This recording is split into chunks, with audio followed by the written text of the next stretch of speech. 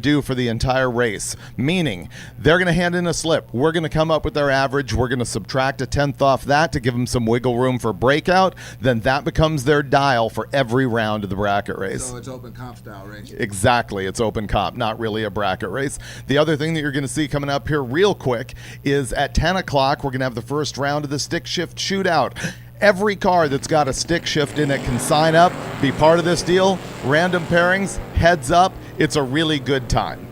That's actually a race within a race, basically, and it's unofficial to Drag Week, but it's become very popular over the years. It has become official to Drag Week as of the last set of rules. It is actually in there that we're going to do that on the last day, but you're absolutely correct that that entire program came from the participants themselves. They got together and like, we really want to do this, and of course there's been a lot of conversation about should it be an official class in Drag Week, and if you've been following the live feed, you heard Brian Loans and I discussing the reasons why in our opinion that's not a great idea.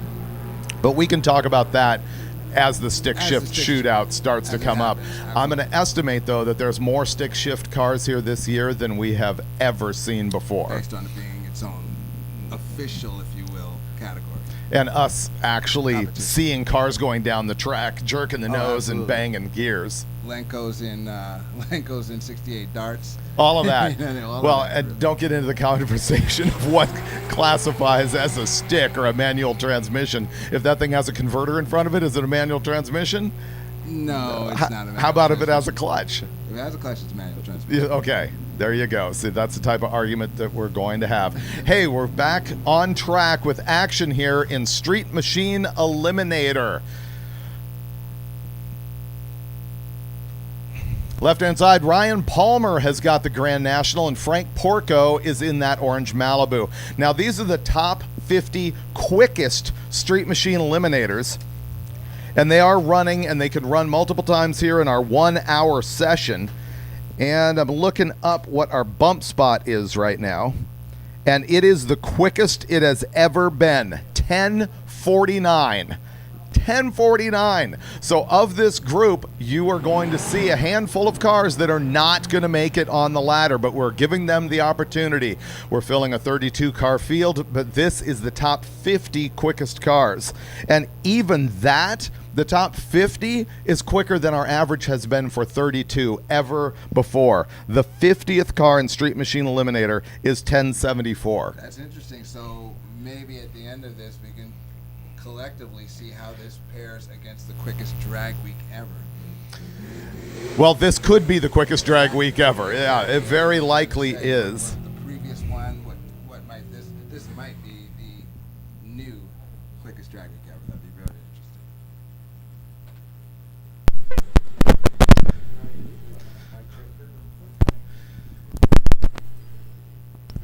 Josie Kirker, left-hand side, the Angry Prune. And on the right, Derek Toddy in the Trailblazer. I was watching yesterday, this Trailblazer made a bunch of laps, and you could see it left out of the hole and then sort of fell on its face just for the tiniest moment and then motored down the track. Let's see if he's got that sorted out.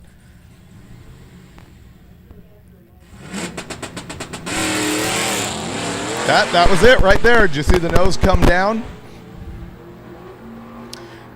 Trailblazer gets out with a 1:59 short time. He goes to the 8th, 6:79, and 10:46 at 1:43 out the back. Look at Josie Kirker coming out there in the Angry Prune with a 9:87 with a 6. 17-year-old Josie's getting it done. Bam. The comedy started, I was just told I need to eat the mic. So. Yeah, eat the mic. You got to shove it up in your face. Yeah, 9:87 with a 6, which is too quick for Street Machine Eliminator. She probably did that thing where she wanted to come out and just lay down a number. The problem with that is she can't end in that time slip. So to actually complete drag week, she's got to come back and make another lap slower than 10:0. I'm certain she will. That's just straight personal best right there. Good for her. Ted Munsell, left-hand side, he's got the white little pickup truck, and Will Gregory is in the GMC, the white one in the left-hand lane, 10:55, 134, and Will Gregory, 10:23 at 130. Dave Dissinger, he's got that little Monza coupe. He was talking to us earlier in the week and said that he changed an engine. I don't remember what engine he had in there and what he put in there now, but he had some type of an engine swap for drag week. He said that it is a bracket car. He has a high compression small block that he normally runs in it, and he decided, hey, I want to do drag week. So I think he said it was a 383 that he had in stock that was a pump gas deal, and so he came out here with that motor. Michael Mechanic in the 14 Mustang. And the little Monza still boogies, even with his sort of so-called downgraded engine. 651 to the 8th mile. 10:22 at the quarter and 10:14 for the Mustang on the right side in the Napa lane. KJ, walk me through the fog bank of black smoke we're about to see. Well, this is a GMC Sierra. Diesel powered, of course, 6.6 liter Duramax engine. I didn't see the power adder combination. It might be compound turbos or maybe a big single. It's getting down. It leaves really, really good. That's a chassis that's set up for drag racing, street strip. And of course, Carol Barhorst in the other side with the Pontiac GTO. With Pontiac power, she goes 1035 with a 9, 130. And Dante Delaney in the smoker, 1013, 135. You notice we often run the diesel trucks in a lane pointing the exhaust away from the other competitor. Absolutely, from the other competitor, because it might take out their stage beams. I've seen that happen before when that smoke comes across the lane. KJ, of course, having been the editor of Diesel Power magazine. It's many moons ago now, David. It is, but still relevant to your experience. What's interesting is 5.0 Mustang and Superforce magazine is many, many moons ago, and many people in the audience, in the crowd, have said that they followed that. You know what's interesting? Carol Barhorst, who just went down in that green GTO, she was just outside the bump spot with an average of 1051, and she just came out here and ran 1039. It'll be really interesting to see what happens with that bump. Riley Grabiak also has been in and out of that bump spot. She's back. John LeBlanc just ran in the left-hand side, 1175, 116, and Drew Mullen in the Napa lane, 1030 at 134. Here's the next pair, a past winner of the bracket race for Street Machine Eliminator, Jeff Dukapolsky. Tim Bradshaw's in the left-hand side in the 02 Mustang. New Edge Mustang, more than likely powered by 4.6 liter 2-valve engine with, I suspect, a turbo on it the way it's getting down.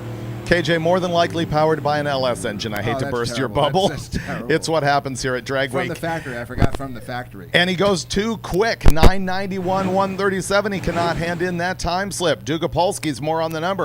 1033 at 129. Now, in the next pair, you're going to see Riley Grabiak here in that 37 Chevy Coupe. She's the one that I mentioned has been in and out of this 32 car field. She's currently on the bump. This car has run 1046 at the quickest and 1057 at the slowest. She's going to have to be quicker than that right now to hang on to her position in this field. Super clean Chevy Coupe, I have to say. Left-hand side, Jason Pollard got that GMC Safari that has been so mechanically controversial in our chat room over the past few days.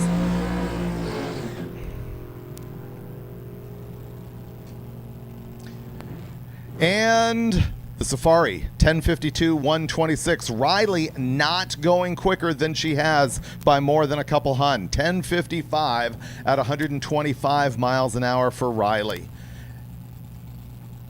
Tanya did come in with a reminder that the top 50 Street Machine Eliminator cars can make multiple runs until I call the lanes closed, or actually until Lonnie tells me to call the lanes closed.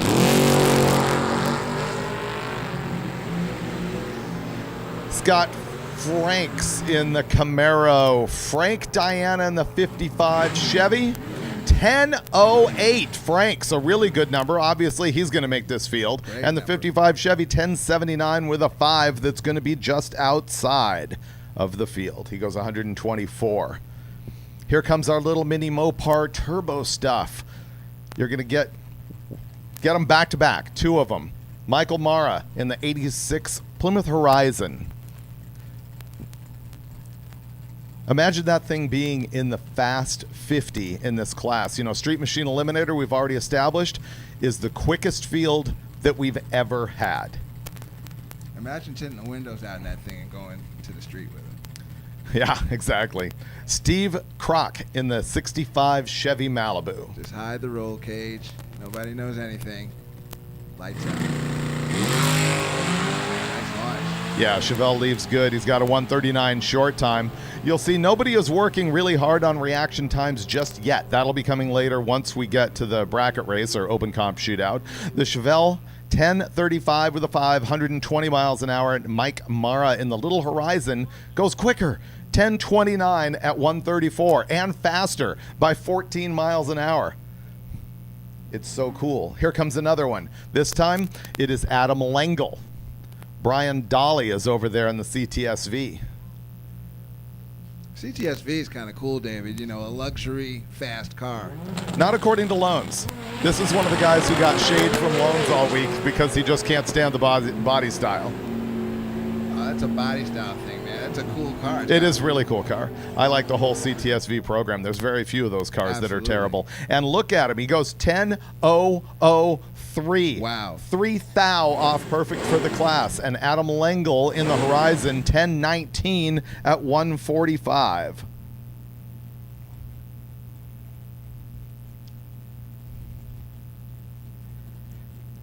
Wow, Dolly in the CTSV really brought something.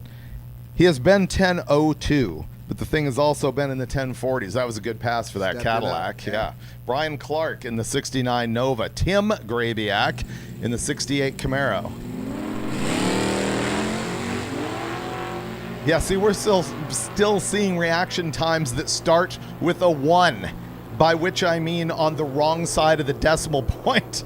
And Grabiak actually got a 350 light as he rolls to a 10.507 ET. And Brian Clark in the Nova 11.33, which is not going to get him too many places in this particular competition.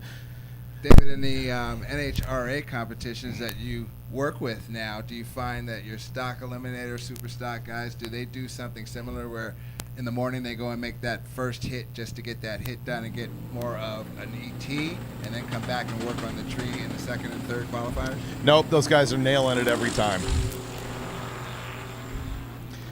Of course, they want to stage as shallow. Watch it. You got some spin. Fluid's down. Good save. Wow. Thanks for catching that, Cage. I was actually answering a question instead of watching the track. All good.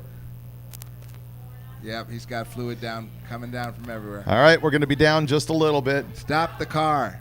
Stop the car. Stop the car. Stop the car. Hit the brakes. Stop the car. Stop rolling. You are leaking. Stop the car. Stop. Stop the car. Hey, I see brake lights. Delayed reaction. Well, you know, he's probably a little freaked out right now. Yeah, you get a little freaked out after something like that, but the fluid went down. You could clearly see something let loose in the bottom of the car. Fluid on the tires, and a lot of zigzagging, but no touching the concrete, so that's great. But you got a wet lane, and that's not great.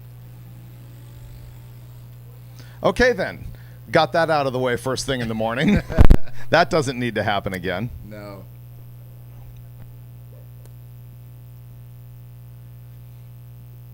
All right, this is the time when we go to the live chat. By the way, we do thank Mickey Thompson Tires for sponsoring our live feed.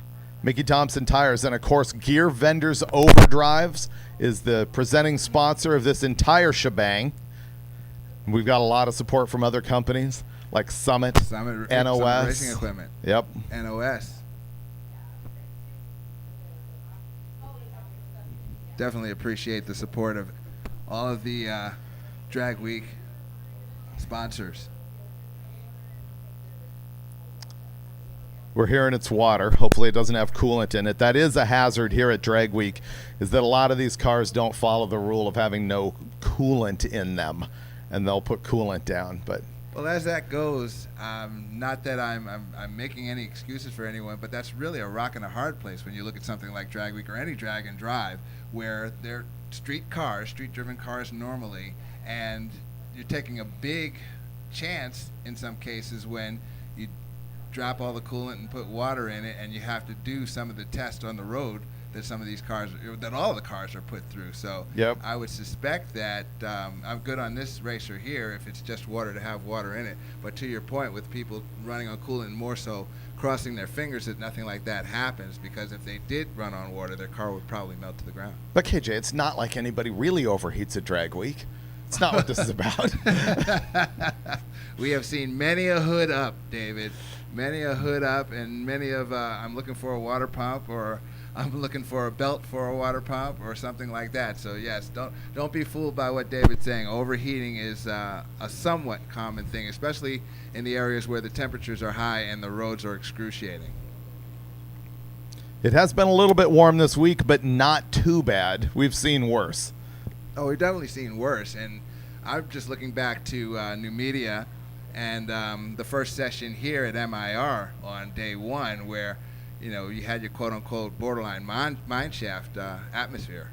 I just realized I made the quip that Lonnie Grimm will be calling the shots today about lane closures, and that is in fact not true. He has left the premises, yes, along with Brian Loans and Rick Dodge. They're out there going to the NHRA event in Charlotte this weekend, which is kind of interesting. It's the first 4-wide in the countdown, so that's going to be cool. It is going to be Sean Fling out there, who you racers have been interacting with all week. He will be letting me know the rules of what's going down with all of the lane swaps and calls to lanes and such. I'm getting my first look at the chat that you and Brian talked about so much throughout the week. A lot of conversations going on in here. I don't know if you call them conversations, KJ. A lot of opinions. A lot of opinions. A lot of observations. A lot of one-way jabs. Yes.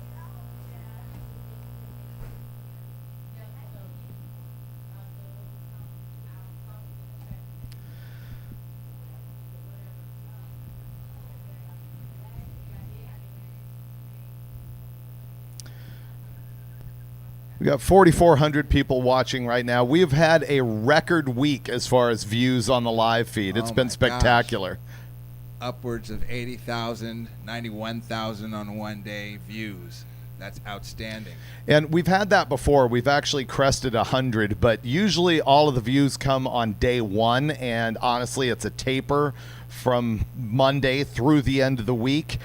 Sometimes it'll peak up a little bit on the last day on Friday, but this week has just been solid every single day. It's sustained, and that's on the live feed, but also in the stands at every drag strip. People have played hooky in some instances, or just come out to each drag strip we visited and supported Hot Rod Drag Week. I mean, packed stands at Numidia. Well, Cecil County. Cecil County. Cecil County was nutballs Yeah. yesterday. Yep. And they saw some good action. Those of you on the live feed, I feel like we've bonded. We've been through a lot.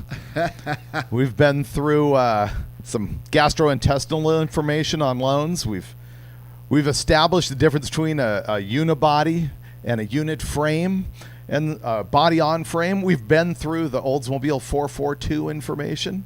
You guys have done a lot, David, and we've ranted about crossovers versus SUVs. You guys are like family to me at this point.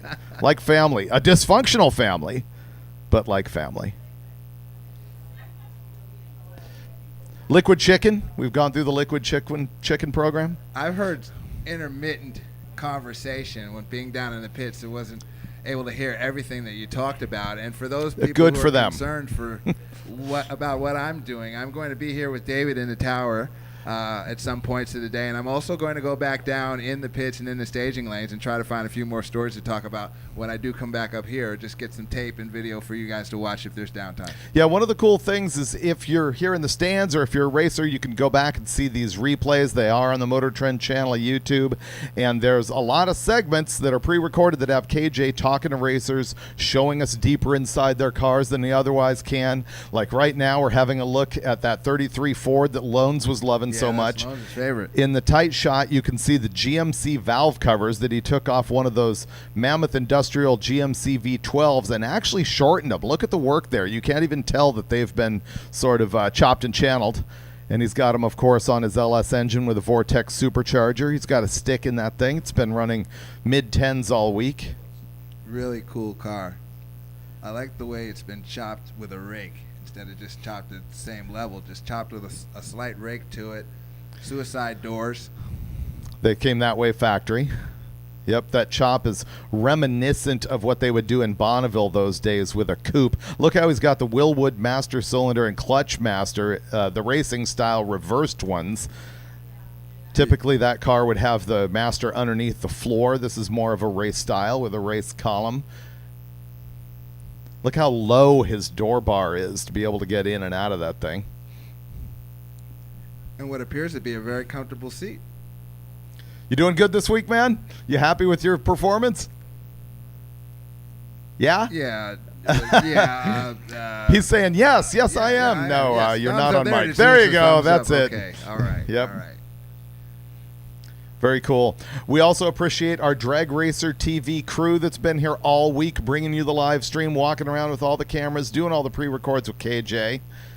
100%. My guy Josh down there. Shout out Josh. Shout out to all the camera guys. But Josh has been the camera person in the big straw hat, making his way up and down each drag strip all the way into the depths of the pits yesterday at Cecil County. We walked beyond the quarter mile, quite a distance, to talk to a few people. So shout out Josh for the miles that he puts in at the drag strip. And he's also known as Tickle Fits. Just to shout out Tickle Fits, if you follow any grudge racing on YouTube, if you look up Tickle Fits, he's usually at all the major high-profile grudge races around the country, so be sure to subscribe to his channel. We're looking at Steve Eden's Nova here, and you can see he's now got a big block in this thing. Look at that. Cool. This thing has been a small block, and it's been back and forth with a stick. That's the way to go. That's kind of cool, though. Big block used to be a small block, has a stick transmission now. I wonder how many participants make that type of change, flip-flop back and forth. No, well, not flip-flop, but have made changes between a small block, big block, stick, automatic, you know? I think we have a lot of racers whose cars sort of progress. Steve's been coming here for a lot of years, probably in the dozen sort of range, and he obviously has progressed the car as he's gone. That is number 10. 10 times. There you go. 10, 14, 18? 3 plus 10, 18. This is number 18 for 18? Steve. Big Steve. Man, 18. I guessed a dozen. Look at him. He's 18 times That's out awesome. of 21 runnings of Drag That's Week. outstanding. Have all of them been good times? All of them been good times. All right, He Steve. might have had to think about that just a little bit. Good answer, man. Yeah. Good answer. Wow, 18 times. That's pretty epic. You see the drag is getting ready to, it's queued up and about to make its move down the drag strip. If you want to find out a little bit more about the drag, I guess it was yesterday when my piece on the support equipment here at the drag strip was featured. So you can go back and look at yesterday's broadcast and get a little tutorial on the rotator, the drag, the jet that thankfully we haven't had to use. All right. Stick shift shootout to lanes 1 and 4. If you would like to be in the stick shift showdown, you're going to be 1 and 4. Remember, it's random pairings. If you want to sort of try and place yourself against someone else, I would probably attempt to line up next to them. No guarantee that you're going to be in that side-by-side, but I think they'll work with you down there. Stick shift shootout, lanes 1 and 4. This will be the first round of stick shift, but it will also be one of your qualifying runs in order for you to hand in your time slip for Drag Week. And so it's both the race and your opportunity to make a quicker run and hand in your slip to Tanya and the crew so that you can wrap up your drag week. There will be, obviously, second, third, fourth, who knows how many cars are out there. Hard to tell how many rounds we're going to have in that deal because there's a lot of stick shift cars running. Place yourself next to somebody you might want to run against. David, you know that in these instances where it is a random pairing, sometimes people hide from people they don't want to run. No way. Sometimes that happens, and it's not going to affect anything here per se, but it's just an interesting tactic that in some races where that type of thing is going down, you'll have people lay in the weeds. They'll just lay back and try not to draw someone that they might think has them covered or whatever. Well, you will see a wide variety of cars out here in the stick shift deal. You'll see cars that are running in the 7s potentially. You'll see a ton of 8-second cars. Then you're going to see guys with 13-second cars out there. And it has happened that a red light takes out one of the faster cars. So I should point that out. All throughout drag week, we have said red lights don't matter. And they don't. They don't matter towards ET, and they don't really matter in the time trials. But when we're doing the eliminations here, they absolutely matter, as does rules like you can't cross the center line. That's going to make you lose. Somebody wins, somebody goes home. It's a full-on drag race at that point. I like it. Well, okay, now's maybe the right time to talk about this. People say, why isn't there a stick shift class? Here's what I think makes this format better here at Drag Week, is that anybody with a stick can enter with any level of car, and they can potentially win the class that they're in. And at the end, they actually get a heads-up showdown and can win the stick class. So you have an opportunity to double up. And if you really want to run side by side with a stick car every single time, that's easy to do. Just find somebody and pair up with them all throughout the week. So I think that being able to have a bigger variety of cars is the benefit, because if you made a stick class, you inherently have to make rules. Then you get into the conversation that KJ and I have been having about, well, is it a stick if it's a Lenko with a Bruno? Is it a stick if it's a Lenko with a clutch? Or is it H pattern only? Is it, diaphragm clutch only? Huge can of worms. Go on down the list. Huge can of worms. And then you're also going to get people who stink up the class by building precisely for it. And so, in my opinion, the drag week format of enter any class and then have a shootout that's heads up at the end is the better deal. Yep, I agree. I agree there totally, David.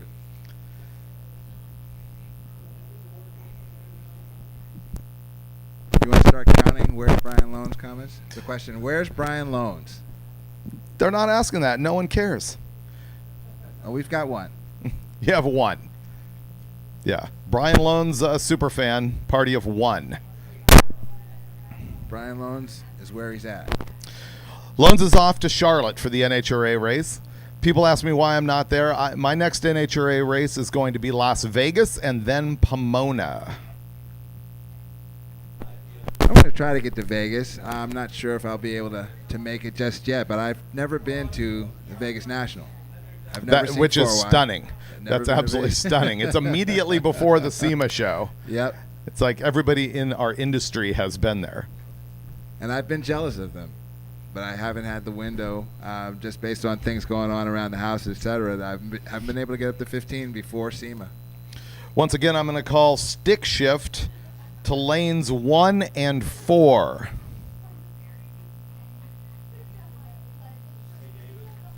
Yep. Okay.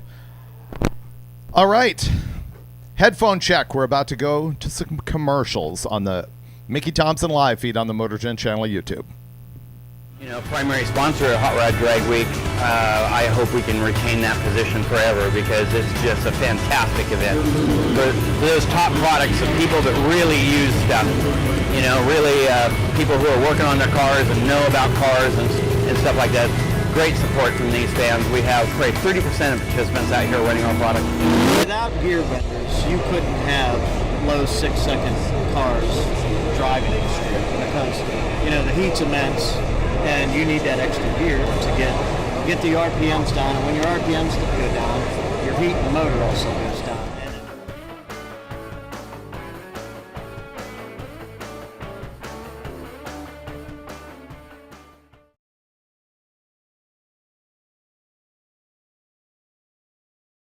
Take control of your engine with Terminator X Bluetooth module. Compatible with iOS and Android smartphones, this plug-and-play module connects wirelessly with Terminator X and Terminator X Max.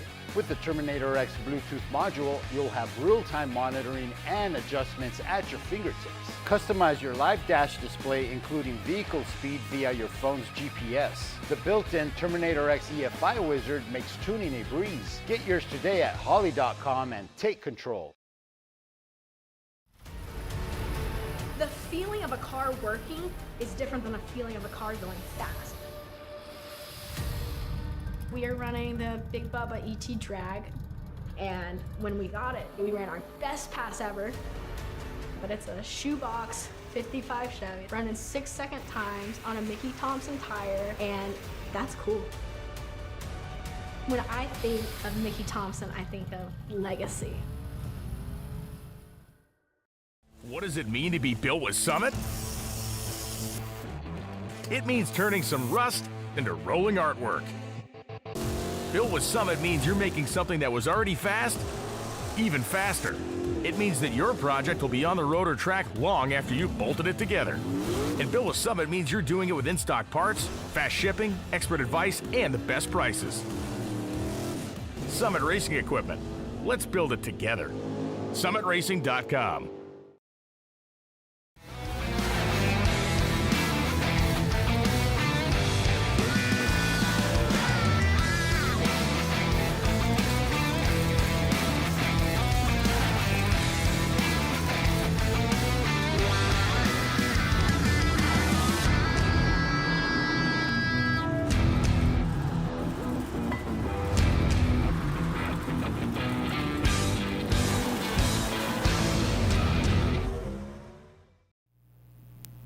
And we're back from commercial. In my little break here, I've been doing a whole bunch of paperwork, KJ. I always have like a phone book. It's amazing. Yeah. If you people here in the on the internet could see the pages, the volumes of pages that David has of statistics and data of drag week present and drag weeks past, as far as records and current statuses and who's in trouble, who's pretty much got things sewn up. It's all laid out here on our desk here in the announcer booth, and David is quite the statistician when it comes to this stuff. Yeah, and I'll be scrambling to look up information as cars are coming up through lanes and doing burnouts. That's why you'll sometimes get a little bit of a pregnant pause as I try and get information for you. And the other real challenge here is there have been a bunch of times at Drag Week where they do not key the names into the CompuLink system, which is the computer program that handles all of the timing. Normally there's a screen that shows car number and description and name, and when that doesn't exist, I'm going through a sheaf of paper looking up car numbers in seconds trying to make it happen. Of course, I can also call up the results at hotrod.com, as all of you should, and search that PDF for the information that I need. HotRod.com is going to have a whole bunch of stories and photos as well as results. It had the maps up there for the drives every single day. Of course, this is the day that doesn't have drives. But KJ, you were mentioning in the car earlier that the rain is something we haven't had to deal with in a while. For a while, yeah. Drivers had to go through the rain the other night, coming from, well, I'm at a loss for where we are and what day today is, but a few days ago, drivers had to drive through torrents and torrents and torrents of rain from Maple Grove, Pennsylvania, Maple Grove Raceway, down to Cecil County Dragway, and the rain was incredible at some points of the night. We drove through everything that ranged from sprinkles to some really, really heavy stuff. But as the night progressed, it really started pounding, and there were people on the road. So shout out to everyone who traversed through rain and dragging trailers, and no incidents or accidents, thank goodness. It was we have a guest. You know what? I didn't see you out there, buddy. That's all right. I didn't see you out there. I was asking who was in charge of you guys in here. You are. I think you know the answer to that. We'll make you in charge. Sure. J-Mo, get in the middle. Oh, get in the middle. Okay. Yes, indeed. All right. Didn't know you were coming. Well, you know, I figured I'd just sneak up. Okay. Well, you did a good job of it. Hey, KJ here. During this downtime, we have a special guest, a very special guest, Mr. Jason Moulton. Yeah. J-Mo to everybody. Look, I'm not comfortable with that formal name stuff. So J-Mo. I like it. Let's go with it. He's good with it. Let's go with This is it. J-Mo whenever you see him at the drag strip. He is a drag strip guru. He is definitely a drag tire guru, as well as just a general tire savant, really. Mickey Thompson. Savant. Mickey Thompson Tires and Wheels. J-Mo is my guy, and thank you and thank your company for supporting us in this manner and bringing the live feed to everybody out there on the internet. So I'm sure the chat's going to go crazy with thank you, J-Mos. It should. But how you doing, buddy? Oh, I'm doing great. We made it. Yes, you know, we did. and it's been people say, it's been a long week, but it's gone fast. So, Exactly. but it's been great. Every stop has been fantastic. But I really want to come up and say thank you to you guys, and really thank you to the racers out here. It's been fantastic, and I have to say this: it's been fantastic working with all the racers this week. What a great group of people! This community is by far the best. I mean, I love coming to these events. Our guys love they fight over coming to these events. So, but this community is really great to work with, and I have to say thank you from me, J-Mo. Thank you from Mickey Thompson to all the racers and participants out here. Thank you so much for all your support and just coming by and saying hi. I love it. I appreciate you coming by, man. And again, thanks for everything you guys do. As you've gone through the week, what have you noticed as far as maybe a trend in people coming to see you? What type of tire has been like the hot tire off your trailer? Yeah, I mean, radials have certainly been the hot tires coming off the trailer. So I got to figure out a way to get more of them in there. But in front tires, people having some, they're like, oh, my front tires are wore out, and I didn't realize it before I came here and stuff like that. So we've been doing a lot with front tires this week. But really, we're out here trying to get some ideas. Again, we talked a little bit earlier this week about some new stuff we got coming. But, it doesn't have to stop there, right? Doesn't have to stop there. And in the street performance tire specter, not a drag radial, what is Mickey Thompson offering for someone who just wants like a touring sport tire, that type of thing? Sure. Well, that's a great question. And all I'm going to say to that is come see us at SEMA.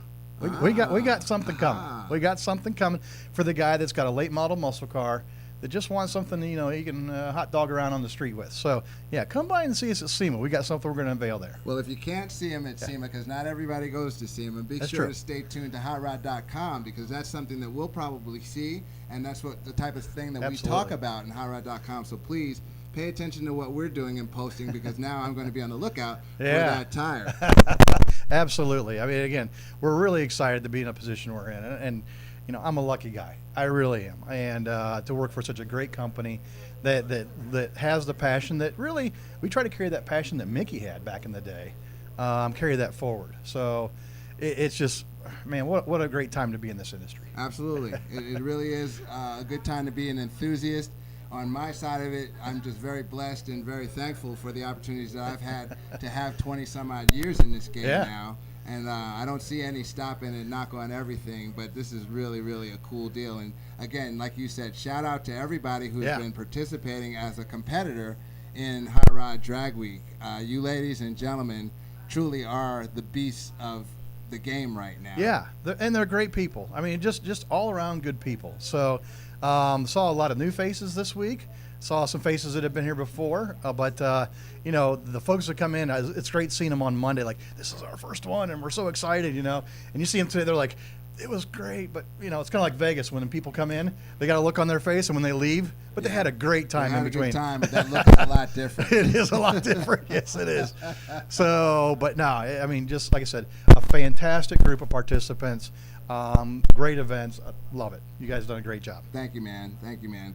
You guys be safe the rest You of the too. way. Yeah. And we will definitely see you. Where will I see you next, J-Mo? We've got rigs going out everywhere. For me personally, I'll be down at the FL2K down at Bradenton. And then from there, I'll probably see you at SEMA. Okay, so FL2K, if you're going to make it to that event, stop by the trailer. Even if you're not buying tires, we prefer for you to be buying tires. Oh, sure, yeah. If you're not buying tires, really, just say hi to this dude, because he's been my guy for a long, long time. We go back to PSCA, man. It's a long, long time ago. That's when I met him, and I guess I can't shake him. Well, good people or ornery people tend to stick together, but no, I mean, what a great ride. This is just, like I said, I'm a very lucky person, and we've talked about this before too, and I'm going to take a little detour here.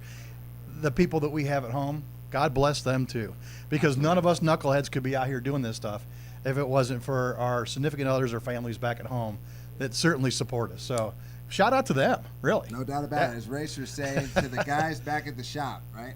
Yeah, absolutely. And, and I see a lot of families out here. I see, fathers and sons, fathers and daughters, mothers and sons, and boyfriend and girlfriend, and all kinds of stuff going on out here. So it's really great, because this sport takes time. You know, Oh, it takes boy. a lot of your time and energy. But you know, we had a talk with Alex Taylor earlier this year, and she said, you know, people ask me all the time, why do I do this? Because I put in so much work and so much work. But when you pick up that 10th, all that work goes away. Yep. That makes it worth it. So, but it takes a special person to do that. And again, shout out to all the folks out here doing it. Well, I've got you before you leave, Jay. Yeah. You see the rotator out there doing Yeah. this thing right now. I did a small tutorial on rotator. Sure. The flat drag, the glue, the jet, the apparatus that basically are used to dress a drag strip. Yeah. What do you think is the most important piece of that puzzle that's working right now? Would it be rotator That's a good versus question. flat drag? What Yeah. would you say? So, I mean, a lot of it depends on the types of cars you're running and the person using the equipment. You know, it's kind of like a guitar, all right? Okay. You know, the guitar is an instrument, but the person using it makes it work. So a lot of it ties together. I mean, I've seen some great racetracks that just, they spray and flat drag. Fantastic racetracks. And I see great racetracks that just use the rotator. So it's really on the guy. And there's an art form to this, and there's a science to it. You know, and there's folks out there that really dig into it. You go to an HRA national event, they have track specialists. They go out there and look at the track and see That's what what it's I was doing. getting to. You have Yeah. like your John Forrest guy, I forget his name, but he's Laney. like Laney. Yeah. He's the dude. He Yeah. has little headphones on, he gets out there and puts his torque meter. Yeah. Now that device, some people that don't know, what's that device? So they call it a lot of different things. I call it like a traction device. I mean, it's whatever name you want to use for it. I use my sneakers. That's all I got. Exactly. Well, hold on. I think my wrap it up light here is like. Okay. So what's going on? Yeah. No, it's not wrapping up light, but They have to fix me. no, you're good, KJ. There's no problem there. Actually, you sound great. Just getting reports that people are doing burnouts on the entrance road out there. Apparently, it's been happening multiple times. So let's knock that off, okay? We don't need to be doing any burnouts anywhere other than the water box up here when you get ready to make your run. No burnouts on the entrance road or any of the pit areas. Thank you very much. Thank you very much, Warren. You heard him. That's at this point. There was an incident the other day while we were on the cruise, and we thought everything was handled there. Actually, everything has been handled there. But going forward, let's not do burnouts or do anything stupid while we're on these cruises. Not that burnouts are stupid. I'm sorry, but they're fun in a sense, but at the right time. And it's definitely the wrong time when you're on somebody's property. They haven't given you permission to do that. They've given you permission to just be there and gather, take your photo, and move on. But you don't want to deface people's property. And when you think about it, I mean, this is the Miller's property. This is a drag strip, but this is the Miller's property. And while they might be quote unquote cool with it, let's just refrain from doing that. So thank you, Warren, for your PSA there. And back now, Jason, to the track prep. Like you said, you use your foot, and you Yeah, see use a my lot of people sneakers. out there and they kind of dig their toe in there. Now, when you do that, what are you looking for from your toe through your leg to your brain? What are you trying to? That's a discern? long journey. It is a big trip. Well, you're not that tall. So. No, but you know, I'm a little curvy. You know, but no, it's it's one of those things where trying to see how tight the track is, see how much glue's on it, and again, that kind of goes into that art form. And the funny thing about art is it takes some experience. So again, that's a great thing about us coming out here as often as we do is I can go to track, get a feel for it, and maybe at that very moment, the first time I see something, I just document it, right? So again, it takes a little time, but really the racetracks, I equate it to like a sponge, and I've talked about this with drag compounds. You can have a sticky surface, but it's very hard underneath. And you can have that same amount of stick, but it's very soft underneath. So you're kind of looking for that firmer surface with some glue on it, and if you're running a radial, you're looking for something different. You're looking for it to be really sticky, that pull your shoe off kind of grip. If you're running a biased drag tire or a big tire like some of the folks out here, you really don't want that. So you're trying to get a little bit of wheel speed out of that tire, or else it's really going to deform on you. So, and that's a trick. That's a trick with a lot of these events. It's because you got guys running both. So there's a happy medium in there somewhere. Everybody's got their own theory on it. But yeah, so it really depends on the kind of car you're running. But you really don't want it to be hot or I'll say slippery or slimy. Slippery, right. Yeah, and if the track's hot, like the track's probably got a little bit of heat into it today, back your burnouts down. You don't need to do a very big burnout. You're just trying to get the fresh rubber. If the track's cold, let's say the track's 60 degrees, which we're not going to see today, you do a little bit longer burnout because the ambient temperature of the tire is a little cooler. It just takes longer to abrade into that fresh rubber. So, Yeah, I mean, track prep, track temperature is one of the things you can do to adjust to that is your burnout procedure. Now with drag radials versus a slick, and this is more so for the Friday night enthusiast, not necessarily a high-end 275 racer or a high-end slick tire racer. With the drag radial on a Friday night type guy, where it might be a 17-inch drag radial actually. Sure. The tire pressure. I encountered someone once, and they asked me, well, how much pressure should I run in my radials? I said, well, actually, you need to be on the upper side of it. You know, think about 25 and working your way down into maybe like an 18 to a 20 or something like that. And they kind of looked at me like, well, what do you mean? Aren't you supposed to be about 8-9 pounds? I said, no, not at all. So with a drag radial, why does the radial need more tire pressure versus a slick? So, I mean, it's the way the radial tires are constructed. You got a belt in there, which the bias tires don't have belts. So if you go too low, that belt can buckle a little bit and you lose footprint. There's a couple other theories behind it, but the radial tire wants more air pressure to kind of keep that contact patch flat, keep the sidewalls a little bit straighter. They'll still wrinkle, and that's okay. But that gives you the most effective and efficient tire footprint platform to move that car forward. Bias tires, you want to absorb some energy. You may want it to slip just a little bit, so you can run the lower pressures in those, and that's how they work effectively. Well, it's really pretty cool, man, the whole tire science, and I actually got to experience it. Hold on, wrap it up, light again. Oh, no, they're telling me that you're not hearing me. I'm sorry, folks. I'm not used to doing this. How about that? I'm used to being down there on where the action is, and my mic works very, very well down there. But anyway, what was I saying? I don't know. We were talking about how good you are on the mic. I think that's where we were going with that. I think it looks like we're getting ready to get back into some action here. We're going to get going again. We got cars coming back into the water. Look at that 34 back there. I mean, come on. That thing's just a 34 back there. We talked about that. I know you're looking at the Fox body. Absolutely. We have a Fox Mustang in the water right now. Getting ready to go back to action. J-Mo, thank you very much for visiting with me. Thank you, buddy. Thanks again for everything you do for me and for Hot Rod and for all of the people in the industry. We really appreciate it. Yeah, well, thank you guys. And again, thank you to all you racers out there. We really appreciate you, and we'll see you soon. Awesome. All right, cars in the water box. Again, we are running through Street Machine Eliminator, their time trial.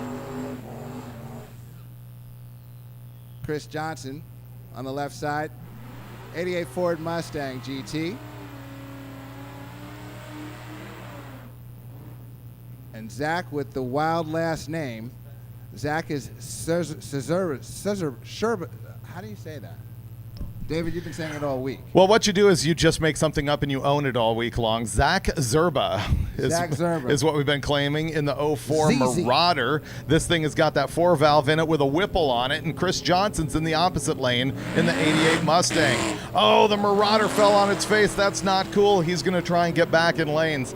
We did have a delay there, and we are working on figuring out how to extend our runtime for these top 50 Street Machine Eliminators. Chris Johnson goes through 10:44, 130, and the Marauder, he's a second and a half off his pace, 11:91, 128. Loans is sad now. That is correct. He's also sad because he's not here to see Gary Brown's 33 Tudor that he was glowing about all week long. Robert Nemechek, 63 Chevy 2.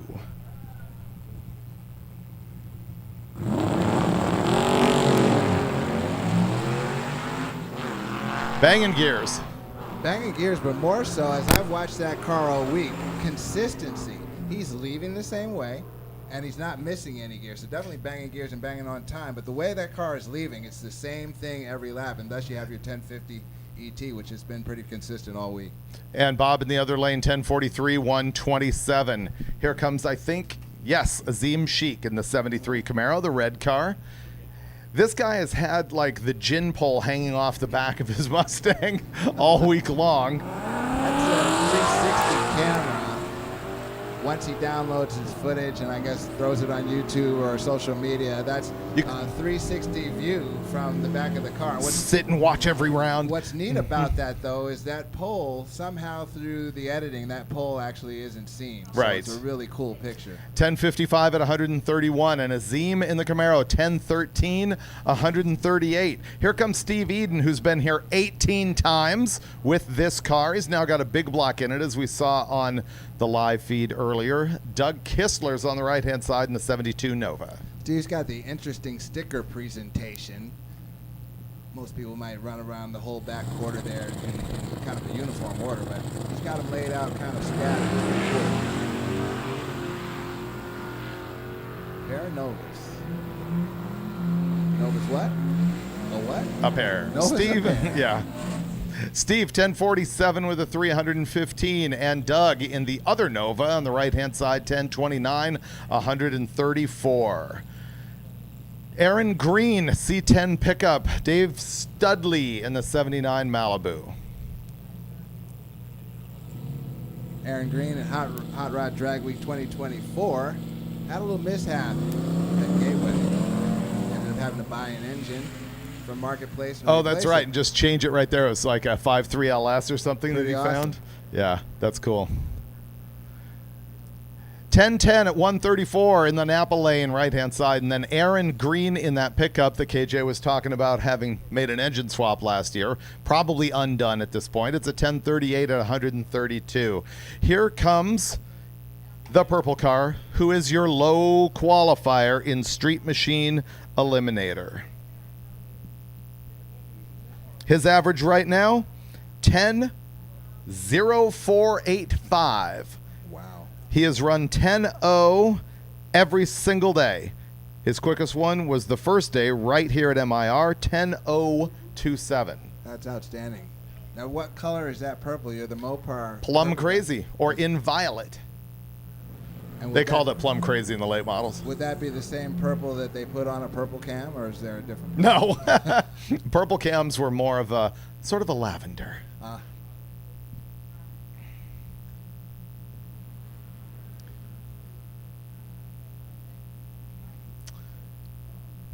Chad Fellabaum in the other lane. Here's the other challenge, KJ. Every track keys in people's names a little bit differently. They typo them differently. So therefore, you just sort of make it up as you go along. Fella bomb.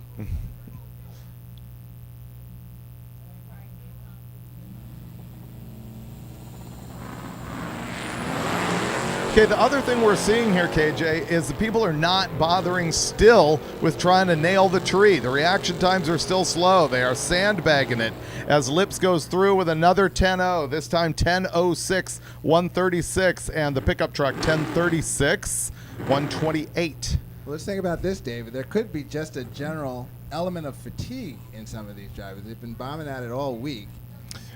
Who knows how late? That doesn't excuse Monday, where they're still cutting 1 second reaction times. Gotcha. Yeah. No, they do it all week long. Sean Fitzsimmons in the 95 Mustang and Frank Diana in that 55, who we've already seen once. So we're seeing them make laps now. I'm waiting for Sean Fling to advise me on when lanes will be closed. Second shot here for Diana.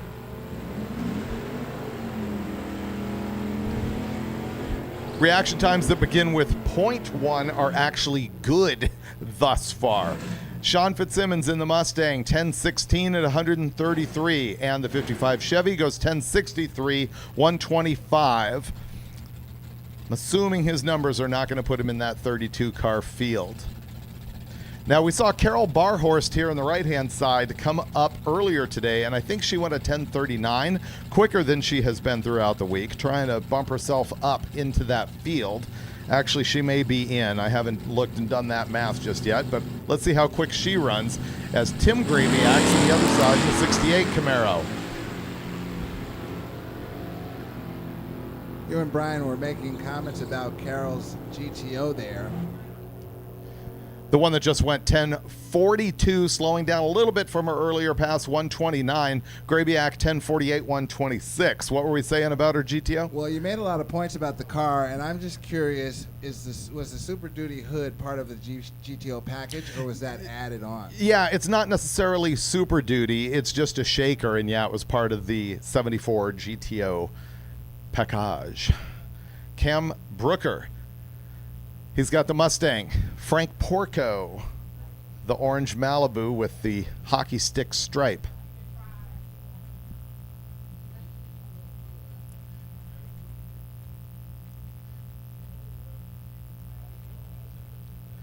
Staging battle.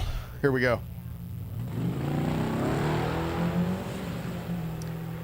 Yeah, the 1 second light. 1 I, second. I just don't think Keith Turk is really enforcing the 1 second thing, as he kind of shouldn't, because the goal of the 1 second rule on reaction time was to keep turbos from spooling forever. As Cam goes 1080 in the left-hand side, Porco in the Malibu 1049 at 129. Now, here comes Angry Prune again. You'll remember that Josie went in the 9s in this car in her first lap. It's a great lap. Really, really quick for that Bel Air. And also too quick to hand in a time slip. So she's got to keep it slower than 10.00 on this pass in order to be able to officially complete drag week. If you can't hand in a time slip on the last day, it's over. And I think he's paired up again, or she's paired up again with Tim Bradshaw. Who has a Turbo LS in his Mustang. Wild guess. Let's take a stab at it. Yeah, let's just say it.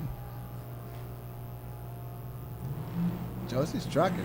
Oh, she did it again, 991. She's trucking. She's going too fast to hand in a slip, and she will be counted as not having completed the week if she can't go slower than 10.00. Meanwhile, Bradshaw, 1035 at 129. Dad with a vexed look on his face, and I think she's going to try to hustle. But I would suspect she's going to hustle back and try to get in these. You would lanes for one have more to. shot. Absolutely. You would have to. Jeff Dugapolsky.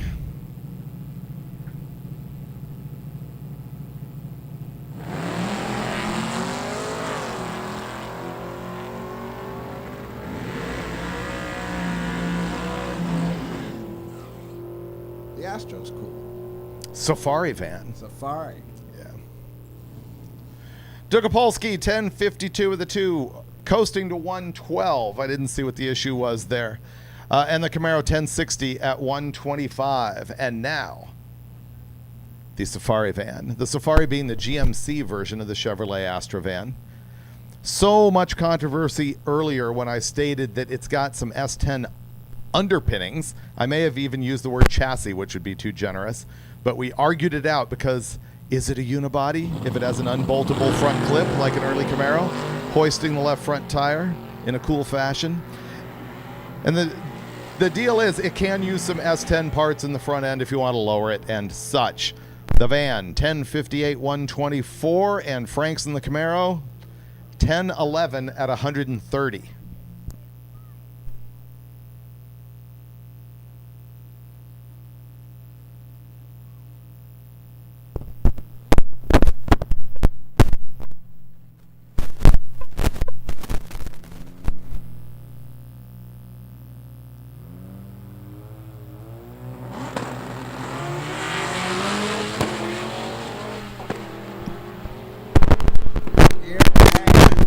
With a pop each change, so that would be indicative of a power adder of some sort. I suspect a turbocharger.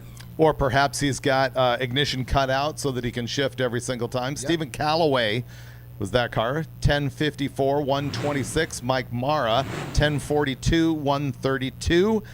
And Riley Grabiak is back in that 37 coupe.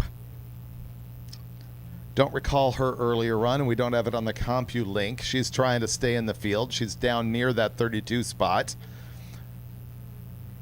Mike Mechanic in the 2014 Mustang.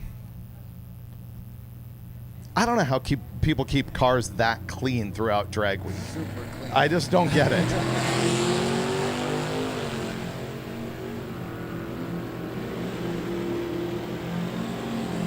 Mike Garbage would have so many Danish wrappers inside it at this point. Riley goes 1048 at 125, and Mechanic, or Machnik, that's probably it. 1027 133. KJ, I'm going to need you to just change up everybody's name here on the last day, Okay, and we can do at that. law of averages, one of us will get it right. Dave Dissinger and Steve Eden. Steve Eden back with his big block. The big block was news to me in that car. Even a quick turnaround. Yeah, it was a quick turnaround. Came right back to lanes and went 1032 at 124. Dissinger in the Monza, 1002 132. 1002. I don't think that's happened before. No. It's gone 1053, 1018, 1012, 1014. That is the quickest pass that we have seen from Dissinger in the Monza. Next pair. Oh, the Marauder's back. This thing had an issue last time. And now he's going to blast down the track to complete his drag week. Actually, technically, it's complete. It's done. Yeah. It's just not done the way he wants to lay it down. Rick Dorn is in the 2020 Mustang. A little bit better on the launch. 1.760 foot. This thing should blast a 1040. He goes 698 to the 8th, and he runs 1075, 127. And Dorn in the Napa lane, 1047, 134. Hot lap. Hot lap and the Angry Prune. This is where she'll get her number. Taking a flyer on this one, but this is where she'll get her number. Cam Brooker in the other side in the Mustang. Trying to slow it down. It's warm enough. Meaning the engine, not ambient temperature, but the car is probably hot enough. Yeah, to slow down probably. significantly. I wonder what.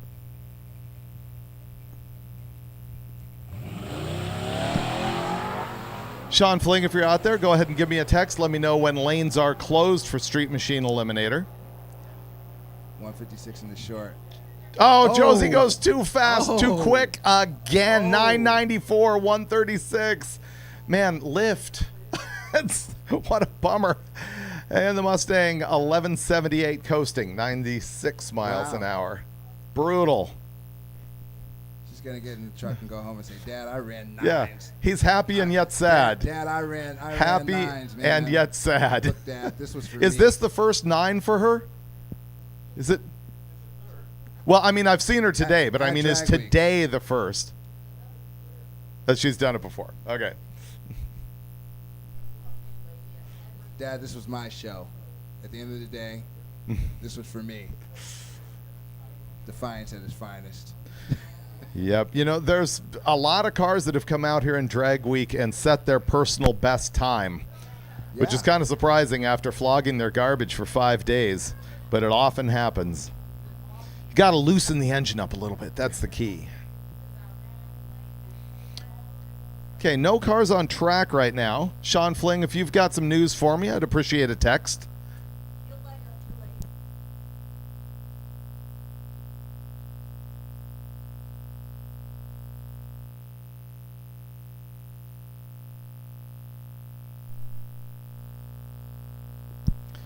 Whew, kind of a lightning round there, Cage. I mean, people were making laps, and all of a sudden, it's fallen silent. Yeah, it's gone a little idle, David.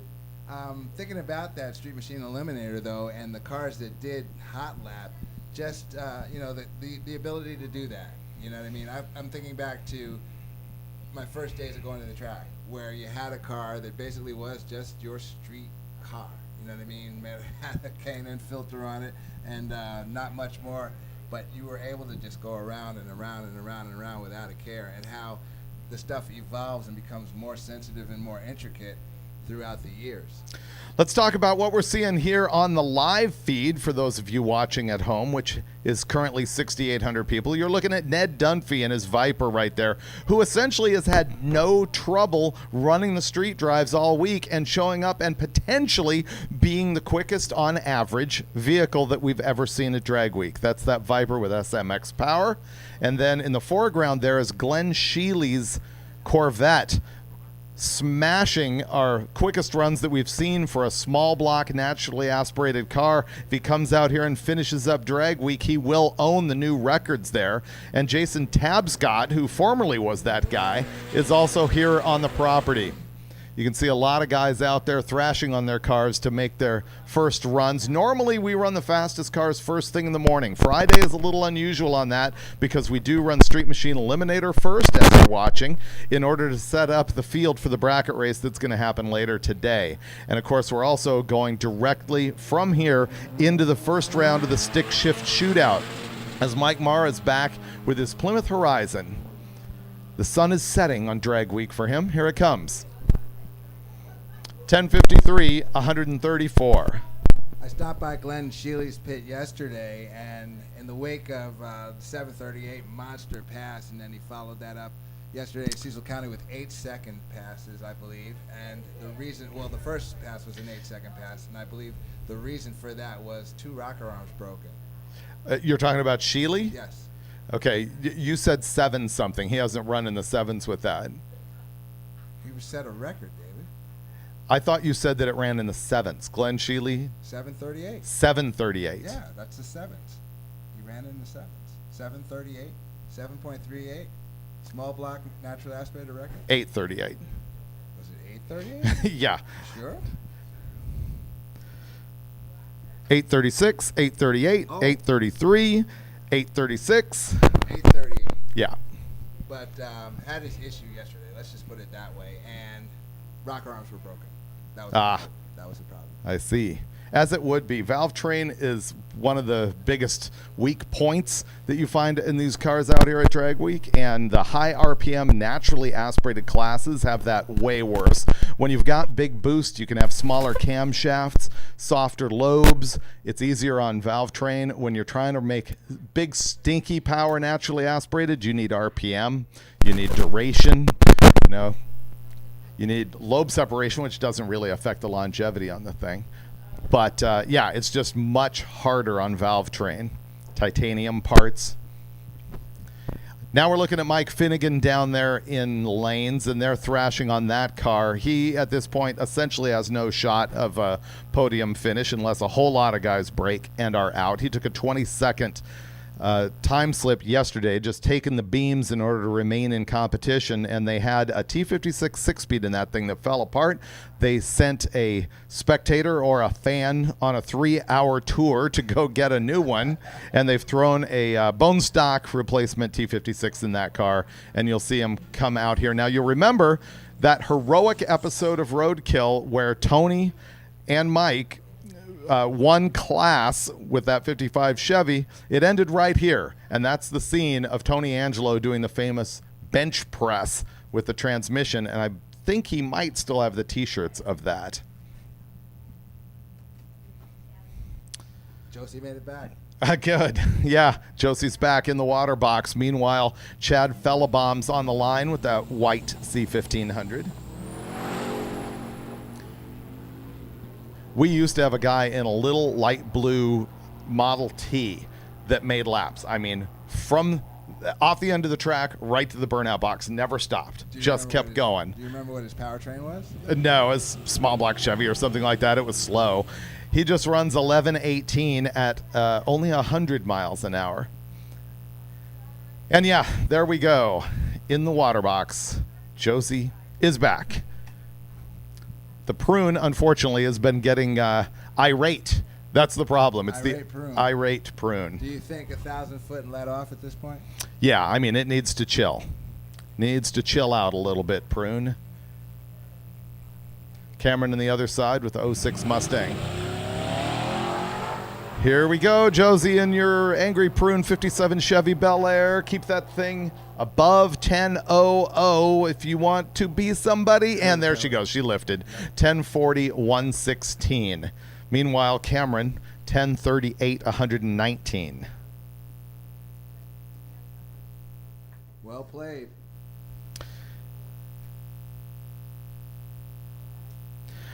All right, if you had your hood or engine sealed at the start of the week here, and it is still sealed, meaning that you did not break the seal, you are in contention for the fastest with a sealed hood, or fastest, I should say, quickest with a sealed engine award. However, don't bother to show up for that unless you're 950 or quicker. We know that we have a competitor who has sealed hood, sealed engine that is quicker than 950. So if you're quicker than that and you're still sealed up, please see Keith or Tanya. You are still in contention. So to tighten up that instruction, if you have a sealed hood or sealed engine, you're quicker than 950, you still have your seal, make sure to tell Keith or Tanya. I think that's like really a merit badge in this competition. Oh, yeah, You it's can go huge. the whole way and not have to open the hood, not have to do anything to your engine is outstanding in any drag and drive. But here, Drag Week, we really appreciate those who can pull that off. One time there was actually an end around on that. Go through the fender. Yes, Jim Forbes, who was out here, he used to have an altered wheelbase high-riding Nova, and he serviced the thing through the fender, and technically the hood was not opened. But typically, yeah, we do have some very fast cars who never even open their hood, and I like having that because it shuts up a lot of the people who are like, they're not street cars. Let's see. Stick shift to lanes 1 and 2. You will be coming out at 10:15. That's 1 minute from now.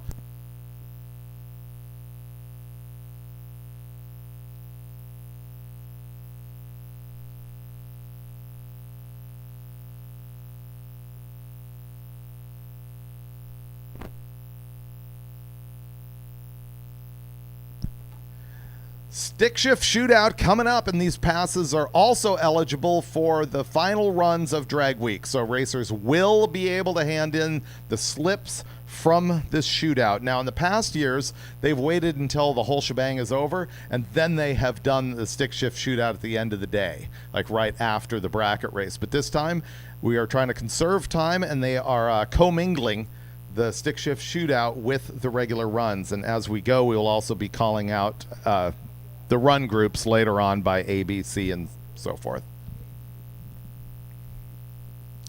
The one thing this does do, however, and this is just me talking, although I'm sure some racers are going to bring it up, perhaps loudly, is there's going to be really fast stick shift cars that are probably not prepared right now to come up and be in this shootout. I hope they are, but that's probably going to be a thing. However, let me take that back. I'll walk that back just a little bit. We've been starting with A group every single day. So if you're fast, you've run early every single day. So you should be ready. Should be ready. Yeah. And in the event that unpreparedness is the case, don't make the call, lose the round, or no, this is a time shot. So. Well, you don't have to make the call. You don't have to run right now. You'll have other opportunities later in the day to get your time in. You just won't have an opportunity to win the stick shift shootout if you miss this elimination round. Yeah. Got it.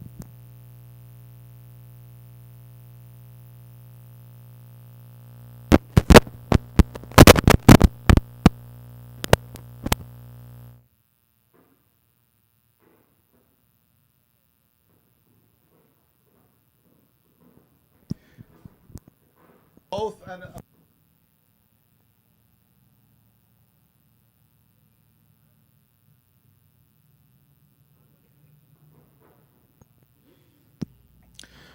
our first pair of stick shift rolling up.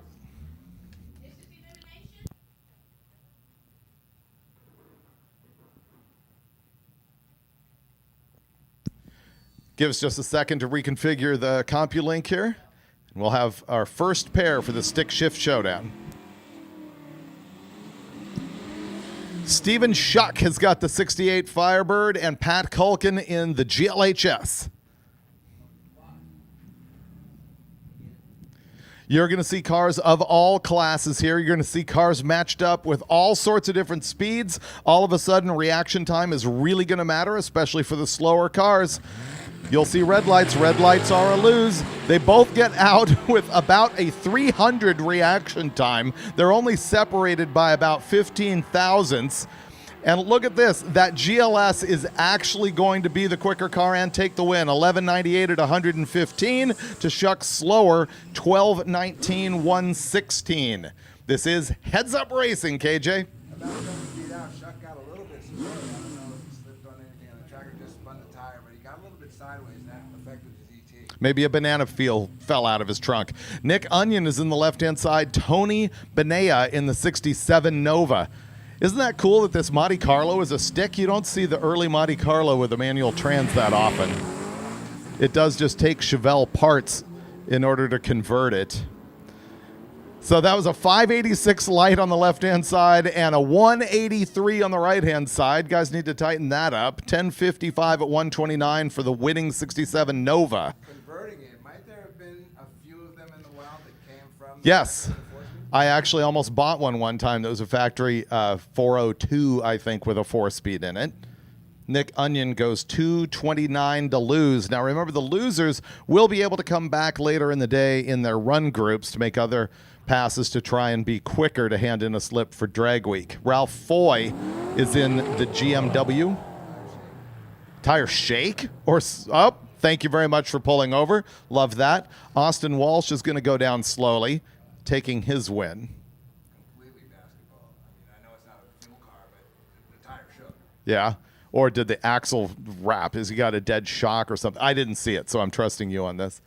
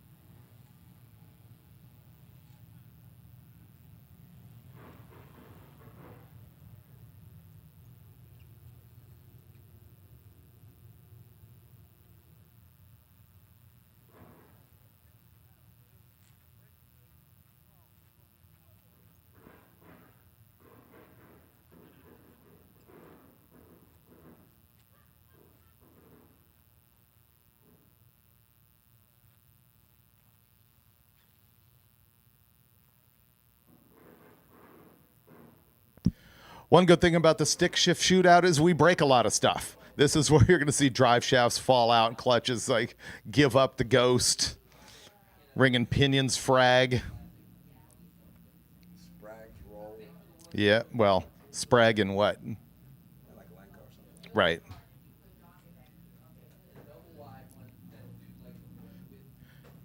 Haven't broken this one out this year. I used to call this frag week. Because we can break anything.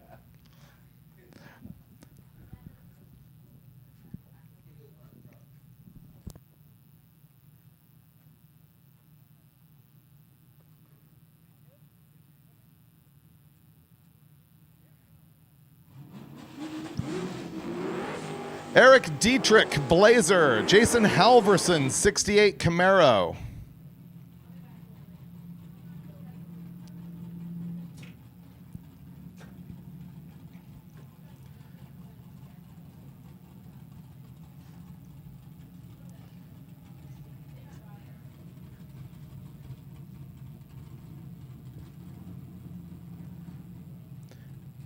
Can they leave with a reaction time that starts with a 0?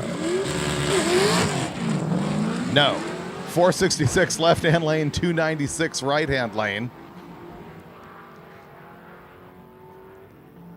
This is somewhat tight. Boom. 1167, 128 for Halverson to take the win.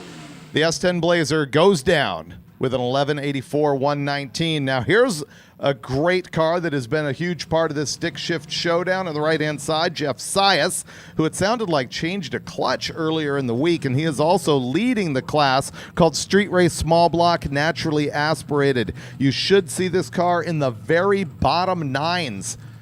And on the other side, we've got the Rabbit.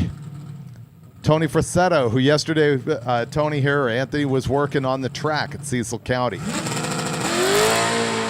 He's got a VR6 V6 in the Rabbit, and he really had no shot, but he came up here anyway with his little front-wheel drive Rabbit to watch Sias once again go in the bottom nines, this time 913 with a 5, 150, and the Rabbit 1166 at 115, and that Rabbit had executed a transaxle swap at the side of the road day before yesterday.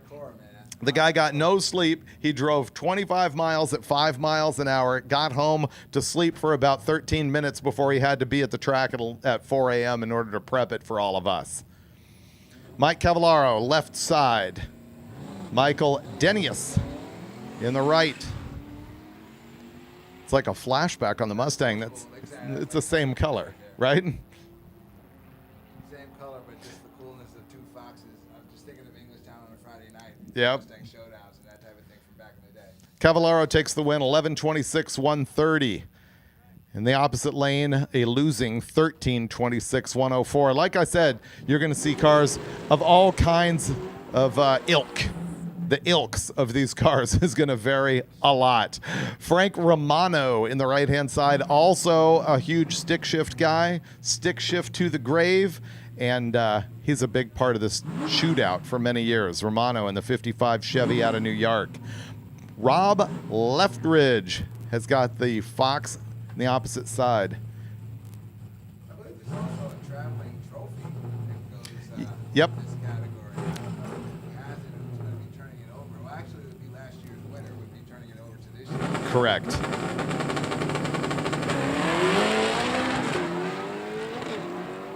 Yeah, Frank did spin the tire out of the hole. You can clearly hear that thing banging gears as it goes down track. And bye-bye. Sorry, Leftridge, you're gone with your 1302 because Frank just blew you away with a 991 at 140. With his big block 55 Chevy.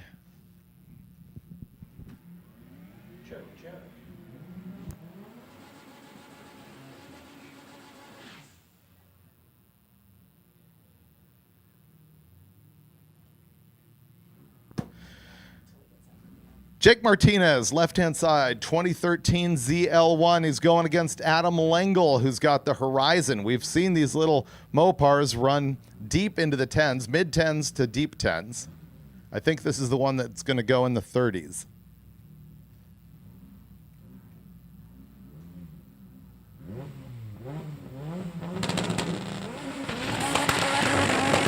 Tearing the tire a little bit on the Horizon, although it's going to need some wheel speed in that front wheel drive. He's going to say goodbye to the ZL1. Will the ZL1 start to freight train him? It will, because the Horizon has given up the Ghost, or perhaps the CV joint. 1273 at 111 for the Camaro takes the win, and unfortunately, the Horizon seems to be done for the day. I think I'm on another mic that might be working, or hopefully is working. All right, we changed up KJ, went to a wireless mic. I was about to say maybe the chat room can stop complaining, but who am I kidding? No, can the chat room hear me? We'll just look for feedback right now. Yeah, do that. Speaking of feedback, hopefully that's not a problem. Jake Lambert is in that Ranger, and he's got his hood off. You can see his 5-liter Ford under the hood of that thing, or under the not hood of that thing. He's going to bounce out of the hole. He's Welcome gonna back. cut it. Welcome back. All right, KJ's back. Yes. Ryan McCrowski.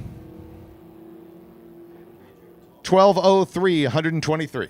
Apologies for stepping on you there, David. I was just excited to see that the internet there said that I'm back. So we had a little technical difficulty. We now have a mic that works for me. So let's get after it. Far superior.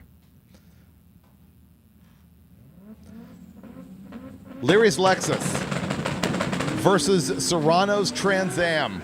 The Lexus is going to get out first by quite a bit. You can see the smoke puffing out of the back of the Trans Am as he grabs gears.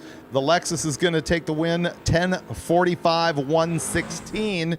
Serrano's Trans Am 12:33-114. I kind of like that guys with the slower cars are showing up for the stick shootout just because they can, because they haven't had enough drag racing throughout the week. Stay active. Go home first round, but stay active until you do.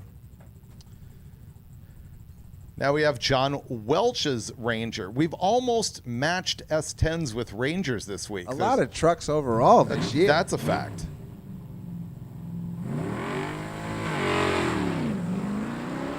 That sounded like a little bit too much clutch slip out of one of those things. John Welch in the right in the Ranger. Jesse Martin in the Mustang. The light is going to go to Welch. The win is going to go to Welch. 12:11 at 116 versus a 13:26 at 103. Speaking from experience, it's a horrible feeling in a stick car when you spin the tire right here from home and you know that I'm done. You've given it up.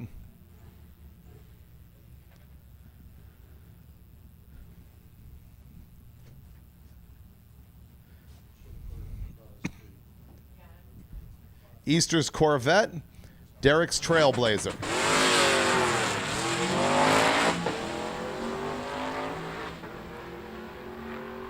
Trailblazer getting a nice clean pass this time. And running 10:57 at 130 to win the Corvette, 11:39, 126. Okay, here's a guy who ran his first 8 earlier in the week. Andy Starr in that 56 Chevy went 899. Greg Hull is in the Mustang. Stack injection on the 56. That's really cool. He's also number 2 in Pro Street naturally aspirated in that 56.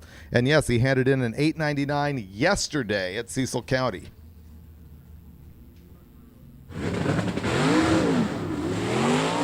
Yeah, didn't hook up that time, but it's not going to matter for him as he's going to take this win. However, it might not be the ET slip that he wants to hand in. He did go 971, 146. Clearly about 7/10 off pace. Greg Hull, a losing 1364 at 100.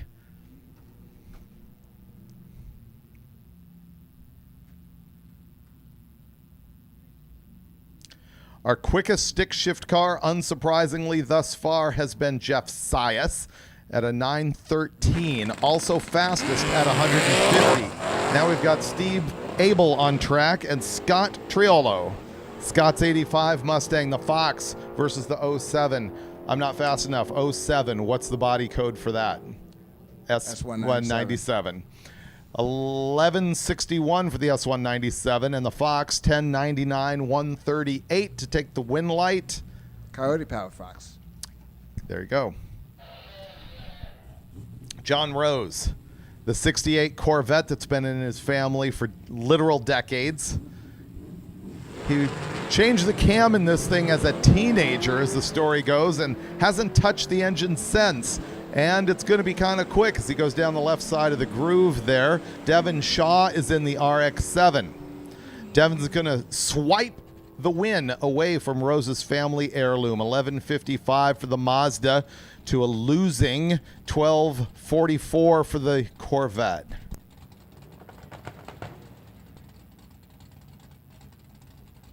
In the right lane. 2 Mustangs in the right lane, 1 blue, 1 white. You've got Aleem Sheik on the left side, 93 Ford Mustang GT. Kyle Dennis on the left side, on the right side, 91 Old School. Sorry, no, that's on the left. A and B to lane 5. A and B. First. A and B to lane 5. At the quarter mile, 679 with a 120 miles an hour for Aleem Sheik. Kyle Dennis goes through at 12.6 at 114 miles an hour. Once again, A and B to lane 5. Impound will be lane 1. Let's go to A and B groups as we near the end of our stick shift shootout. How about this setup here, David? You've got an LT1 Camaro and a Boss 302 Mustang. The late Boss 302 is pretty cool. 2012, yep. Grabber orange.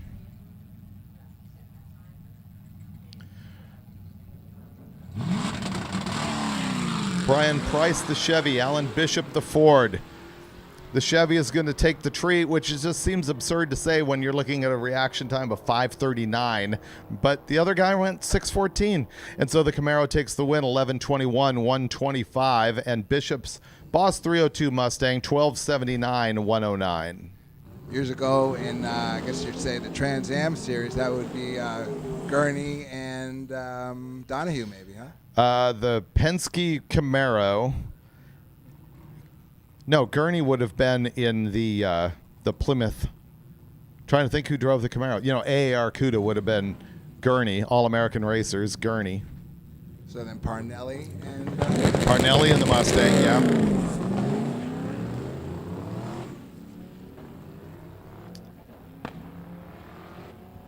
Looks like the Dakota with the Gen 3 Hemi is going to run away from the ailing Nova as he goes 1189, 115. Look at that combination. A 3rd Gen Hemi and a Dakota with a stick. How cool is that? It's pretty great. You know, I remember when Holly first started making those swap parts, and I was like, dude, Mopar guys are not putting this monstrosity of a ugly engine in their muscle cars. And they came back to me and said, well, you're right, but they are going to put them in every Dakota and D100 and D150 on the planet. Boom. And it turns out they were right. I was wrong. And it's now at the point where the Mopar guys are putting the Gen 3 Hemi into their older muscle cars. So that thing is not just making inroads in the aftermarket, but is coming on real strong. And you can see Hemi swaps in all sorts of other vehicles. And that's how I know that they've made it. You know, the LS engine started getting put in everything. It didn't matter what, including your beloved Fox bodies. But now all of a sudden you're seeing those Hemis in G bodies, as you took on one of these drag weeks. Was it drag week? Drag week 2023.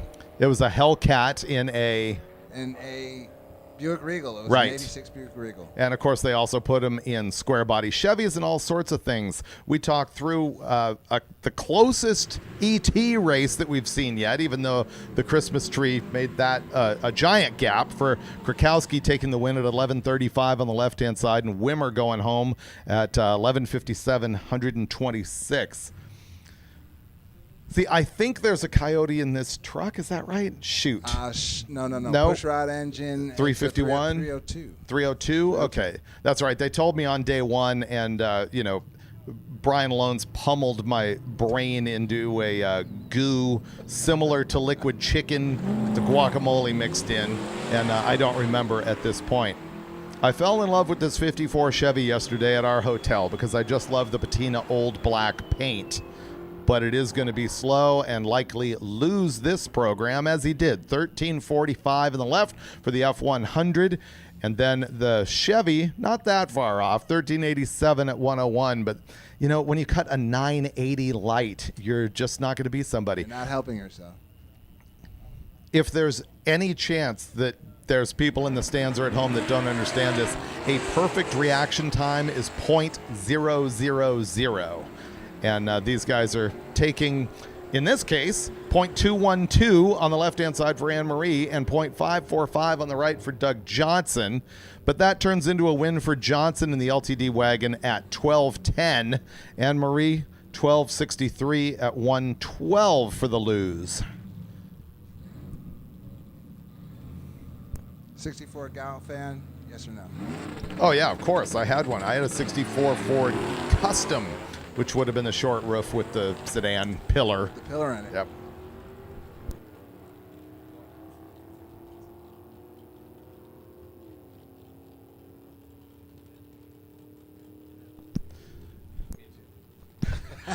Ray Rogers, 1170 in the Galaxy. So that was cool. He takes the win. Bachman's 1311 did not. The thing about this Tudor that Brian kept talking about is I did not see it coming that it had a stick in it. It just doesn't give that stick vibe to me that a guy would do that, and I think it's super cool. John Richard on the other side in the 2010 Camaro. I took a look at it on day 0 when we were walking through the registration and tech line and noticed that it had the stick shift in it. Yes, it definitely is a cool element of the car for sure. Cockpit. Inconsistent. That little hop, and then it's off. On its way to probably a 10, 50 some odd seconds run. Fair guess. That's what I've seen out of it all week. No. Wow. Look how he slowed down. down hideously. He must have been having an issue or missed a gear or something, but he does win with an 1172. John Richards' Camaro did not win with his 1217. Look at how many stick cars we've watched go down. I'm tripping on this, man. It's a lot of This is really sticks. crazy. There's a lot of stick cars out here. That's so cool. And it's kind of a daring move at Drag Week because they're so much more abusive on the car and breaking drivetrain parts, but then you get to bang gears. And, glory's forever. And more than few are banging the H pattern 4-speed or 5-speed. But It's got to be 95% of them, right? Okay. I hope that was a rev limiter launch. Bob Helm is in the 66 Satellite, getting a nice view of Greg Black's Mustang. Greg Black, 967, 134. Helm, 1324, 107.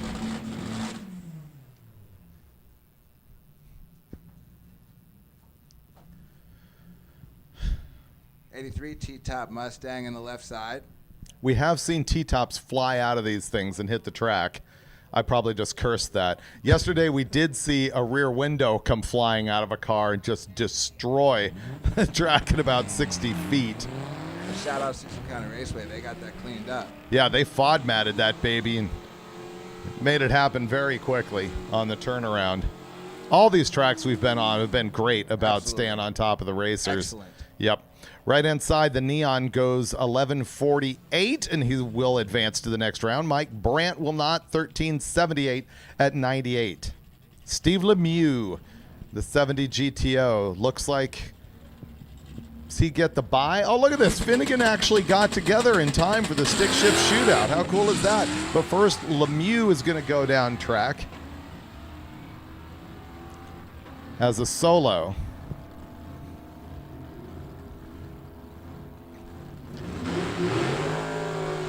All right, here comes Mike Finnegan in Blasphemy. Now, David, do we know this to be a stock Tremec transmission? Yes, I believe it is just a used takeout transmission. Not positive that he got it from Bob Hanlon.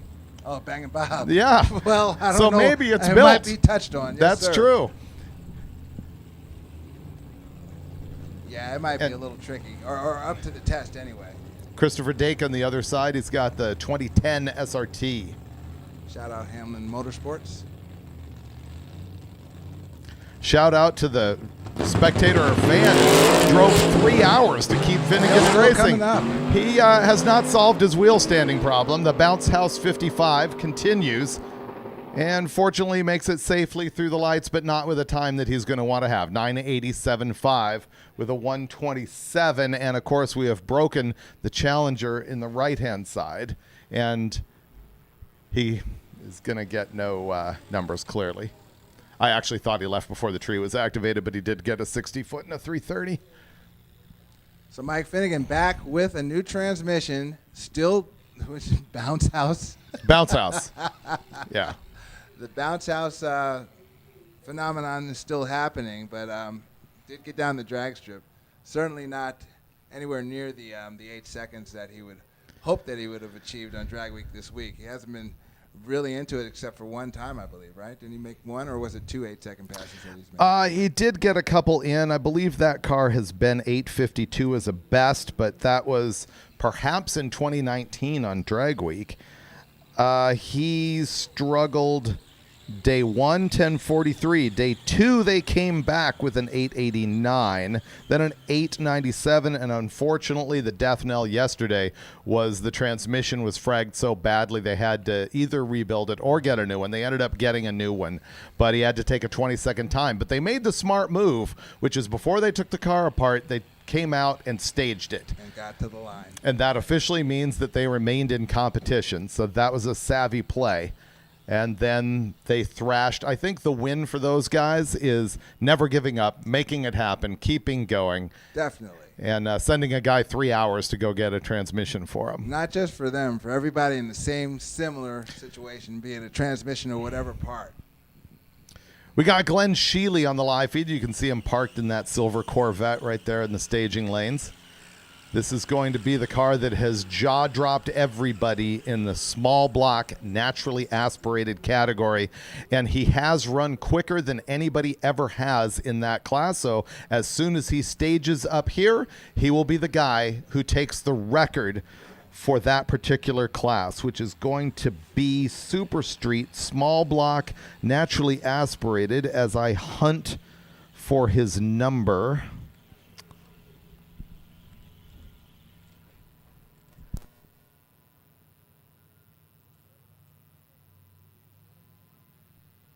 Okay, corrections. All motor small block. I forgot that. I think it was actually me who ended up mashing a couple classes together and calling it all motor. But let's see. He's gone 836, 838, 833, 836. Talk about consistency. Talk about an emotional interview that you had with him earlier in the week. And that 833 is going to be his quickest number. So if he doesn't improve here today, that is going to be the new record in class. That's outstanding. That is just amazing that we'll say all motor, naturally aspirated, but no power adder around there, just straight muscle. Is getting that done. It's absolutely outstanding. Beautiful car, too. If you ever have an opportunity to see Glenn at a drag strip, see that Corvette at a drag strip, please walk up to it and check it out because it is top-notch in and out. And now on the live feed, that's David Armentrout in the green Nova. He is number 2 in Ultimate Iron. That car has been running in the top 6s all but one day this week.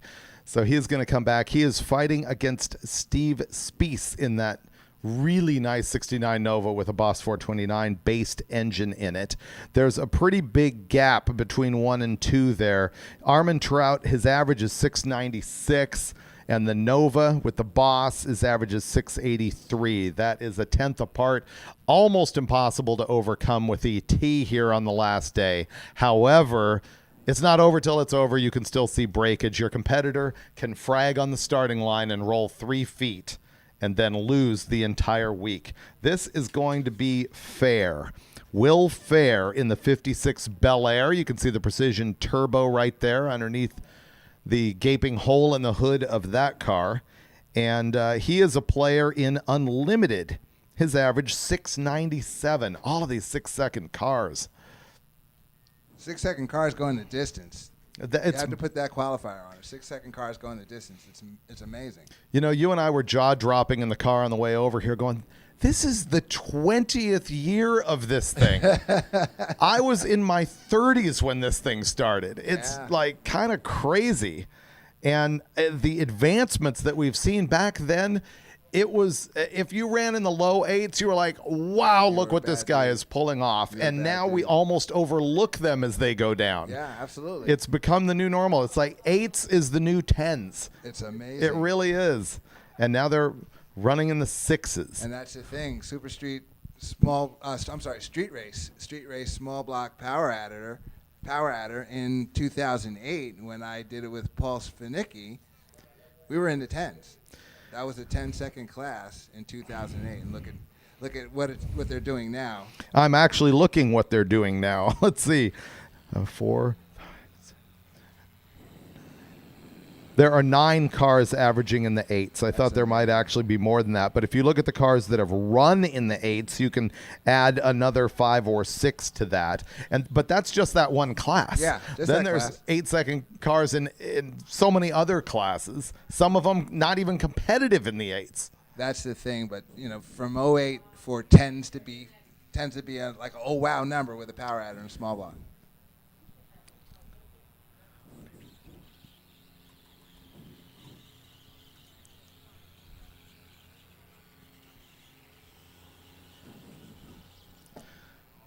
That is Phil Tobin's Corvette right there. He's the leader in all-motor big block.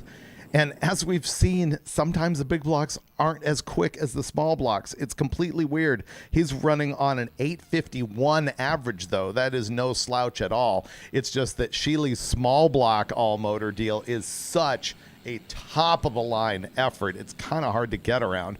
But, yeah, I mean, I wish that I had an 850 and a big block car that could make the whole run on this deal. Exactly. It's way harder than you think, naturally aspirated. It's so hard to lose track of the NA cars in a field of turbo stuff that runs 8s. But, man, naturally aspirated makes it tough. It's definitely a merit badge class to be able to do it with no power adder, period. Kyle Raposa right there. Hey, Kyle. There he is. He is running the green 2014 Mustang. He is in Super Street, small block, power adder, and he's an 840s car. Yeah, Snot La Sala. Because it's snot. It's not. That's how you say it if you're from New York. It's not. No, it's not. That's not. No, it's not. It's not at all. Oh, Scott Miller, man. We misspoke all throughout the early week saying this was an FE because those guys have been FE stalwarts, so impressive. This actually has a Sonny Leonard motor in it. And I think he's going to be all the way at the top of Pro Street NA. He has run 795, 792, 793, slowing down to an 810 yesterday. But, man, 790s naturally aspirated 3 days in a row with that 68 Mustang. Incredibly impressive. I also need to look up the record situation for him. Let's see. I believe Scott is another one of the drag week competitors who has not I don't think he's made every single one, but he's been to several drag weeks. All right. If Scott performs today with that Mustang, running back in the 7s. He is going to end up setting the record for the quickest average time, but not for the quickest single pass, which is a Doc McIntyre's 7:89 in prior years. But he very well could set the very first 7-second average in class. There is a lot of great moments coming up on this last day of Drag Week. There's Glassbrook. Let's see. He is leading right there in that Eagle Talon modified power adder. The modified class it's gone through a lot of changes over the years. It's essentially the same rules as Pro Street, like back half cars, but it's for small tire cars. You can do a lot more modifications. Look at his shirt. 1342. That's excellent. I like it. You know, I've got the 1843657 shirts. I've also had Ford ones. Oh, he ripped off my idea. Is that what that is? It's great. I love the 1342. I made KJ one with the Ford firing order on the hoodie. 137-26458. So what is that? It's 4G63 in that, right? Yes, it is. And he is a leading class right now, which is really awesome in modified power adder. That thing has been running as quick as 834 throughout the week. Yeah, and he's got a 10th on the field, so if he can put a number down, he's got that clinched. By the way, the reason that you're looking at cars in the staging lanes here is because they are still massaging the track, although I see them spraying right now. That's a good sign that we'll be back in action here fairly quickly. Back in action with faster cars, huh? Yeah, we're going into the A group, or is it A and B? Oh, here's something I forgot to say. If you were one of those top 50 Street Machine Eliminator cars, you need to turn in your time slip immediately, if not sooner. Tanya had sent me that note at 1 minute ago, and she's giving you 10 minutes. If you want to be in the bracket race, you got to be down there in 10 minutes. And if you don't show up, they typically give your spot to someone else. So if you want to be in the Street Machine Eliminator bracket race, get to the Tanya booth and hand in your time slip. And that will be 11 a.m. Yeah, 11 a.m. And that will be your final slip of the week. They'll let you make passes later if it comes to that, but it will be your slip for the week. I just got the Tony Angelo memo that they broke a valve spring out on the street and bent a valve. So that is not greatness.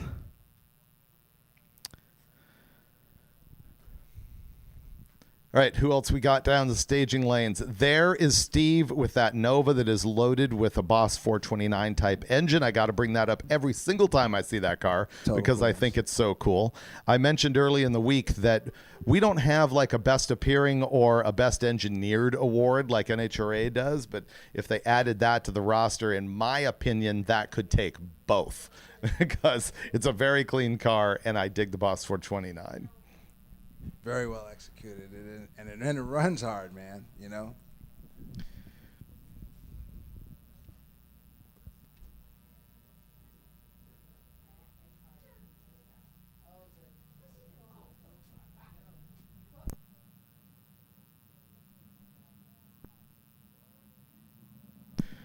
Walking past Grabiak's sort of primer gray 55 Chevy over in that right-hand lane. I think he's probably now a contender in the gas category.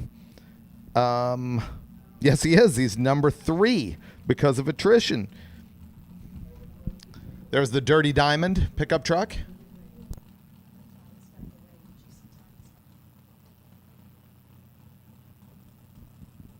You got a hot pair in the water, David. Yes, we do. David Armentrout and Glenn Sheely. So Sheely is probably going to run down here in the 830s if history is any indicator. And that will seal his fate as winner in the class, probably. I can never say anything absolutely firmly official from the tower. Safe as probably. But it's a safe probably. And Armentrout over there is Number 2 behind Spieth in ultimate iron. He's almost a 10th behind. Let's see what he can do on his average right here. Sheely's puffing quite a bit of smoke there. He gets to the 8th mile, 5:37. 8:42, 160. We'll have to do on the math on that. That is slowing down a little bit. Not as much as Armentrout, but it is slowing down a little bit. So Armentrout, that is going to be, I got to come back later on in the afternoon if they can pull that together. Sheely, maybe. They're going to have to go run the averages and find out if that's going to keep them with the win. Will that be the number that they actually want to have? You know, I say that, but the problem is, and this is why I say I can never say anything definitive from the tower, is you never know what their competitors are going to do when they come up.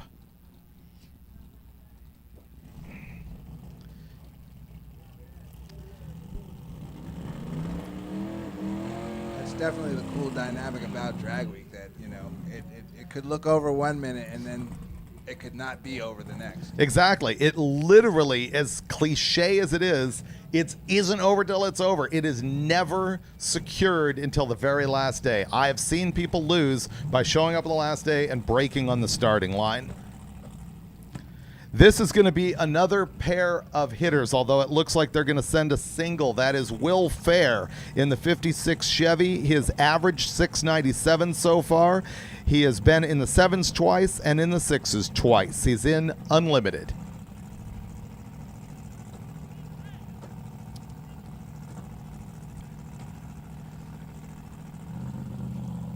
Oh, he could have backed that thing up. Crushing blow right there. He's going to have to come back.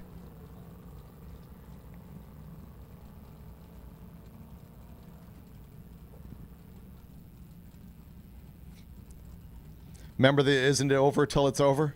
There you go. Yeah. There you go. But sometimes it's just over. Yep. It can be a wrap, as they say, but in a lot of instances, the turnaround could be crazy. You're just thinking that, okay, we're good. And then the next guy goes down and it's like, well, we're bad. We got to go again.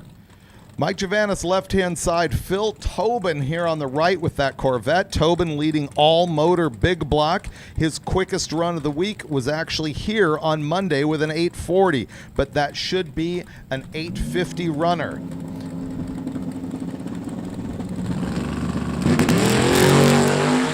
Spun the tire. Yeah, Javanis spun the tire. He's not going to get a representative run. Tobin goes down with a 541. He's on a good pace for it. There it is, another 850. 851 with an 8, 157. I interrupted myself. The 8th mile time was 541, which was a solid indicator that he was going to an 850 pass, and he did. And Javanis is going to the pits for another moment of frustration to get it ready for another round. Scott Glassbrook, the four-banger. Almost certain to get the award for the quickest four-banger in the entire program here. But those things are based on the average throughout the week. Glassbrook in modified power adder with his 4G63 in that deal. Kyle Raposa in the other lane. Raposa running in Super Street small block power adder. Not La Sala. It never gets less fun to say.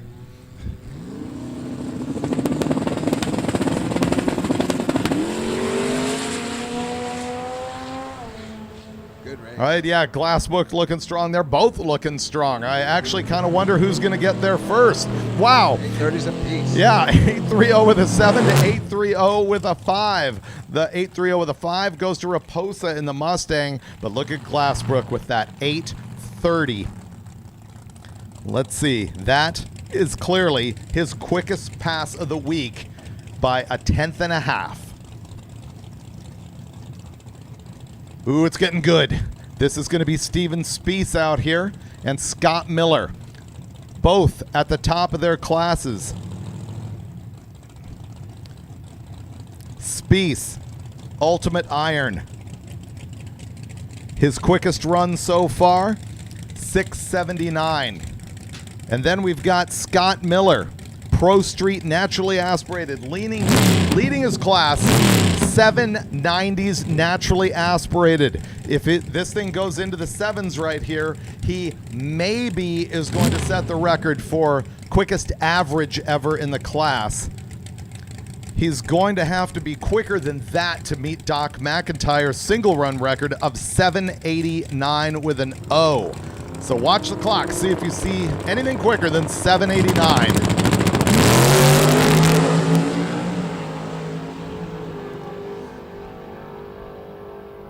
Boy, with the scale of those two cars, it's hard to say if Miller is going to make it, and he doesn't, but he runs 794 with a 1, and Spieth 8:15 off of his 7-second pace. This is absolutely where we've got all of our officials doing the math to figure out who actually won this deal. One thing we have learned is I cannot do math in my head from the tower. Let's see, 794 Scott Miller, 794 with a 1. Not his quickest pass of the week, but right there in the neighborhood. Rovik's here on the left-hand side with his 560 cubic inch Oldsmobile with a 2 to nitrous. Brian Acton on the right. He is running street race, small block, power adder, that super competitive class. He's number 3. He's looking to run 850 if he can in the right-hand lane, and you're going to see a 9-second pass out of that Oldsmobile-powered Oldsmobile. There goes Acton, 853 with an 8. That could be a wobbler. That could be a wobbler on whether he takes a podium or not. He's been in that space pretty much throughout the week, that 854, 53. And Rovik, 968, 142 in the Oldsmobile.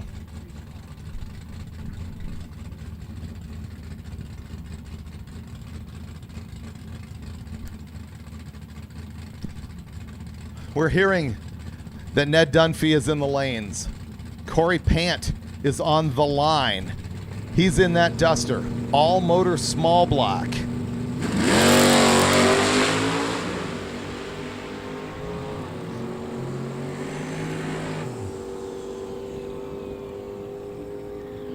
Pant runs 969, on pace with what he's been doing all week. Left-hand side Mustang, 856 with a 2, 161. Important announcement. Car 358R. It's a white Dodge Neon. It is parked in the middle of the road. You need to move it back to your pit spot stat. The little Neon, you got to move your junk immediately, if not sooner. Brian Goldfarb in the Mustang.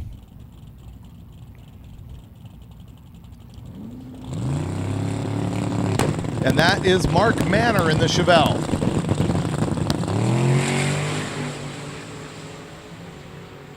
Good race.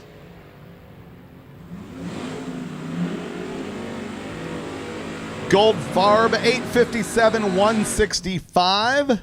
And Manor, 862, 158. This pair includes Randy Bellahar in the left-hand lane in that Firebird. And he is also going to be leading his class. This thing is a genuine Pontiac-powered street race big block power adder. It's got nitrous on it. And he has run in the 850s every day. Yesterday we saw him run an 860. And he should have packed it up and gone home, but I think he was probably working on making sure that he had an 850 every day, and he came back and did it. Will he make another 850 right now alongside David Burke in the 79 Short time 139, 8th mile, 546. And he goes through 8:53 with a 958 miles an hour. The Firebird will end up winning class with an 850 every single day. Once again, unofficial statement from the tower. David Burke, 1010 at 132.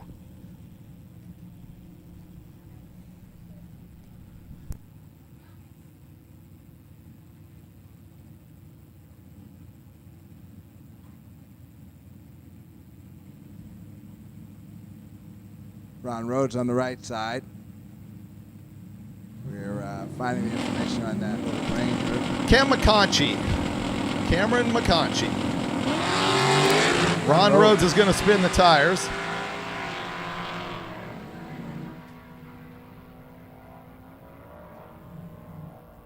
McConchie with an 870 at 157.26 miles an hour. Ron Rhodes with a tire spin.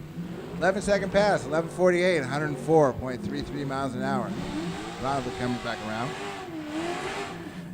Here is an unbelievable performance out of Rick Steike. We've seen him all week long. He is in that street race small block power adder class. He is right at the top. He has run 8.50 seconds every single day. 850 with a 6, with a 2, with a 4, with a 7. So what number is going to be at the end of his 8.50 today? All he can really do is match his own number from a couple years ago when he actually ran 8.500. And if you know Honk, you know that he's probably trying to do that today. More than likely. Honk is probably trying to be perfect in every sense of the word. Not necessarily with this lap, but he'll try for it today. Josh Norris on the right-hand side. He's going to be number 3 in class for all motor small block. So that's a naturally aspirated small block that is running in the 960s with that stack injection.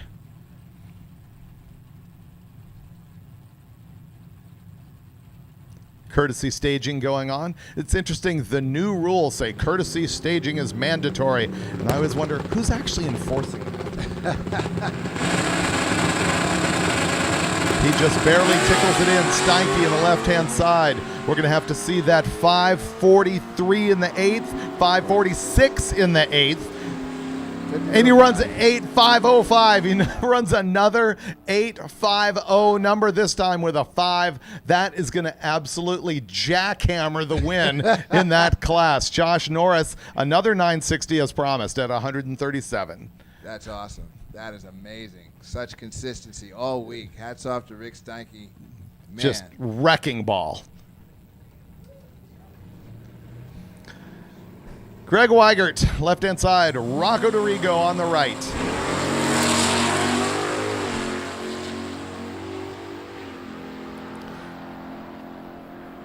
Weigert third in class, which is street race big block naturally aspirated. We're seeing a bunch of our NAA cars. This one goes 979. Again, right on pace with what he's been doing the balance of the week.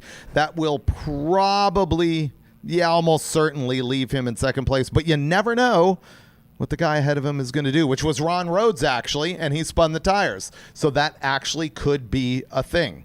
This is why I don't make promises from up here. I just sort of make estimates, which annoys everybody, including Brian Loans, who Loans is going he's crazy not even right listening. now. He's not even listening, and it's like hacking him off. All right, here comes Jeff Mall and Nick Delano. Mall is in the 67 Nova that's been here so many times. I believe it's a Pro Charger big block that goes 924 at 148. And Nick, 1074 at 124.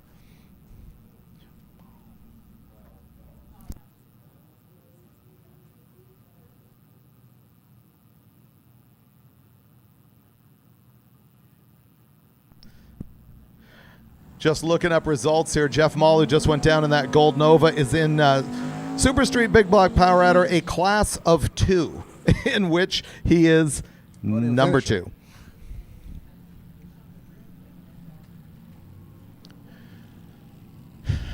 Mitch Kaufman, Sanford and Son.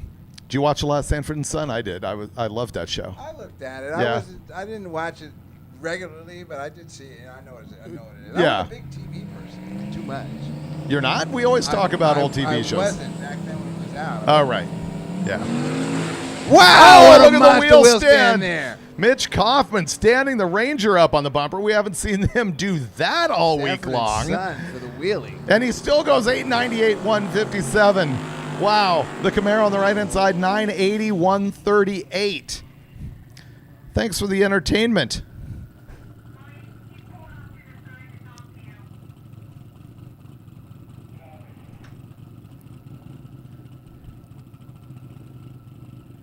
Yeah, Kaufman's truck there is good for 850s. It only slowed down, 4/10 doing that massive The wheel stand. Yeah.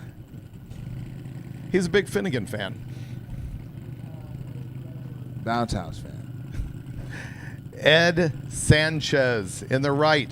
Street Race Small Block Power Adder. He just saw Steinke go down with another perfect run. And he is number 2 in class currently. His best run, he hasn't run, oh, he did run an O. He ran 8.509 one time. Look at that 8th mile number to sort of get a clue which way he's going to go. He goes 5:44. He can do it. 8.542 out of the Nova. So potentially he's number 2 in class. The left-hand side goes down 11.67, 118 in the Coors Light lane. Here is Ned Dunphy. This is going to be an epic pass.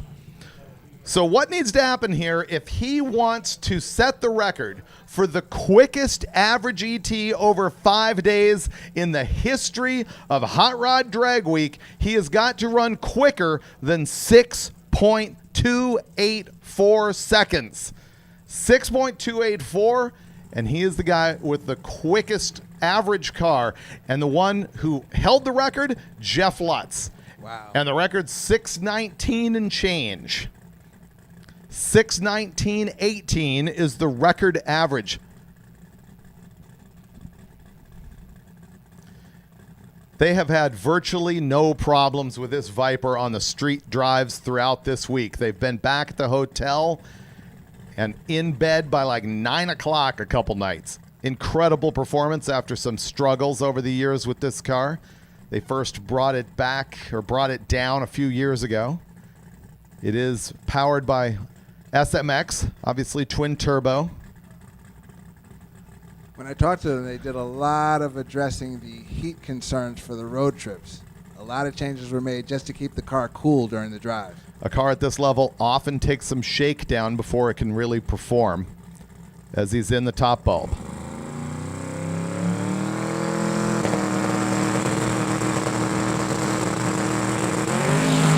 Nope, they're going to just completely wad the tire up. He is going to have to pack it up and come back.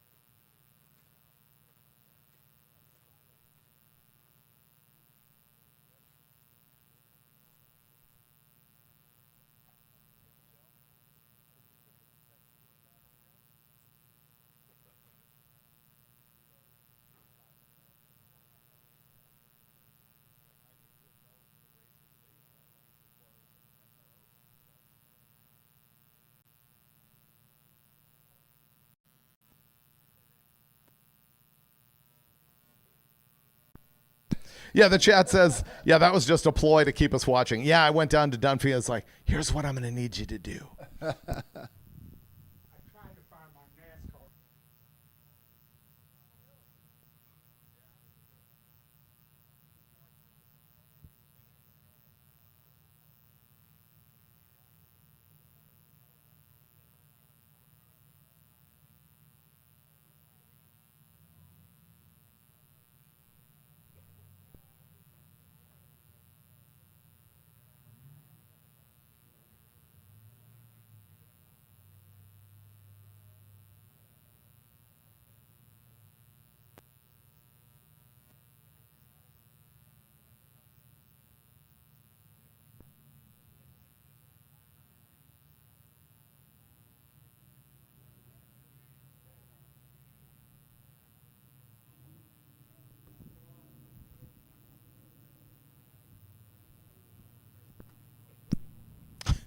This guy in the chat says, it's the greatest day of my life. David Freiberger quoted me. And now twice. So have a moment to yourself there. Making people's day, David. Yeah, I guess so. I have to tell you, man, I'm impressed at your format here, your system. If you guys could see what's going on in this announcer booth desk, with all the paper that's everywhere and the highlighter and just the indicators and Post-it notes and whatnot, this man is doing a lot of things to give you a lot of information while calling the drag race. I am totally impressed. Thank you. It is a lot of scramble.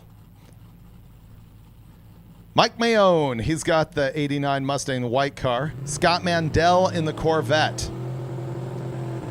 Mayone, Street Race Small Block Power Adder. Mandel's Corvette, Street Race Small Block, naturally aspirated. The Power Adder car goes too quick to hand in a time slip. 8:49 with an 8. You can only hand in an 8:50 in that class. The Corvette, naturally aspirated, 9:86 with a 2, 1:34. What we're starting to see is that the naturally aspirated cars are running mid-9s now with regularity. But to be 2 thou off on that 850 hurts. Yeah, it That does. hurts. That hurts. That means you got to come back and do it again. Oh, that's a fail for Lorenz. He did not get a hold of the track in that 79 Malibu, and nothing good is happening with the Javelin either. Oh, here's the best thing that's happening with these cars. They're not throwing oil on the ground. All right, this is going to be a great moment right here. We have Baker coming to the line here. Wayne Baker,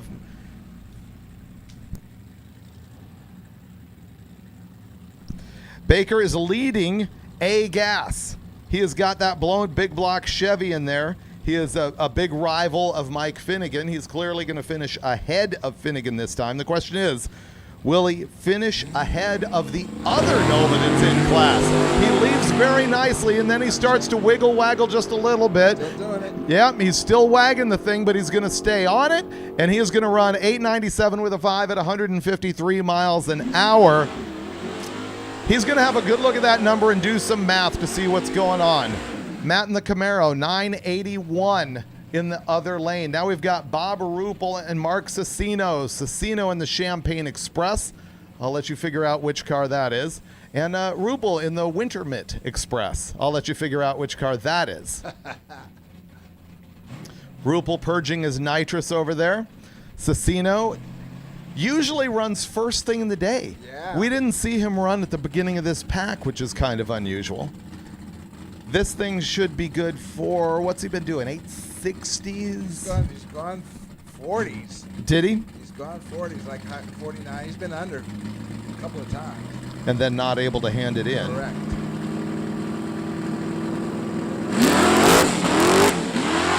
Bob with tire spin. Oh, Bob, get a hold of that thing. Oh! He is just wagging the car back and forth in the middle of the track. And he hit a cone. Did he get into the wall? No, he did not. All right, we're going to go silent for a minute while we've got the track crew heading down there, and they will give us news of what's going on. However, I can tell you that Bob is getting out of the car and walking, and he is shutting off the power.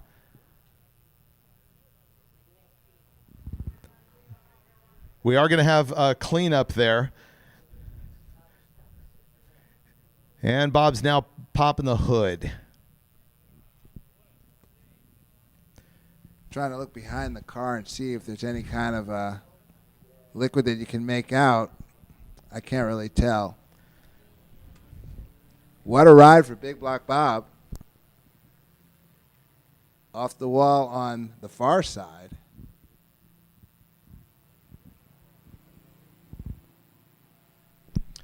Oh, and meanwhile, Cicino went 858 at 161.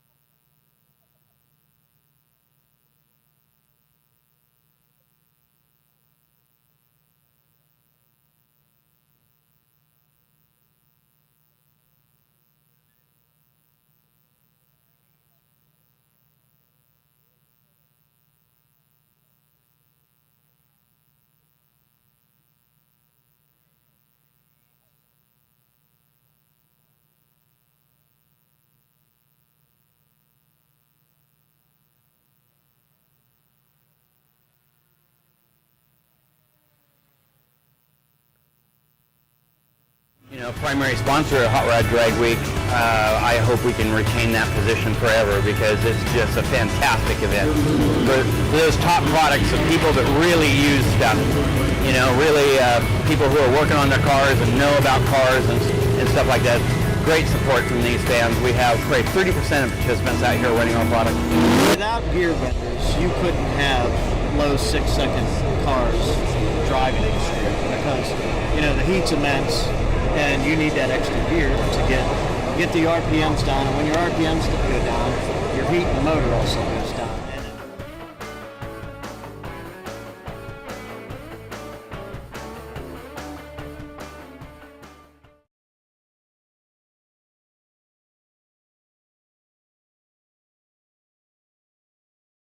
Take control of your engine with Terminator X Bluetooth module. Compatible with iOS and Android smartphones, this plug-and-play module connects wirelessly with Terminator X and Terminator X Max.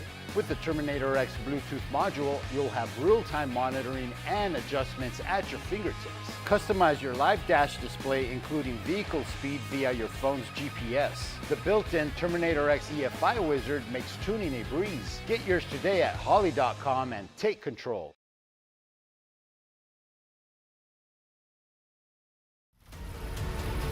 The feeling of a car working is different than the feeling of a car going fast. We are running the Big Bubba ET Drag, and when we got it, we ran our best pass ever, but it's a shoebox 55 Chevy running 6-second times on a Mickey Thompson tire, and that's cool. When I think of Mickey Thompson, I think of legacy. What does it mean to be built with Summit? It means turning some rust into rolling artwork. Built with Summit means you're making something that was already fast, even faster. It means that your project will be on the road or track long after you've bolted it together. And Built with Summit means you're doing it with in-stock parts, fast shipping, expert advice, and the best prices. Summit Racing Equipment. Let's build it together. SummitRacing.com.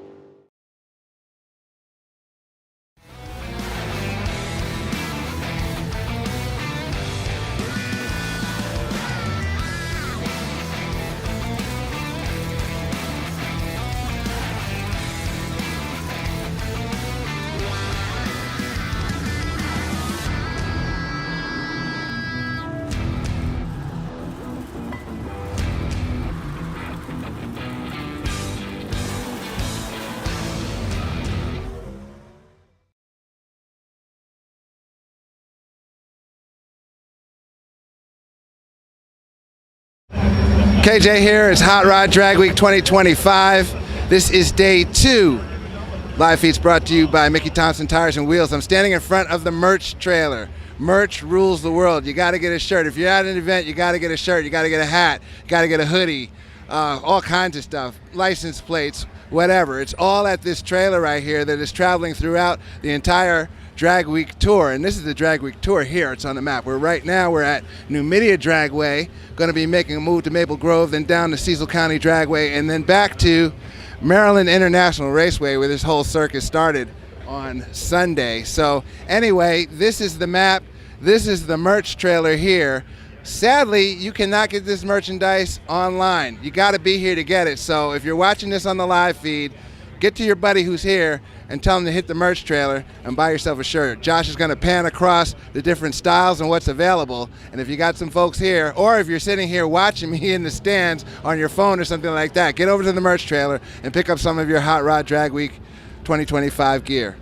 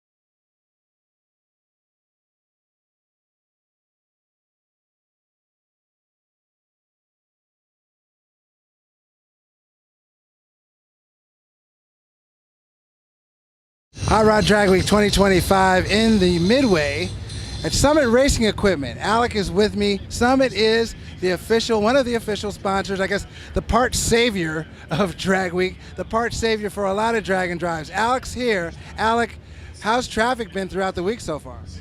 A lot of Amish buggies, a lot of tight roads, so it's been a little challenge navigating this big thing, but it's been fun. Seeing the racers on the road is always a treat. Love helping people out, getting them, keeping them going. I'm going to stop Alex, and we're going to start this again real quick. Alec, I'm talking about traffic here. How's volume? How's business been? How's business been, Alec? Still crazy, absolutely crazy. We've been going nonstop. The truck's getting lighter and lighter, so we're keeping a lot of people on the road, keeping them going. Having whatever we don't have, we can get them shipped to the next track. So, yeah, pretty much almost out of oil, getting people going with that. Just lots of odds and ends that people don't think they need to break, or they leave them at home, so we try to do our best to save them. So a lot of oil and odds and ends. What's the wildest odds and ends that someone needed that you had? Trying to think here. Probably one of the funniest ones is the horn for the make sure they're DOT legal. So we got a couple horns on the trucks. It's something you never think you need at a drag race, but that's always fun. And can't really think of any specific ones now. It's all good. You guys have everything. Summit has been my savior for my projects. Project T-Top Coupe is one of our hot rod projects. Now we're working on Project Black Beauty, and Summit is the call that I make to get the parts. So thank you for what you do here. Thank you for what you do for Hot Rod. We really do appreciate it. Absolutely, we appreciate it. That's Alec from Summit Racing.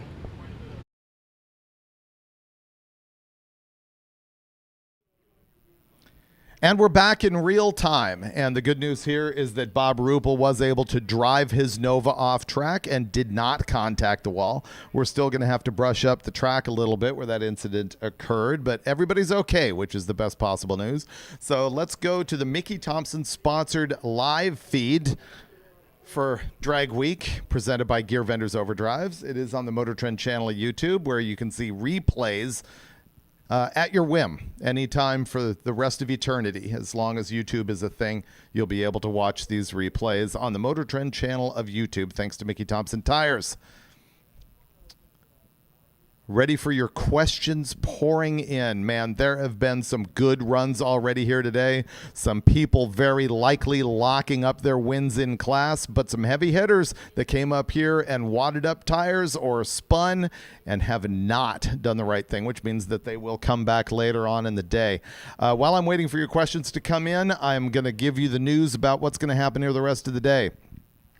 We're going to finish up the A and B group. I'm going to watch my text to see when the lanes are going to close for that, and I'll let you know. And then we are going to go to C group.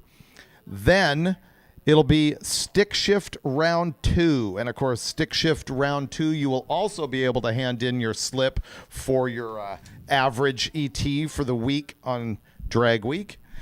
And then we're going to go to Street Machine Eliminator Round 1. So heads up, listen for that. We are building the ladder for Street Machine Eliminator. We will go to Round 1. We are merging that in the middle of the program during the day and not just doing it at the end of the day like we used to. Then D group, then stick round 3, then, you know what? You don't even know at this point because everything's going to change between now and then. Short version, A and B group is right now. C group's coming up next. Then it's going to be stick shift round 1, then Street Machine Eliminator round 1, then we'll go to D group.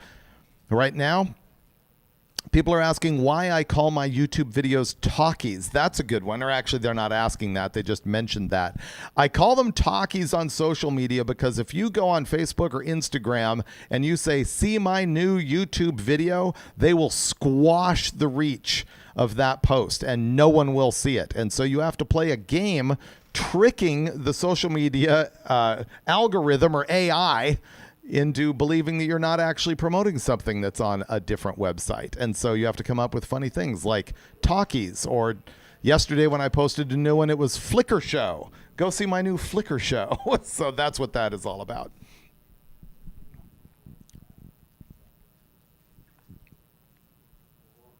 People saying they're coming out to duct tape drags next month. Thanks very much for that. Are there any air-cooled Volkswagens in competition? Not this year. We have seen them in prior years. We love to have them out here, but not this time.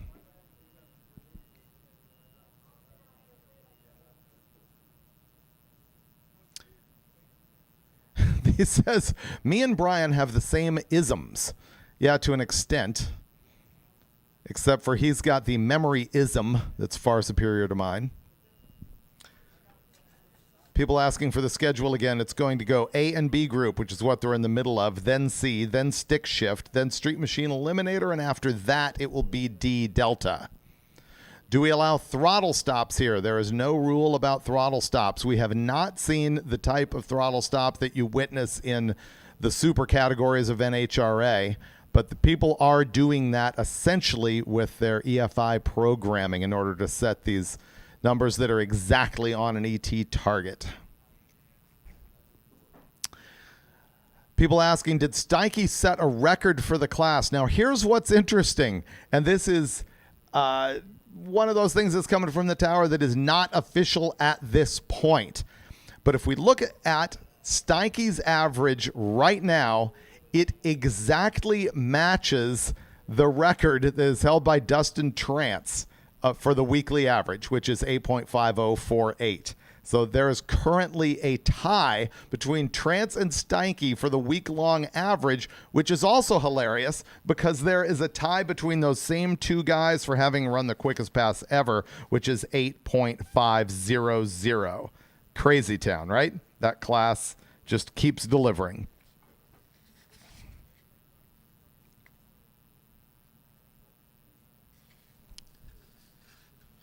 Are there any Buick nailheads in competition? Not that I'm aware of.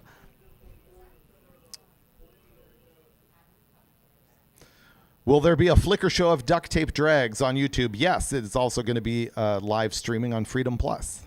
Has the farm truck ever run drag week? No. Did 12-volt Dave show up? Dave Newbern? No.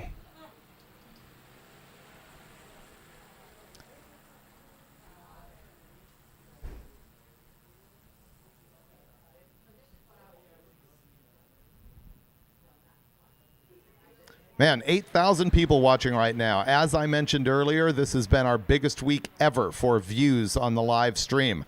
Thank you very much, Mickey Thompson, for making that happen. Adam Scott's asking me what class would be in the high to mid 11s. You would enter Street Machine Eliminator. There's essentially no vehicle rules in that class with the exception of NHRA safety. And that is where the cars that are running in that kind of ET bracket end up. Freiberger, where's Dave Ahokas? Yeah, he was an OG at Drag Week, and I don't know what his whereabouts are. Slowest ET this week. That is one I can actually answer. The slowest car that is still in competition, let's see, that has actually completed the week to this point is Charles. Well, no, wait.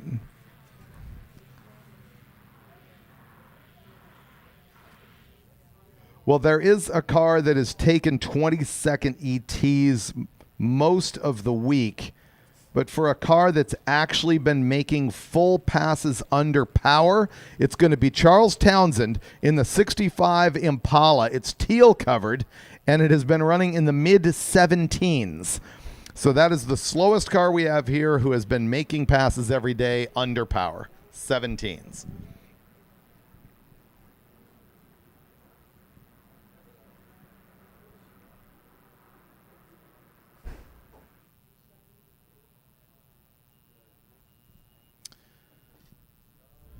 What car were you most surprised to see this year?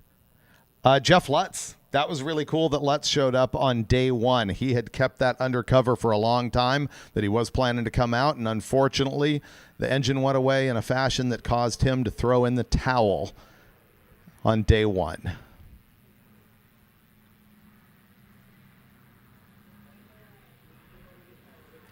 What is the AI image that we've been showing on screen? So that is Michelle Turzin, who's been to every single Hot Rod Drag Week and is our producer for the live feed. And she is driving myself, Brian Loans, and KJ Jones. And somebody on Facebook turned it into an AI image of her driving us as kindergartners to school.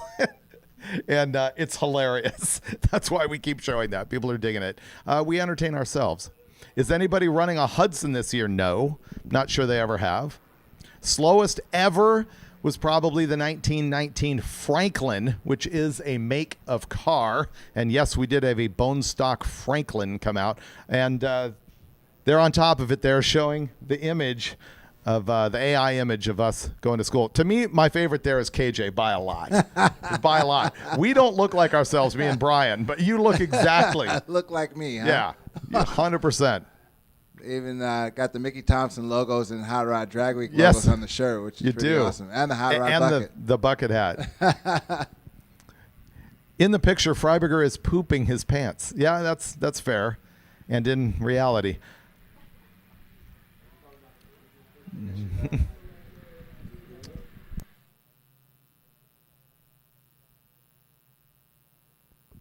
All right, I'm going to have to apologize to the live feed and people on the live feed because unfortunately you won't be eligible for this, but I'm going to pose a little contest, a challenge out there to the people who are in the stands enjoying Drag Week. While we have this downtime, I have, for the person who can be here at the tower with the correct answer to a question, I have one of my Hot Rod Drag Week 2025 Mickey Thompson Tires live feed polo shirts, polo style shirt. Used? It's been washed. It's clean. I did my laundry this morning. See, while you were sleeping, I was up doing my laundry, Freiberger, so I have clean clothes, okay?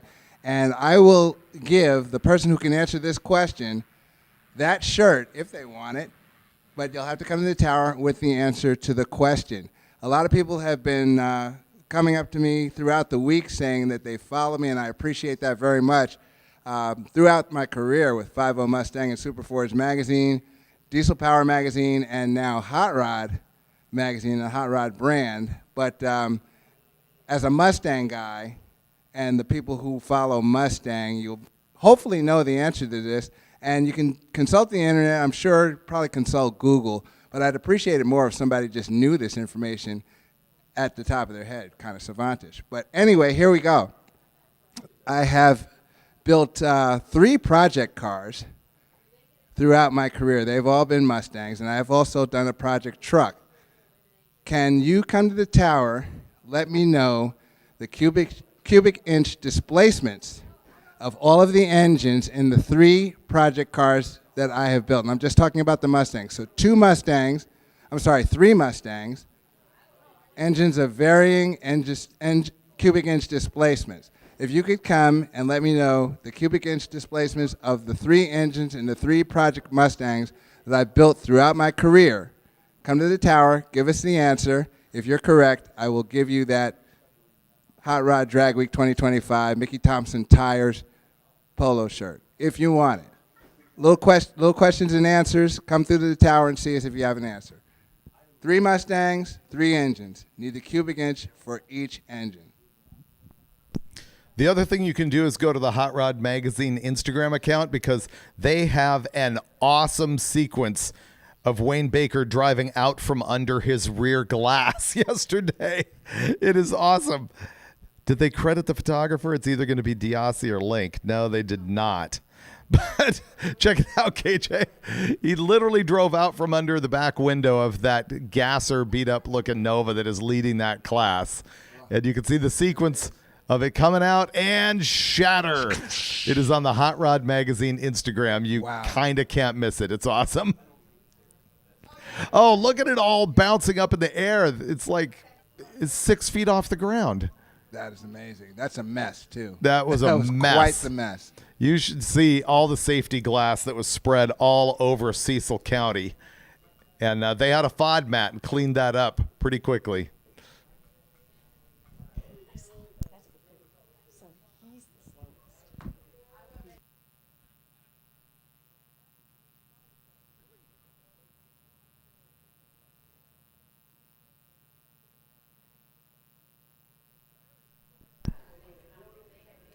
Okay, we're chasing the battle to the bottom here.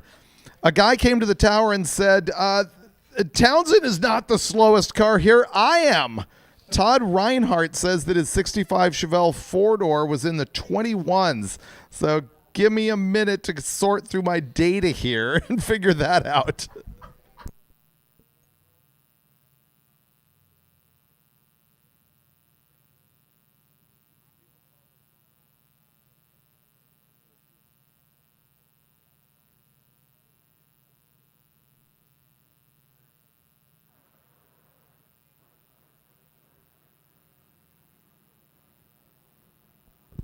As they continue to hopefully start finishing up this track prep after the accident there from Big Block Bob, we have my work coming up for the internet to check out. I did a little walkthrough, a walk around of all of the apparatus that you see at drag strips that's used for dressing the track. So stay tuned for this. Take a look at this, and I'll give you an idea of what's going on.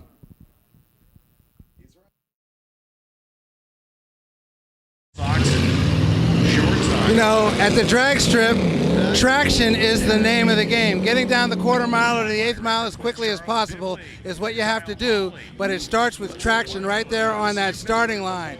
And to get that traction, or actually, there are very many levels to achieving traction, but it typically starts with the equipment that the track uses to create it. First and foremost, if it's raining, and we had a lot of rain, this device here helps blow water off of a drag strip. It's basically the Buffalo Turbine Cyclone squared. It's a jet.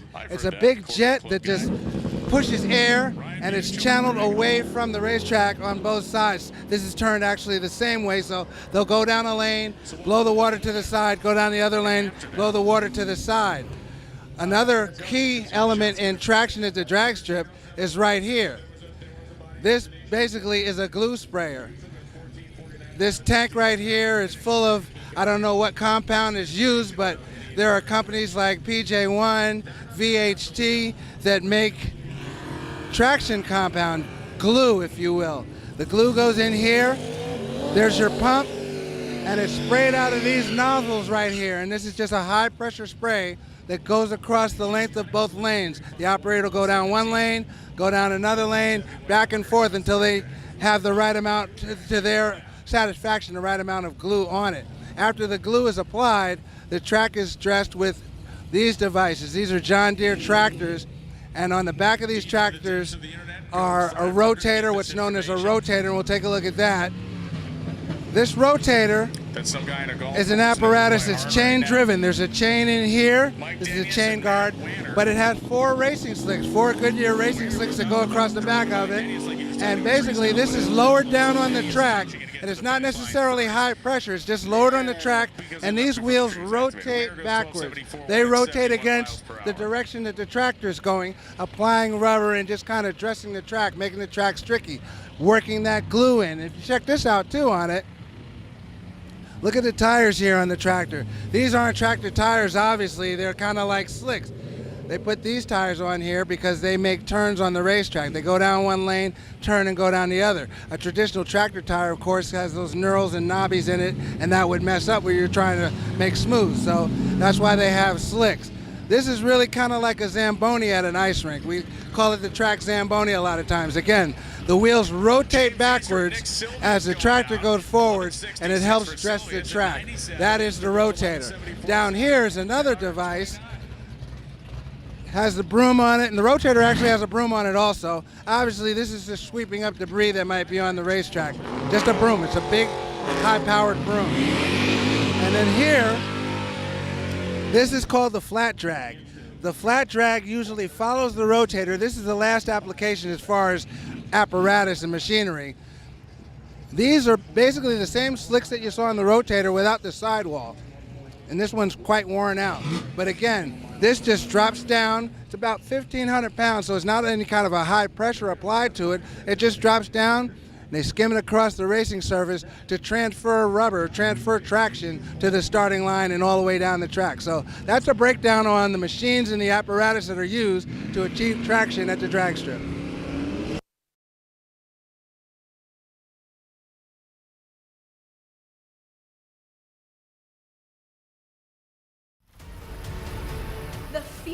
car working is different than a feeling of a car going fast.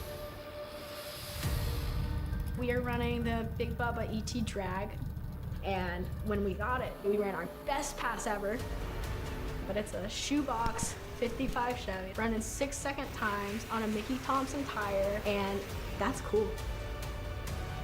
When I think of Mickey Thompson, I think of legacy.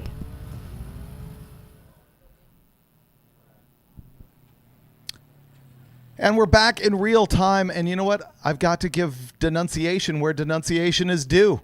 I had claimed that there was a guy who was the slowest vehicle of Drag Week, and I was wrong.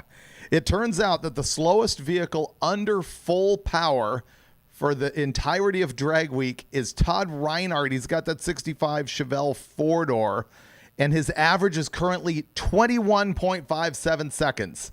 And he is super proud of that. He's running the 21s every day, which is a particular feat. The battle to the bottom is won by that guy. But let's talk about this. The reason I had failed the first time is when I thought I would go find the slowest car, I went to the bottom of my sheets for Street Machine Eliminator, presuming that the slowest cars would be in that class. But no, Reinhardt's actually running in Street Race Small Block NA. And here's the thing.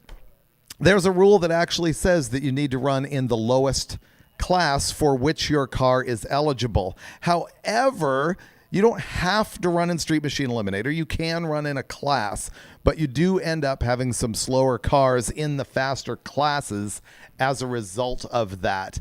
Now, the thing that occasionally happens is that somebody will enter a fast class with a slower car and end up taking the podium because of attrition. And then you might have a 13-second car on the podium winning a class, and this is the part that just sort of feels not right to me. And then there's a whole lot of Street Machine Eliminator cars that are running in the 10s that do not get any kind of honor. However, I will say that is one of the reasons why Hot Rod Drag Week has so many awards for special categories of cars. For example, tonight, we will be giving out plaques for the quickest 4-cylinder, the quickest 6-cylinder, the quickest Olds, the quickest Buick, the quickest Mopar, the quickest Pontiac. And so there are accolades to be had that are not specifically related to winning classes. And I think that part of it is pretty cool. Let's go back to questions in the chat. Right now, we are looking at this 33 Ford, I think 3-window. You can see a lot of people have that trick right there, which is the rear view camera rather than a rear view mirror. That has trickled to the aftermarket out of obviously OE use to have that camera right there on the cowl. And obviously he's going to have a screen on the dash to show him what's happening in the lanes behind him. Next level, you got to have that little light that beeps on that thing to annoy you and let you know that somebody is in the lane next to you. But that thing has run in the bottom 7s, and they are still working the thing out. It would be spectacular if we could get that thing into a 699 today. Are there any flathead Fords running? Not this time. We have had them. However, there is this AMC Eagle that has a 4-liter inline 6 in it with a single turbo and is running in the 9s. Oh, they're going to pop the hood so that you can get an eyeball on this baby. No pressure. There you go. Yeah, look in here. Thank you very much, guys, for listening to the PA and delivering. Check that out. That is one of my personal favorite cars of the entire week, just because obvious reasons. Thing is great.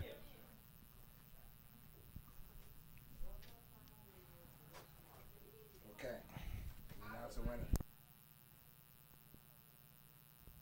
Okay, for everyone who has been furiously trying to figure out what the engine sizes are for the 3 Project Mustangs I built, we have a winner, young Jasper. Jasper came by and saw us at the tower, and he knew that the engine in Project T-Top Coupe is a 350-inch small block Ford engine. That's right, I said 350, not 351, not 352, but by way of mathematics and a big bore and the right stroke, you get 300.4999 inches, which is 350 for all intents and purposes. So he knew that one. He also knew that in Project Cheaper Sleeper, We had a 331 stroker engine in that car. And in Project Black Beauty, there's a 281 cubic inch, 4.6 liter modular engine in that. So congratulations to Jasper. Thanks for playing. Thanks for coming by. He is now the proud owner of a Hot Rod Drag Week 2025 Mickey Thompson Tires and Wheels sponsor polo shirt. Meanwhile, we're still looking inside the Eagle here. Look at the AMC logo on the radio. This thing is mint. Still got the puffy seats in it. That is totally cool. I have to shout out. Don't know if he's a car guy still. Don't know if he's watching the live feed. But I must shout out Raymond Klein and his mother, Mrs. Klein, who had this very car. Okay. I rode in this very Eagle right here. Mrs. Klein had one, and she used to shuttle us around in it. So I'm attached in a lot of ways. Thing is just great. It's totally cool. People on the live feed asking if Tony Angelo is here. He did send me a photo that he ended up having a valve spring break and bent a valve. So I think they're working on that. I don't know if they're on site or not.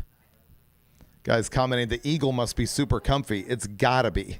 Not as much as these late model cars. It's almost like cheating driving that stuff with air conditioning.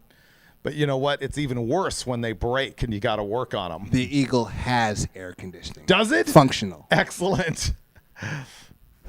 Best news I've had all day. It's really good. This guy points out the Eagle is faster than the LS Swap Cherokee. These are facts that cannot be ignored.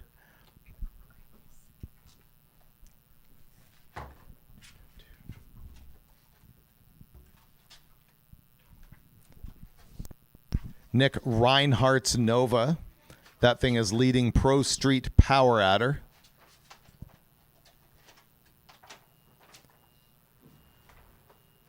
Has not dipped into the sixes. This car, man, we saw this rolling in here with the convertible top down. The top dropped, cruising along at about 55 mile an hour with the trailer dragged behind him, just doing his thing. That's a really, really cool Mustang there. True Street style Mustang, NMRA, former NMRA True Street car. So in essence, it's perfect for drag and drive. And Doggy. Oh, yeah, she's a sweetheart. That looks like the old roadkill dog, Bika. Yeah, that's Chris Welch with that convertible Mustang, and he's leading Super Street Small Block Power Adder. Hard to believe that's a 790s car. So cool. Cog-driven Vortec under the hood, 360 cubic inches. Not a 363, but a 360.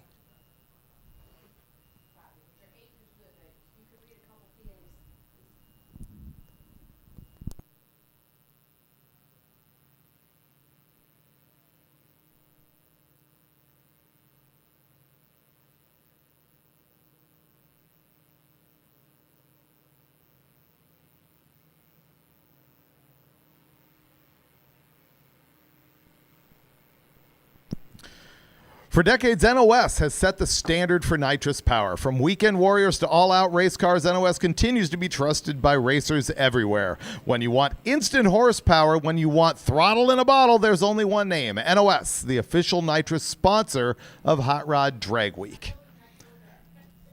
Steve Speece's Nova. I'm talking about the cars that are appearing on the live feed, in case you're in the grandstands going, what is this guy talking about? That Nova is your current leader in Ultimate Iron. 680s every day and 1679. Car's awesome.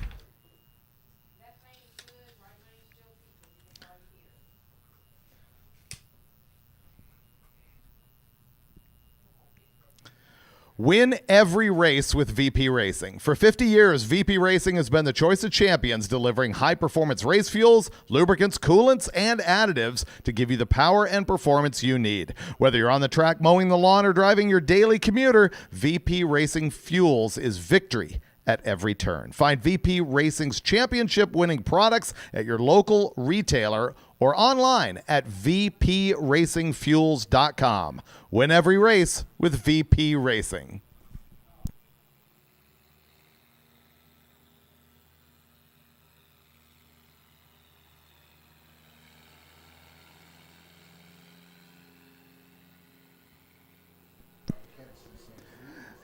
Seems like Rich Woodward down there passed out in Nap front of time. his car. Rich to the lanes. Rich.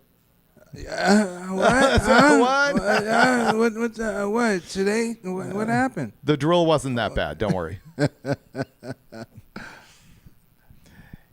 Yeah, Drag Week will take it out of you. That's what that's all about. Yes, it will.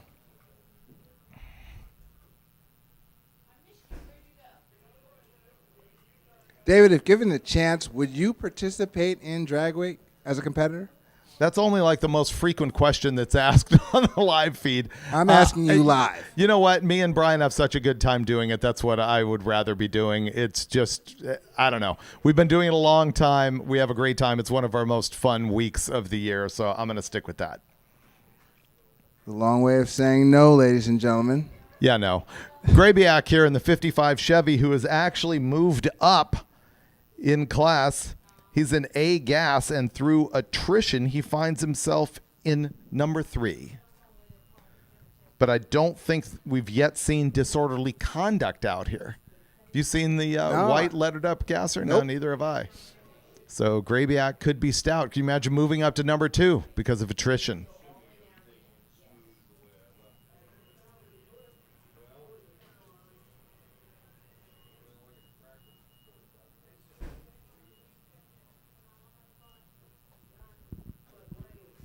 Maybe at some point you should write the book of Drag Week, David. I did. It's called Hot Rod Magazine. There's disorderly conduct. That's the gasser that we were talking about. And there's that little Model A supercharged. I think that's Harris in front of him. I love the Model A. That thing's really grown on me throughout the week. I dig it. 990s every day in this car. Blown small block Chevy. I think the key is that it's got that injector scoop on it instead of carburetors. That sells it for me. I don't think that's sitting on top of carburetors, is it? No, it's not. No, it's injected. Yeah, that's the win. Jesse Helger right there. Chris Engel in the blue Nova. Look at that. It's like remote control. There he is. Great wheel stand the other day. Yeah. Oh, yeah. That wheelie was great.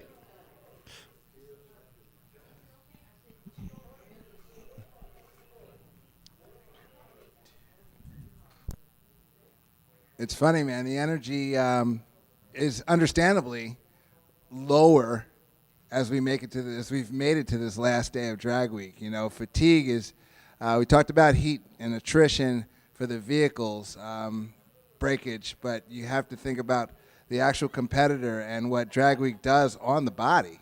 Just traveling all of those miles in cars that aren't necessarily, as you noted, the most plush riding vehicles on the road. This one is. This is Kyle Moss's car. Remember, this is, first of all, yeah, you're right. How do you keep this clean? That's got to be a lot of effort throughout the week. Like detailing it every night when they get parked. They got to be. And doesn't that add to the fatigue you were just discussing? Absolutely. You're spending time and energy on the car, you know. It's and it is a beautiful, beautiful Chevelle. But the body fatigue and the lack of sleep, the sleep deprivation, that's also a big element of this competition. So all of that is factored into you know, what's happening, not necessarily what the car does on the track, but what the driver does in the car, what the crew does with the car. Not the crew, it's typically one person, what your partner who's with you does with the car. It's all wrapped up. As you see Glenn Shealy rolling back up into the staging lanes. Well, that's interesting. He's looking for a quicker number out of that car. And there's Fair as well.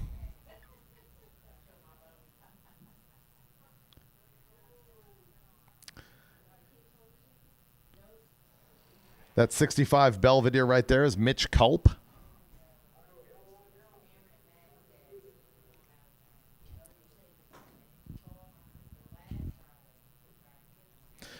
You know, Hot Rod Drag Week is coming to an end here, and before that happens, be sure to stop at the Summit Racing Trailer for on-site inventory of performance parts and safety equipment from leading manufacturers, all on display and ready to purchase.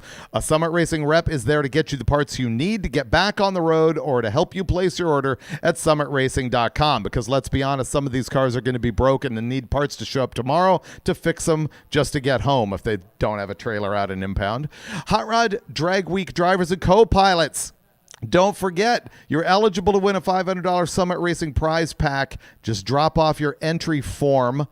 Let's see, before 10 a.m. Friday. That means I think we're toast. What time is it here? Yes, it's already noon, so you're going to want to go down there and find out who won the Summit Racing prize packs. Once you're there, stick around to shop for the performance parts you need from your friends at Summit Racing.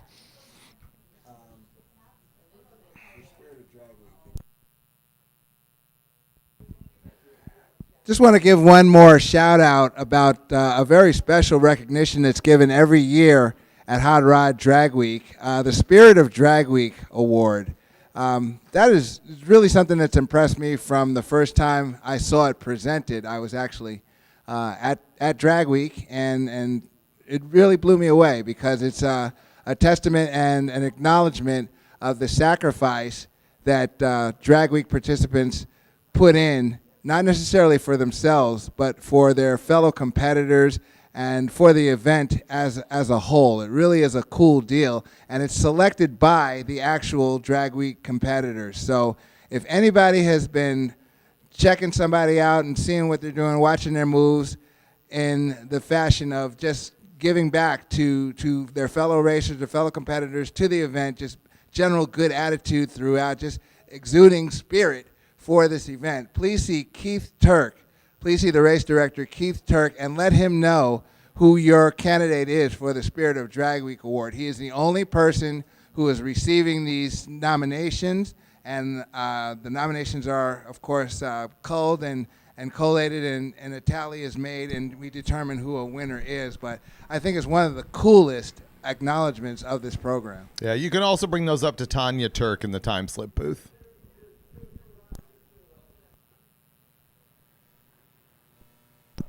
Yeah, see, check this thing out up close. That is just cool.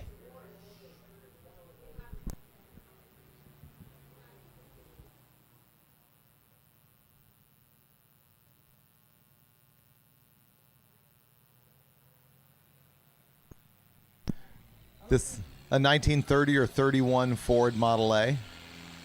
Got the stock type dash in that thing. You know, the gas tank was in the cowl in those cars. It's basically in your lap. Yeah, see the gas filler cap right in the middle of the cowl in front of the windshield? Guessing that's not still functional on this car. Yeah, that's it right there. Thank you very much. Drivers, suit up. We're going to go back to action here. Suit up. And we are letting impound cars make another run, according to Keith Turk. Impound cars will make another run if they so choose.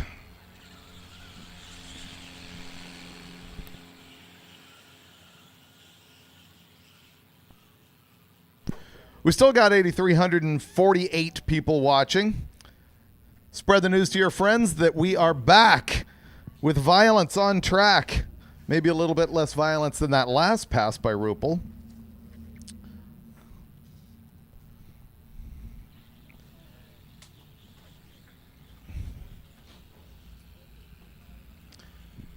As the drag tractor makes its final return.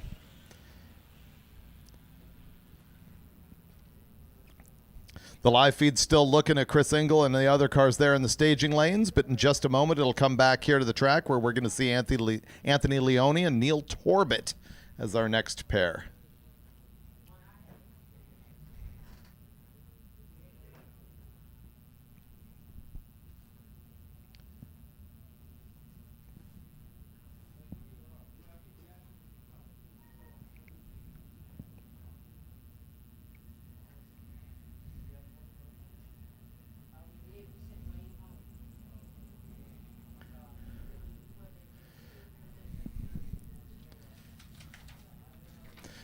That's Torbett in the pickup truck and Anthony in the Mustang.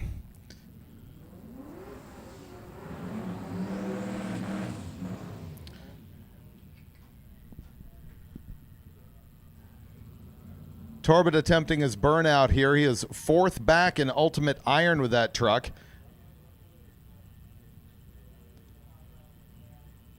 He's figuring out all the Lenko sticks in that deal.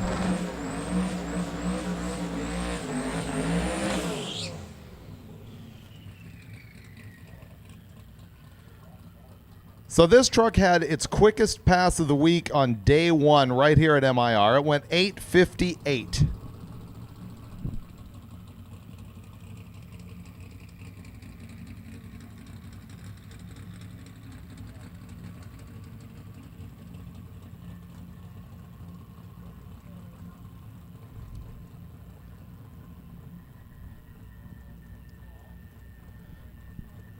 Meanwhile, Leone here actually started off his week slow, running in the 11s right here, and then picked it up, and he's been running, looks like, the 1060 kind of neighborhood. Hey, drivers, suit up. We need drivers to suit up. We are back into racing. Suit up. Be prepared to go down track. You should be suited up long before you're at the ready line. Lane 1 only. Lane 1 only for suiting up.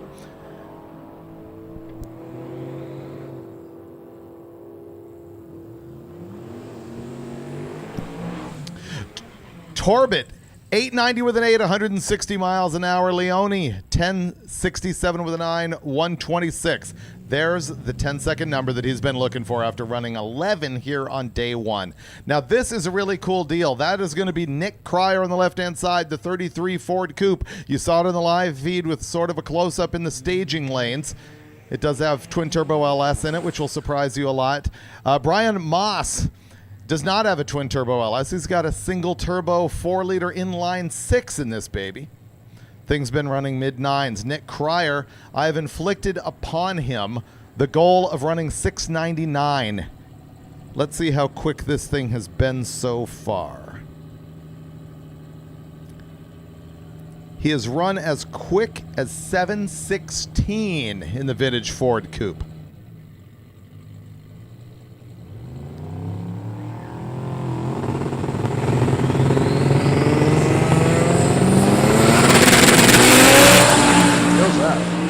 Yeah, 121.60 foot time. He does go 477 to the 8th and 731 at 193. He's got the parachutes out. Meanwhile, the AMC Eagle 959, 138. Total cool, man. Yes, and thank you very much. Thank you very much, track crew. You guys have been putting the work in. And remember that he just went 193 miles an hour in that lane that had been soiled, and they just fixed it all up. So thank you very much to the crew here at MIR. 100%. Oh, we're just getting news that he had transmission fluid down, which is like one of the worst. And by the way, that was significantly by 2/10 the quickest pass of the week we've seen out of the AMC Eagle. Yeah, they had ATF down. Explains why it spun out. We hadn't got that news until now. So once again, thank you very much to the crew for fixing up that track for us. As Cruciata goes down 851 with a 357, and Wyant in the Camaro in the Napa lane 965, 149. Yeah, for anybody with any kind of doubt or hesitation, that lane is back. No question about it. Everybody's going straight down. And Dustin Trance is going to find that out right now. Remember, this is the guy who has a tie with Rick Steinke in both the record in class and also the average in class. This is Street Race Small Block Power Outer. He's got to run 8500. He's done it before. He's been off pace this week. Can he do it on the fresh and fantastic lane here on the left-hand side? Jeff Butland, he's got the Pontiac Firebird. We see Trance go a 543 to mid-track, 854 with a 1 at 157, beating the problem that he has been having of actually going too quick. So his first pass out, he's got an 854 in class. Butland, 1021 at 138 in the Firebird. Here's another Firebird-ish thing. It is a Pontiac Trans Am, a 1980 model with a giant shaker on the hood, significantly sort of engorged from the factory-style shaker. Nick Turner's on the right-hand side. He's got the Malibu wagon.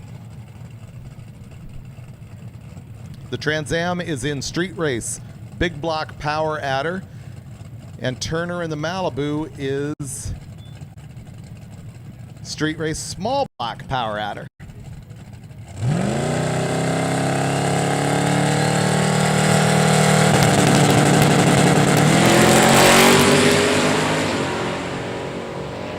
Good drag race.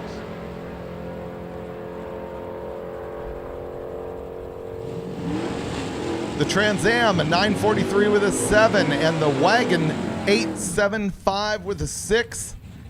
And it's 159 miles an hour. I can't tell what the message is that we're beginning. All I see on the back of that thing is PEED. 8-speed. Oh, 8-speed. I thought it said PEED. I missed the 8 and the S. He's got an 8-speed in that thing. Okay, that's Joe O'Cone. He's got the Scamp. So that would probably be a Scamp behind a third-gen Hemi with an 8-speed.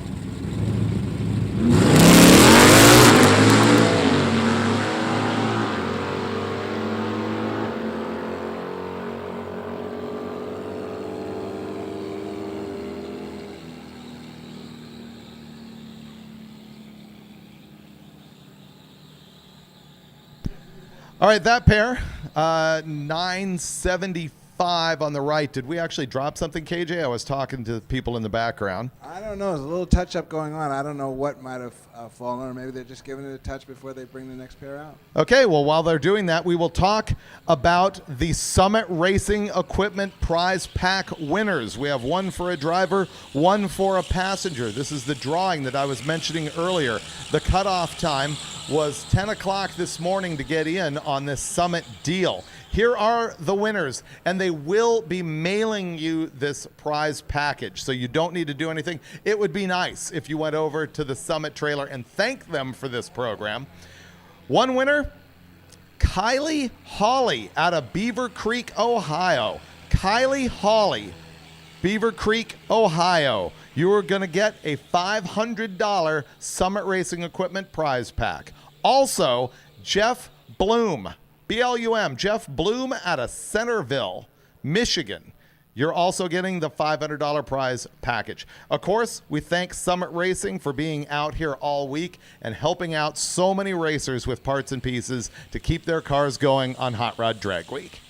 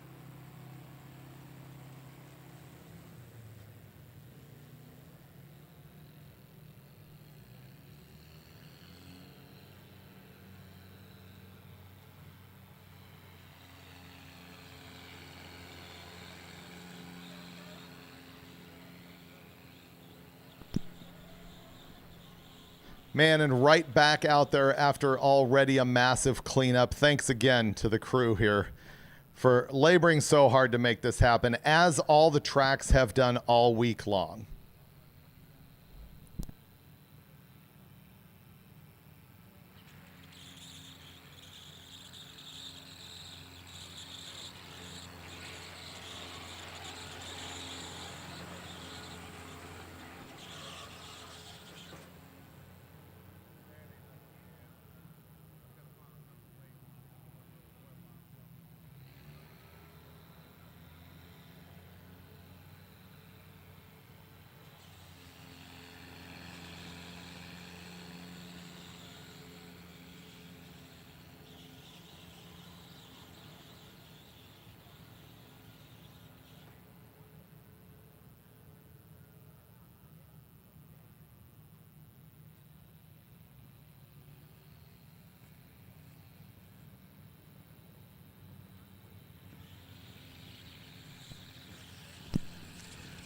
I offended Mustang people, Cage.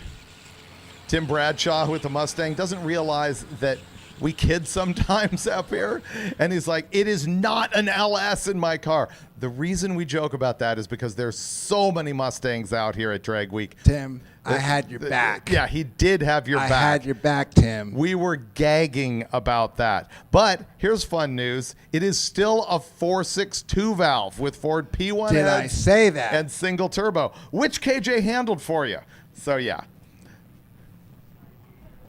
I said that, Tim, and Yeah, these I were think jokes. Freiberg was just astonished that a 4.6 2-valve could run as quick as your car. Yeah.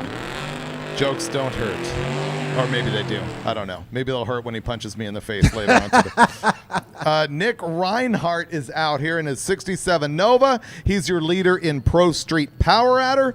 This car has been running in the low 7s. The best number right here. Oh, no. His best number was at Reading, 704.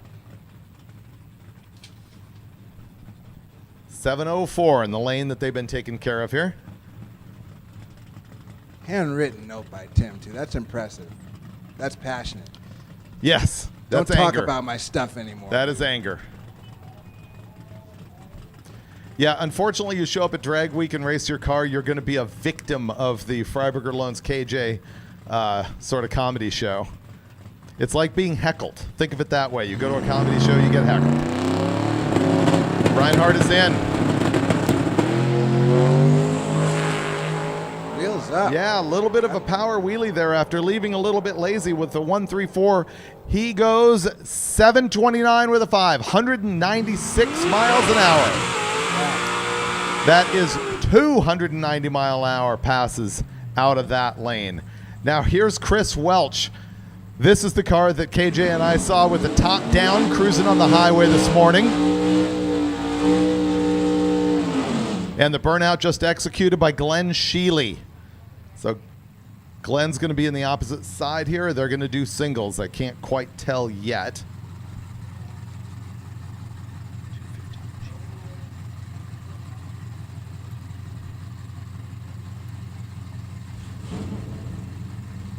Chris Welch currently 4th in class, but the thing has been 790s every day. Oh, I am incorrect about that. He is a leading class Super Street Small Block Power Adder. My printout today has got different colors than it did before.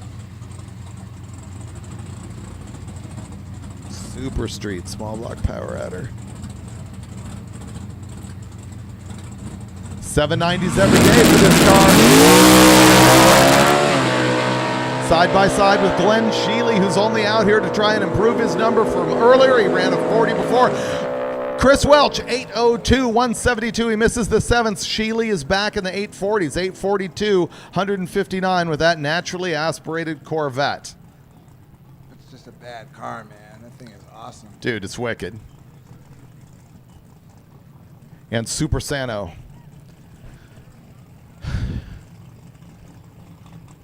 Shotgun motor Nova.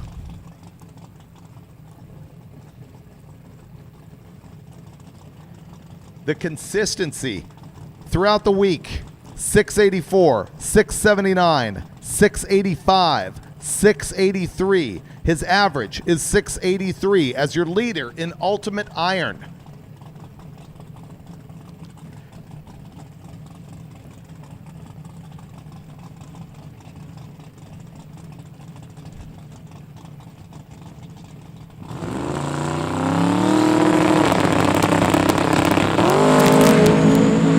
Staged, he's out. He's got a hold of the track. He went a 1:14 short time. He goes 4:44 to the 8th and 6:87 with a 1 at 2:01, exactly on his pace. He's got the parachutes out.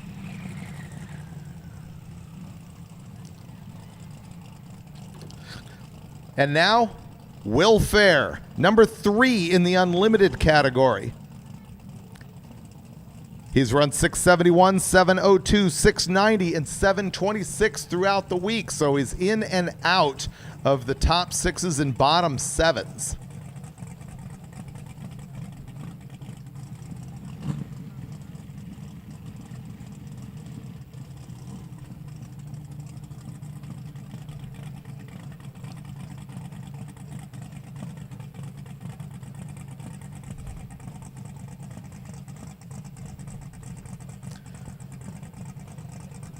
Will Fair.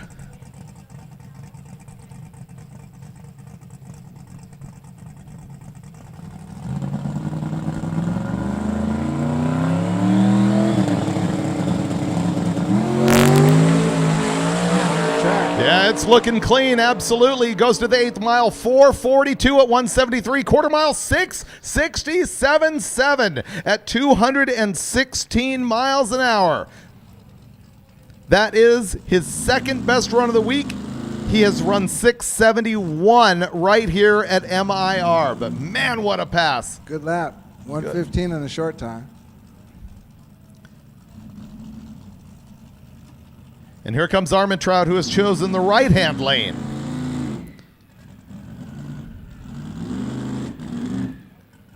You know, we saw this happen yesterday with this car, and maybe the day before.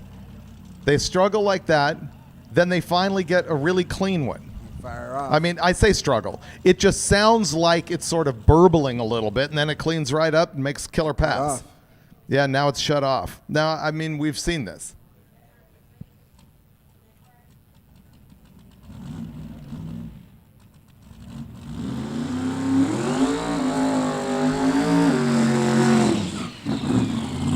Armentrout is right behind Spieth in unlimited iron. This is run 699, 685, 718, 682.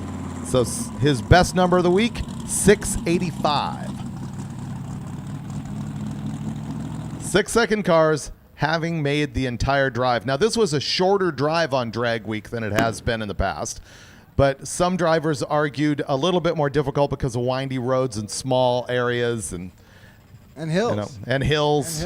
Hills can affect torque converters a lot. And also, I always think on the route while I'm driving it in our lap of luxury Ford, whatever it is with the horrible clamshell rear door, how if there's no shoulder, I was looking at one point, I was like, if you got a race car that dies out here, you're just pulling onto someone's grass to try and fix it. If there's enough grass to pull over on. That too. Or trees against that. Yeah, sometimes it is bad that way.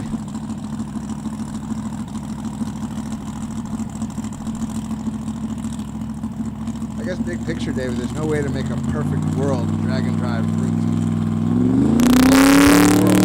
According to the driver's name,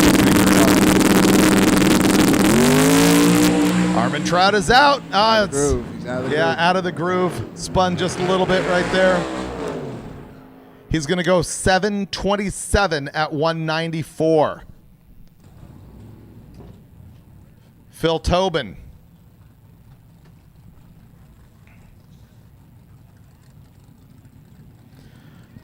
This blue Corvette, the leader in all motor big blocks. This is a naturally aspirated entry, but it's gone 840, 849, 856, 858.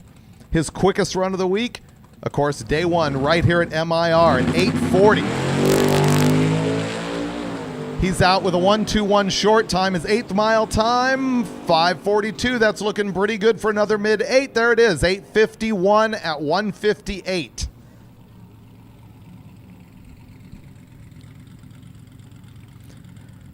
Once again, nothing official, but wow, he just gapped the field hard. He's got... Not official, but look. It's not official, but let's be serious. He just ran a second quicker than his next closest competitor, but you don't know that he's not going to get DQ'd for some reason, so we do not give official news from the tower for that reason. Sean Lemire is in that pretty brown Nova. Paul Bigelow in the C10. Lemire's Nova, 867 with a 6, 162 miles an hour, and Bigelow 961, 146. Bigelow continues to fight it, David. You remember at Cecil County they were having all kinds of fits getting that truck down the track. I don't recall that. That's what happened. But that's what happened. All right, Jason Tabscott over here in the left-hand side. He is going to be in all motor small block. He has won 7 times here at Drag Week. And Glenn Sheely just stole his thunder. You got to say it. I mean, we can't let go of the fact that Tabscott's car is incredible. Perennial champion. It's 7 times. All naturally aspirated. Kanan Hall is in the opposite lane in his pickup truck. And there's Tab Scott 861 with a 558 miles an hour. Parachutes out. Kanan Hall 926 145. Tab Scott, I would say one of our groundbreakers in naturally aspirated classes when we first started to just jaw drop and go, wow, that is quick for NA for a car that survived this entire drive. Mike Tallericcio, Devin Madison. Mike T from New York in the GTR. No way. Yeah. Had a little conversation with Mike. You know what I mean? Talked about a couple things, you know? He's one of your guys? He's one of my guys, you know? Yeah. Mike T. Devin Madison is in the S10.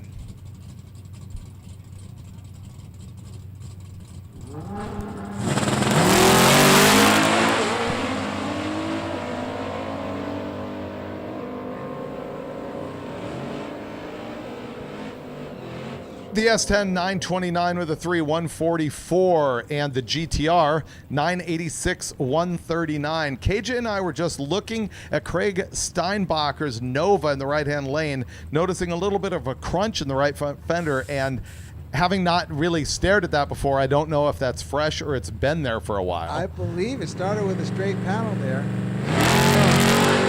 Yeah, incidences do happen out on the road. We don't know the full story. Rich Woodward is going to sort of give up his pass, whereas the Nova is going to go down with a 970 at 135.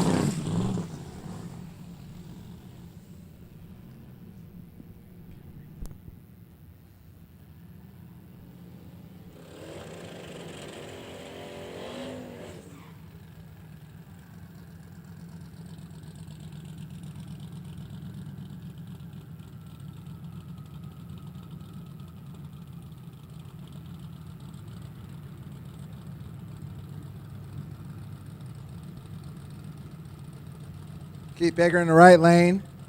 1979 Chevy Malibu. Over on the left side, Jody Koyman, 65 Ford Falcon.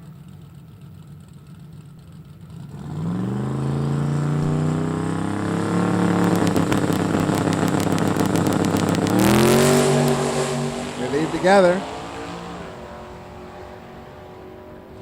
Keith Baker like number 5 in Street Race Small Block Power Outer. There's another 854 out of that car at 157. And Jody Koyman, 967, 135. Here comes Brian Anders.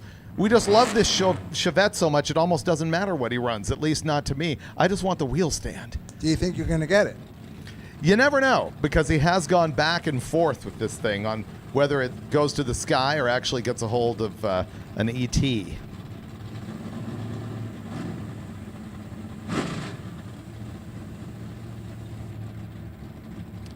Mitch Culp in the 65 Belvedere.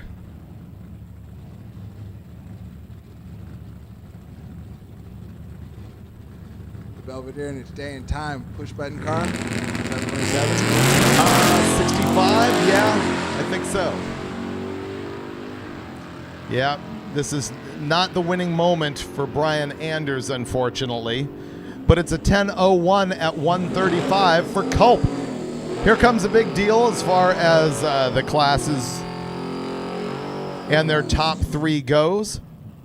This is going to be Robbie, whose last name I have never attempted to pronounce. Wysoph. Wysoff. Let's go with Wysoff. He's got the disorderly conduct car. It's a 555 cubic inch supercharged big block Chevy. And he runs in A gas and is in number 2 with A gas, right behind Wayne Baker. We got Dustin Safford in the opposite lane.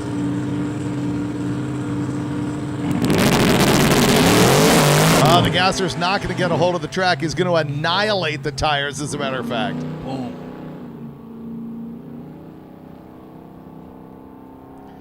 See, earlier I was describing that Grabiak is out here with his naturally aspirated car running an A gas, and through attrition he moved up to number 3. I said, but something happens to disorderly conduct out here, he could move to number 2, and that's what you just witnessed. So that Nova's going to have to come back and be somebody. And probably will. And then probably could flip it again. It's amazing how this can go back and forth throughout the course of the last day. You It's never incredible. know. KJ, what's the preference here on the F-150? Do you want to get the EcoBoost and step it up with the turbos and make it good, or do you want the 5-liter? Give me a 5-liter. Yeah. Let me put a Whipple on it. Call it done.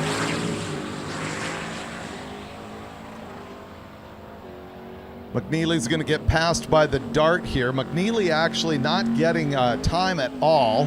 He left before the tree was activated, as happens so often at Drag Week.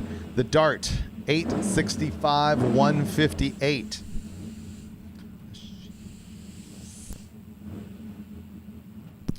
Number 2 in Pro Street Power Adder is the 1970 Sports Roof on the right-hand side. He's right behind Nick Reinhardt, and by right behind, I mean his average is 867 and Nick's is 715. Ooh. But he's still number 2 in class, and it has a wicked launch. It's a very cool car. You get to pick whether Jared Gall in the Lucid has a very cool car. That thing's actually running for a story in MotorTrend magazine, MotorTrend online, and it has been quick. We saw a 920 from the EV yesterday. And there it is again, 927 with a 3, 150 miles an hour for the Lucid. And Jason with the Mustang, 874 at 153. I think the Lucid have put up 150 3 times now throughout Drag Week. Yeah. You can hate an EV on principle. You can't deny the performance. That's the thing. That is absolutely the thing. You can't deny the performance of them. Get your Gasoline Forever shirt at shop.davidfreiberger.com. Jeff Oppenheim is in the right-hand side. Brandon Schaefer in the left. The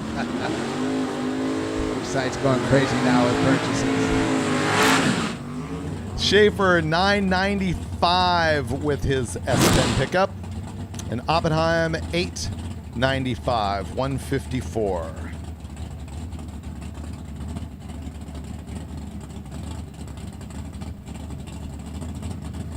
Clean Chevelle, 70 model. His name is completely misspelled in the system, and who I called Sean yesterday, with my apologies. Andrew Bolin is in the left with that CTSV. Bolin, 1065, 117, and Keith Chevelle, 962, 139. C Group, lane 2. Charlie Group, lane 2.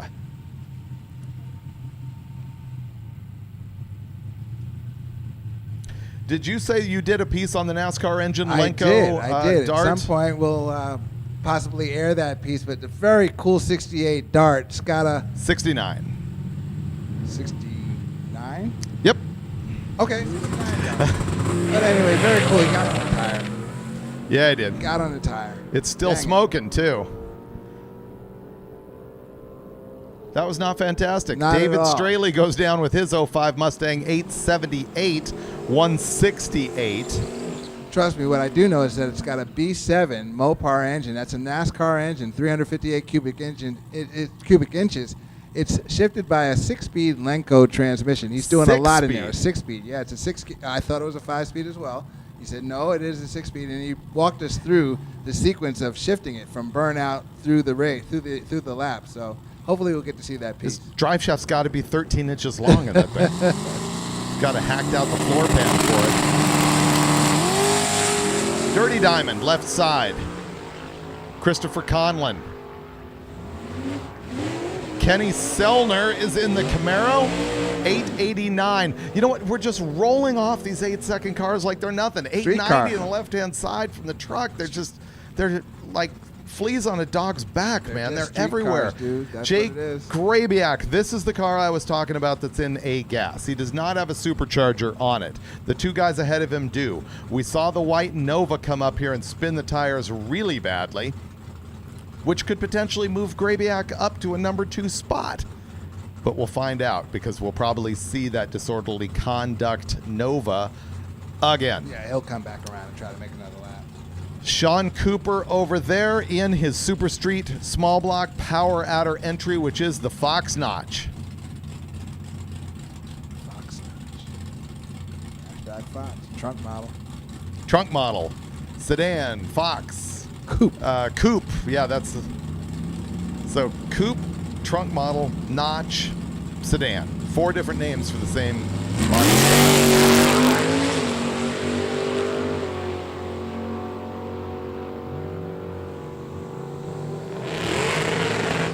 69. Drops parachute to an 869 and Grabiac 986 133. Here comes this show car Chevelle. Kyle Moss. Supercharger almost all the way out of the hood. It's just got a little bit of the back of it that is underneath the hood. James Tracy Jr. in the 89 S10.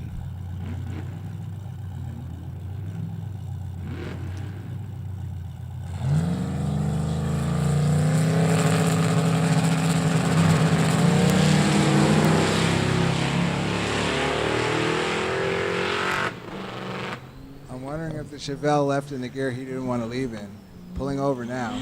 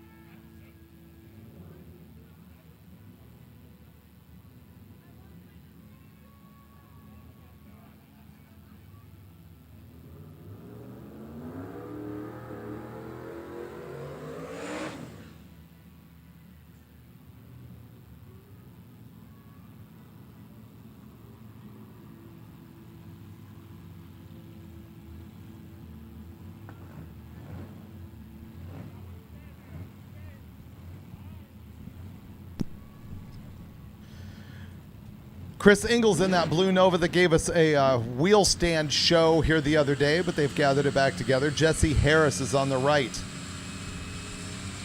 Have you dug through the Jesse Harris truck at all?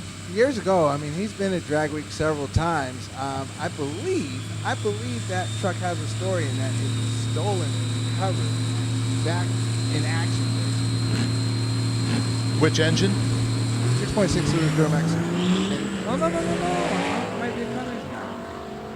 I don't remember. I put you on the spot. You sure did. I Yeah. don't remember. It might be a Cummins powered up. Ingles slows down quite a bit from his past performance with a 959, and Harris goes 960.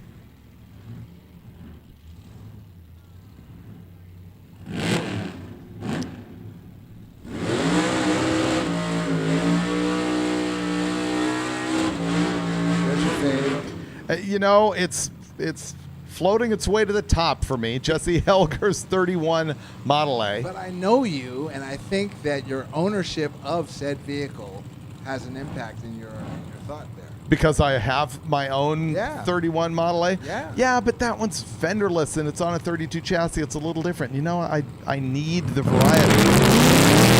Thing pops up the wheels. It's pretty good. The blue, nope, that's not pretty good anymore. The Chevy Malibu out of Blueprint Engines, the R&D platform for their blown LS crate motor, goes 1019, 138. With a Gearstar 4L80E level 5. It is, and I'm loving this Model A less and less by the second. By the time it gets to the boards, you'll hate it. Yeah, as is the track crew. Is like, what is going on with the left lane? We make it flawless, and then these guys ruin it.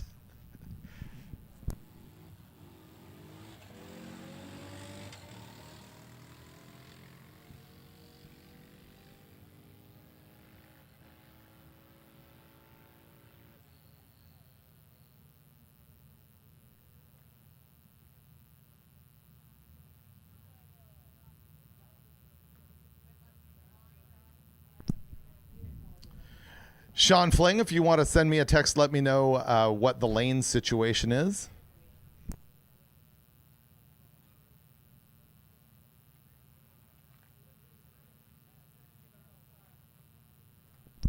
$9,200 people watching concurrently, 9,250. This has just been a spectacular week. We love to critique the audience, but we sure appreciate every one of you that has been watching the Mickey Thompson Tires live feed here on the MotorTrend channel of YouTube. Of course, we thank all of our crew from Drag Racer TV for making this happen, broadcasting out to the entire world. Now would be a great time. If you are outside the United States, let's say if you're outside North America, why don't you post where you're watching from? That's always curious to learn. And think about that. Outside the United States, outside North America, what time is it where you're watching? Some people might be up in the middle of the night watching Drag Race. And how many beers have you had? You can go ahead and stack that in there. So props for staying awake.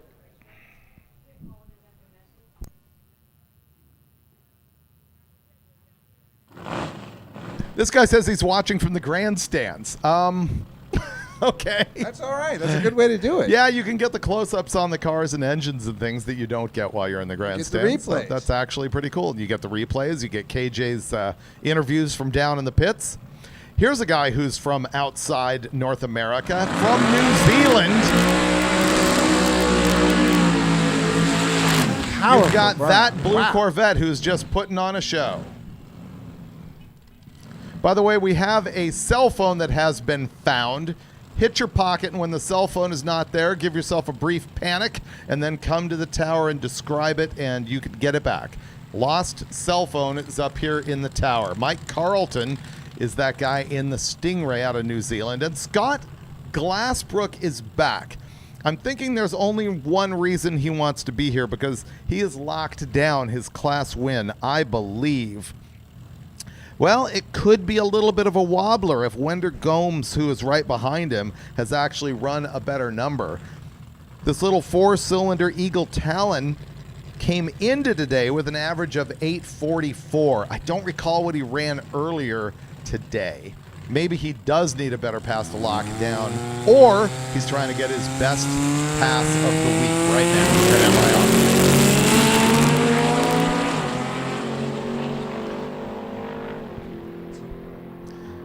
Well, Glassbrook, 524 and an 824 out the back. Glassbrook runs 824. Earlier in the week, he has run 846, 842, 834, 855, and bam! Best of the week, 824 at 161. Carlton in the Stingray on the left-hand side, 8725 at 159.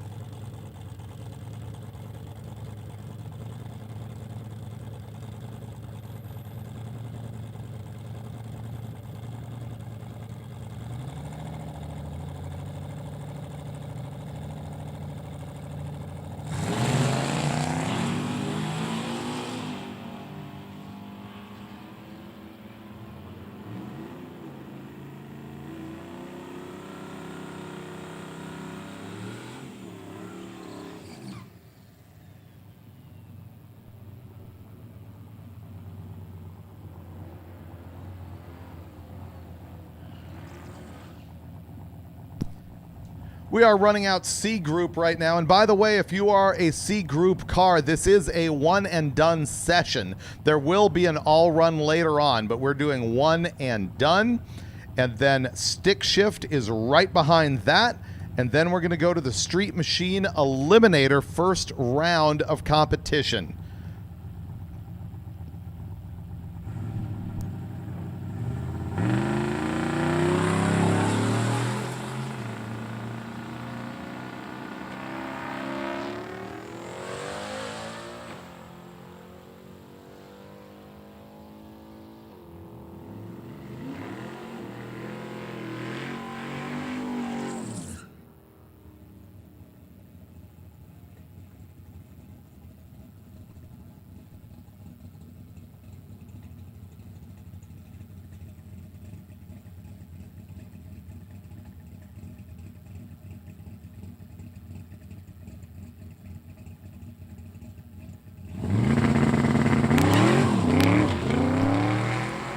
says, hi, Rhett, on the back of Faddis's 1940 Chevy.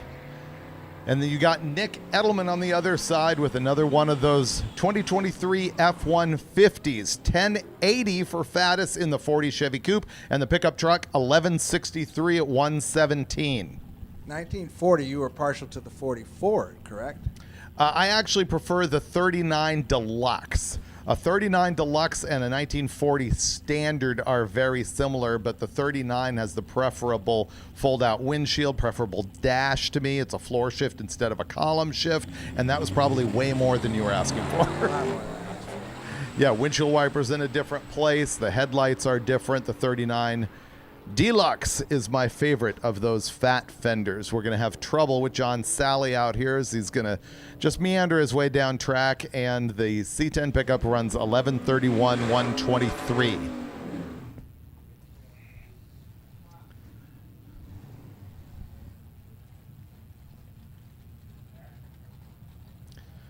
John Powell in the S10, almost said C10, but that's like the 5/8 scale. The baby. Square body. C10. Yeah, baby C10. Square S10. Kyle Dennis in the Fox.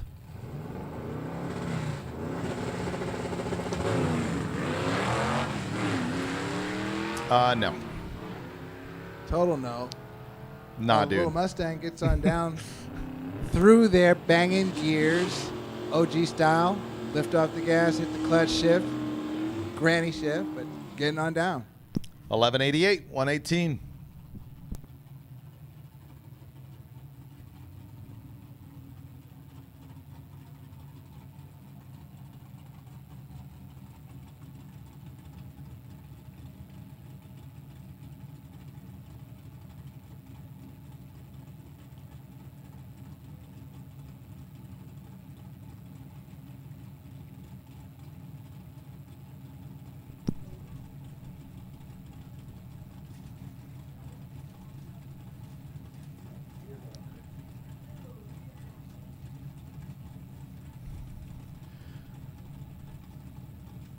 Waiting for a car to exit the track down there, I believe.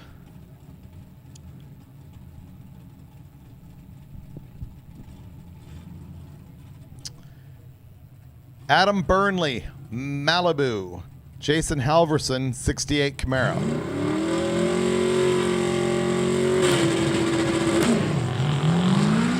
Launchbog, 175 60 foot. Watching Malibu drive away. Catching Malibu and delivering an 1129 at 128 with the Malibu going 1186 112.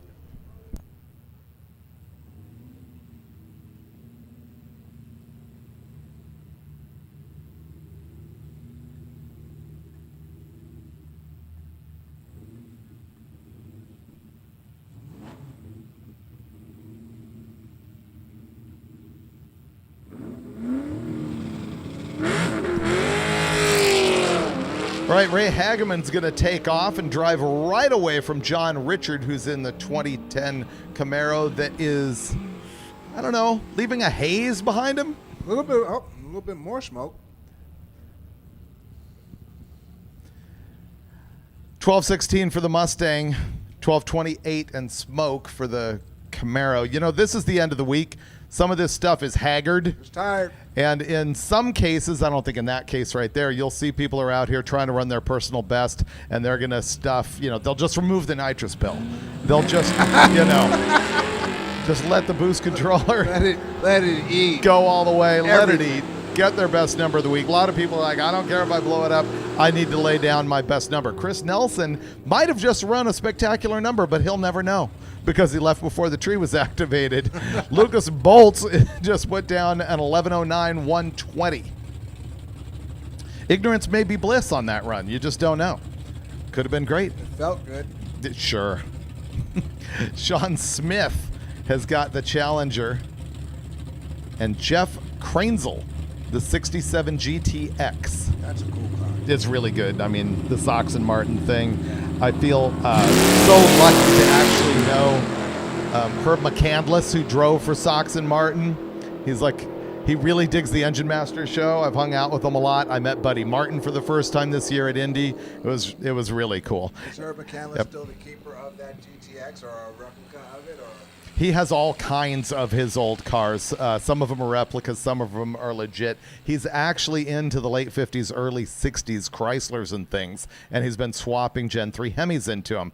That GTX just went 1076 123. Sean Smith 1062 134. Yeah, McCandless and his son Mike have this whole museum loaded with cars, and they also specialize. They actually run a auction business for old vintage porcelain signs, like gas station signs, ancient signs, and they make bank Sure they do. off of that auction. It's amazing how expensive some of that stuff is.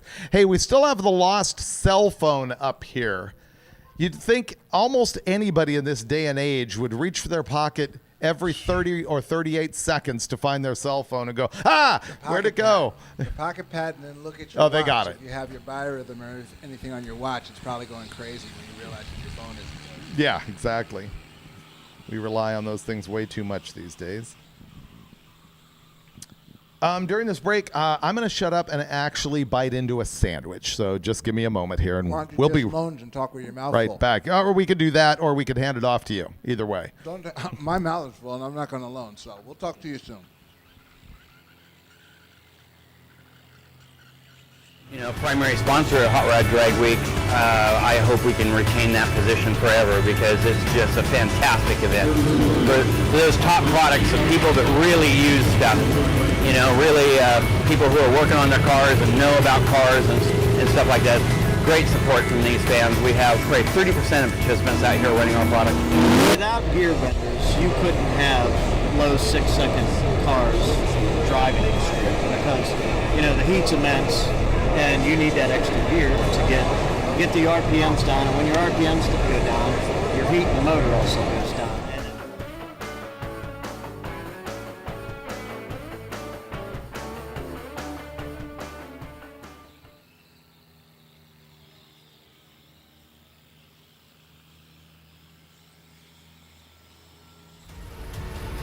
The feeling of a car working is different than a feeling of a car going fast. We are running the Big Bubba ET Drag, and when we got it, we ran our best pass ever, but it's a shoebox 55 Chevy running 6-second times on a Mickey Thompson tire, and that's cool. When I think of Mickey Thompson, I think of legacy.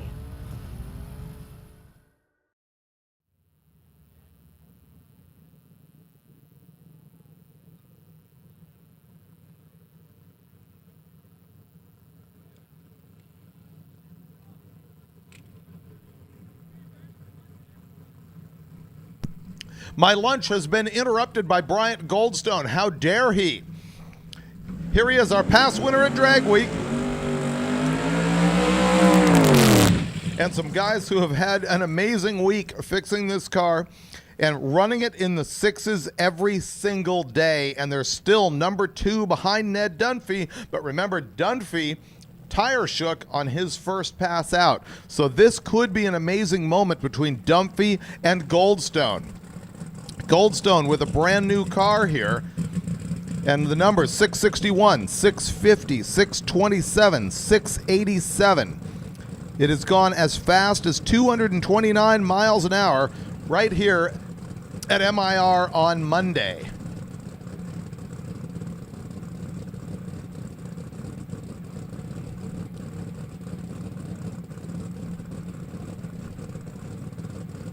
This also an SMX engine, the Steve Morris block and head design that is sort of a variant of the 481X that was so popular in alcohol for a while, that came out of John Rodek and then was modified by Alan Johnson at Alan Johnson Performance, and they shut off the Corvette.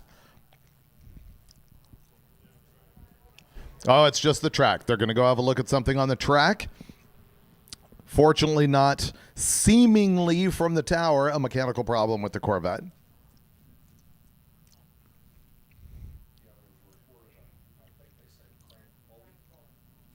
There is a crank bolt on the track, is what we're hearing from the crew over here at MIR. Thank you very much to all those guys for the eagle eye.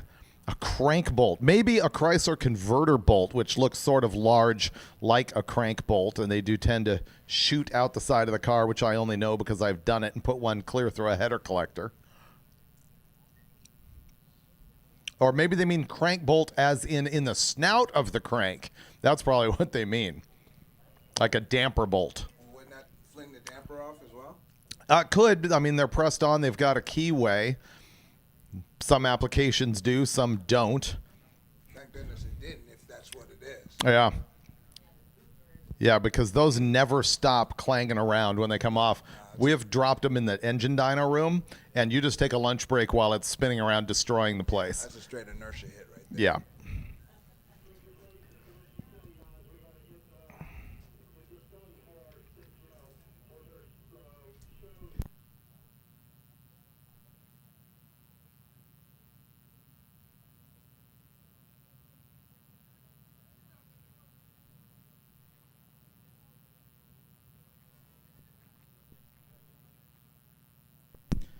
All right, there's a person in need of a lockout kit. They lock their keys in their car. They need to get in. If anybody has the tools to do that, which, I mean, that would resemble a brick, you can come to the tower and help those folks out. That would be cool. No, go to the hot rod bus. Don't come to the tower with that. Go to the hot rod bus with your brick.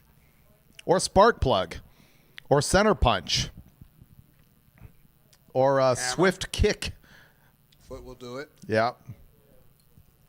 You know, I don't know, but I think some guys that roam the halls in our hotel room could probably figure that out really quickly for you. Yeah, the hotel room from the other night. They're probably expert level.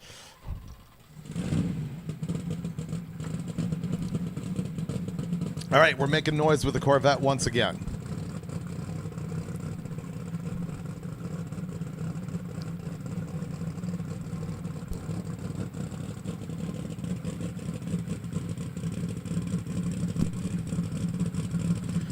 Bryant Goldstone, the 53 Corvette. Brian Robbins out there is passenger, crew guy, co-supper. That seemed a little lazy, doesn't it? Very lazy. Yeah. And a puff. And a puff. And a puff. 803-140. I thought for a moment that they were just taking it easy out of the hole, but then you started to see once they got past that 60-foot, it was still just not going to happen. Yep. However, Ned Dunphy, right behind him in the Viper. Now, do you think this is a shot call? Well, you I'm know, going for it. if I were them, I wouldn't be trying to run a 5 right now. They probably want to secure their win. They may have even done that earlier. We haven't done the math on the average. However, if he runs quicker,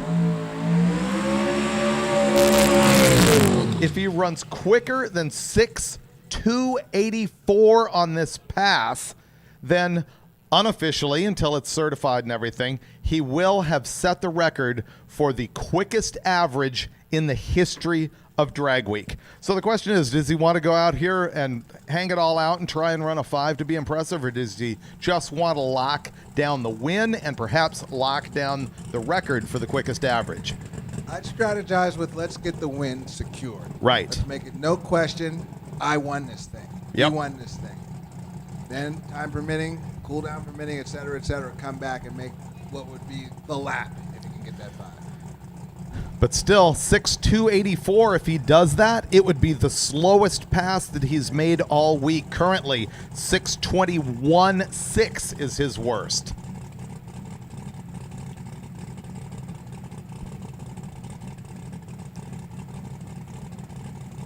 Another SMX-powered vehicle. I began to describe sort of the lineage of where that engine came from. It's sort of a big block Chevy with some Chrysler elements on it.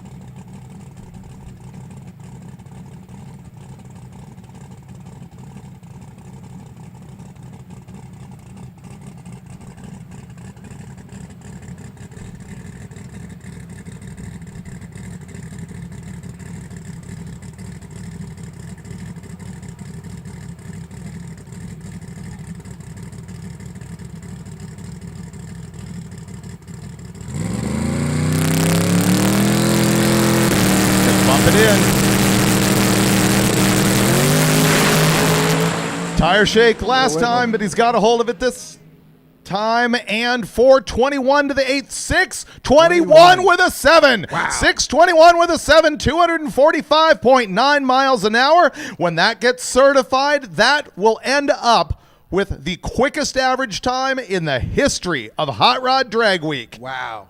Ned Dunphy and dudes. Right there. He needed to go quicker than 6.284. He went 6.21 with a 7 at 2.45. Nailed it. Nailed it.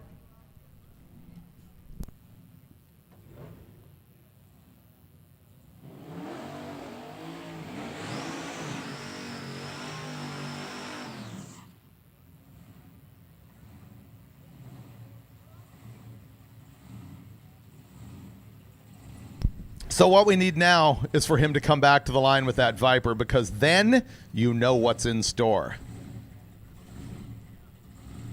They'll be taking a big swing. That's what's in store. If they come back with it, they'll be taking a big shot, trying to get that 599 or better.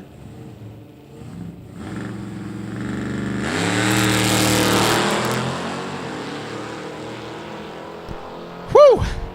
That was a moment. Todd Toman, 72 Nova on the left. Joseph Ginta, the 67 Chevelle that just rolled to a 1037.7 at 131. The Nova, 1180 at 113. If he doesn't improve it.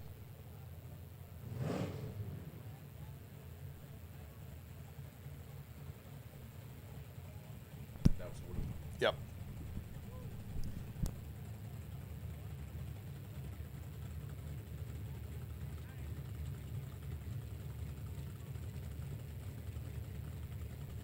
Okay, lots of frenzy going on here in the tower, just verifying all those numbers from that Viper, setting that record on average. I'm going to have some specific data for you as I'm going to watch this Henry J smoke its way down the track. Henry left something in the right lane as well. Did he? I want to check that out. Good eyeball on that. Michael McLeod in the left-hand side, 1092. The Henry J went 1081. And that Hank J in B gas, that's going to be enough to secure his win in B gas with the Henry J. So there you have it. The day's starting to shape up. David, you said you... It's on the downslope for me. On the downslope for you, well, look, you just called a moment. How many moments in Drag Week have you called? Over 10 or 15 years of having announced this. I mean, memorable a lot. moments. Sing at the top of your head, what was another four moments? Top of your head. My only good call in drag racing in the history of my announcing career was when Bailey did that 599 at VMP. It was a good setup. It was a fantastic moment. It was a lot of screaming.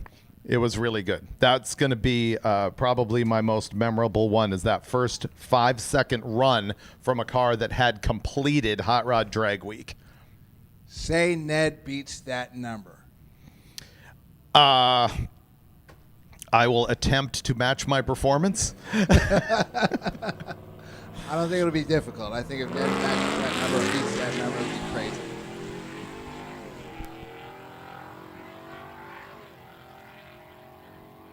F-150 in the left lane getting down there. Turns Hurley.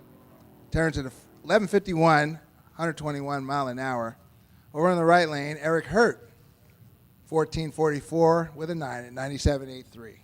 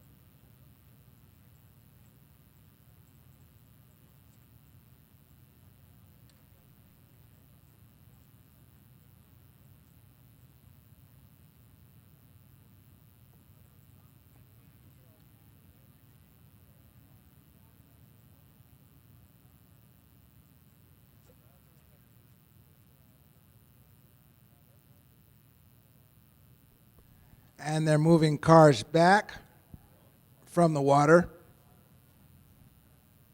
So we'll see what's going to go on as far as addressing the drag strip.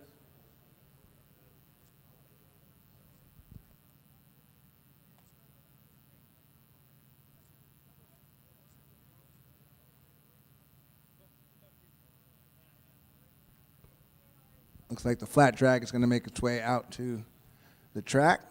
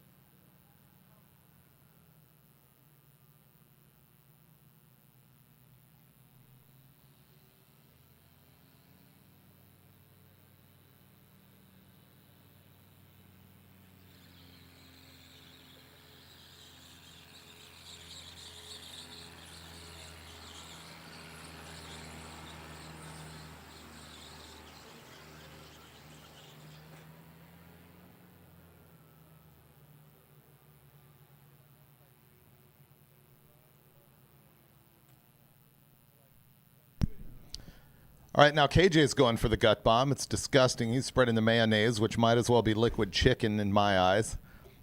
Yeah, mayonnaise, one of the most repulsive condiments in the history of mankind. On the live feed, we are looking at the milk truck. A turbo big block Chevy in that thing that runs tens in that monstrosity. The Divco.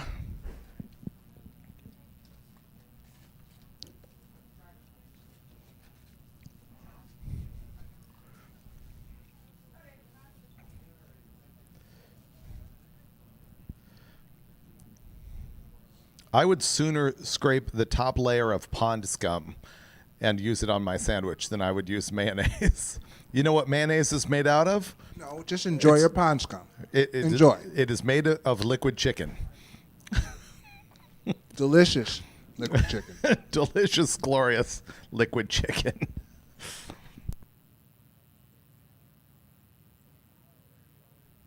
Aha! Here's the answer to the question, KJ. We were wondering what crank bolt was lying on the track. It turns out that it belongs to John Richard. He's the guy who's got that 2010 Camaro. It's car 285, and he needs a crank bolt. He could probably go get it from the track guy. His crank bolt is probably here in the starting area. They probably chucked it over the wall. It's probably up here somewhere. You seriously might want come to the tower and ask if, the crank bolt fell out on the track. The track might have it somewhere.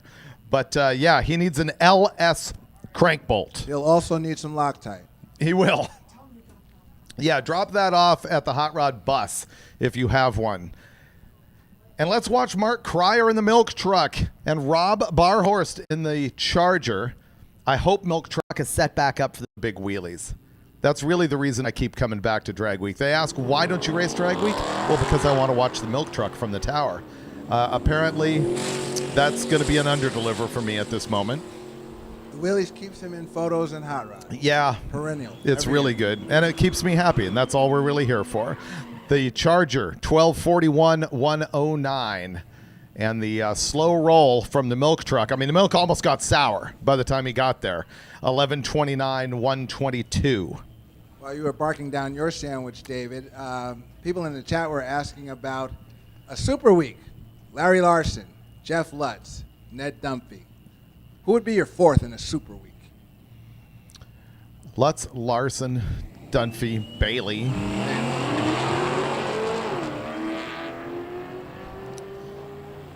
Would the stars ever align for a race like that? Well, we had started to set one up one time. I planned on doing a private drag week with those guys, and the whole goal was going to be, we're going to stop and we're going to run on the street someplace, and we're not going to tell you where it is until we get there. And of course, I was going to set it up legally with little townships or run on airstrips or do something like that. And it was going to be the most legit of those real outrageous guys. But clearly that didn't happen. Steve Lemieux, 70 Pontiac GTO, spinning the tires a bit out of the hole. Keaton McGill over there in the Nova. You got to like Keaton McGill's Nova. We did a little profile on Keaton. He had a time of it going through the road trip. He lost valve train parts, proceeded to go through piston, and had to hang a rod and piston, and a gracious shop that opened their doors and stayed all night so that they could fix the car. And the parts came together by way of the internet. And then he comes out and runs 993 at 133. Which he wanted to do. Lemieux, I think it was 1137.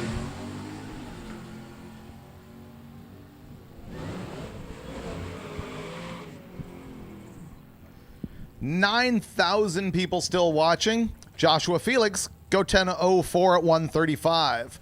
And the Mustang, Tom over there on the Coors Light side, 12:18, 112. And now Ted Munsell, Chevy S10. Eric Peterson, Pontiac G8. Got to admit, I like it better when cars have names instead of numbers. And I don't want a car that has anything with GT in the name. GT is the mayonnaise of car names. Oh, wow. Ted Munsell, 1072 at 129. Eric Peterson, 1117, 129. I'll forgive the Ford GT. But GT has got... Mustang GT? It's got to be the most overused Freiburger. trim level name in the history of mankind. Supposed to be boys. There is nothing unique about it. It has no creativity. Oh, my goodness gracious. Here we go.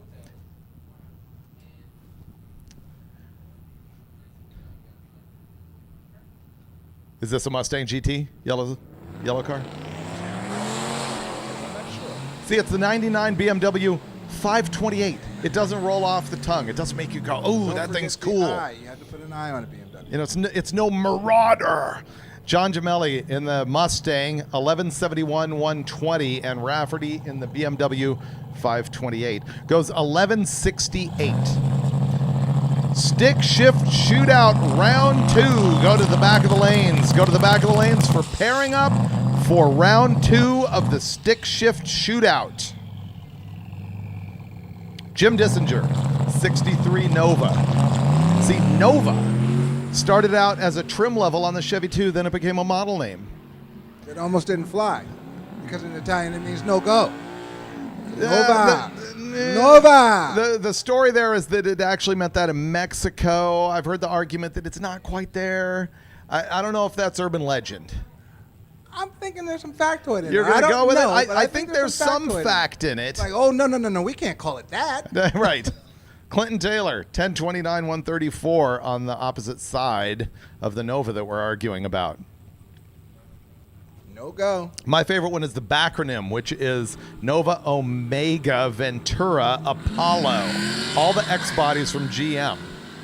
So all the cars on the same platform. Yep. Nova, Omega, Pontiac Ventura, Buick Apollo, Nova. Uh-huh. It's a backronym. How about that? Meaning, I think it was made up after the fact. Grayson Weiser, 1232, left-hand side, and in the Napa lane, 1171, 116.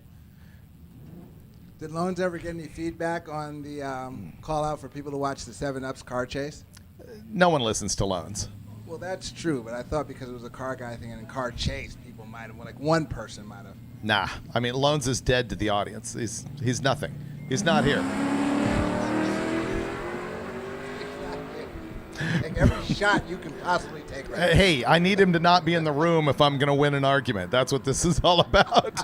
Brandon Hardinger is in the left-hand side. His Nova went 1167, 117. Gary Mankia in the IROC, 1205, 113.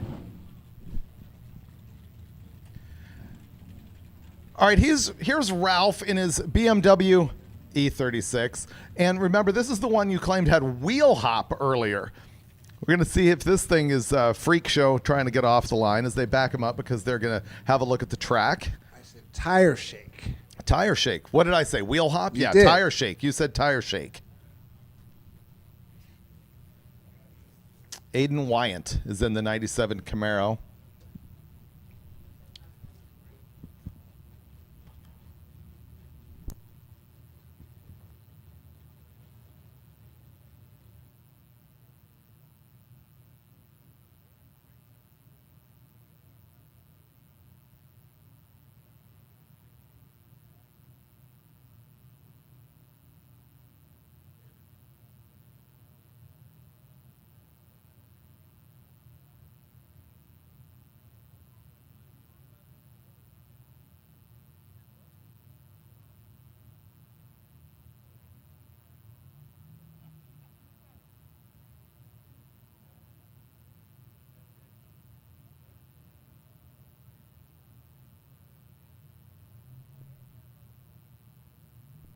KJ, what'd you do?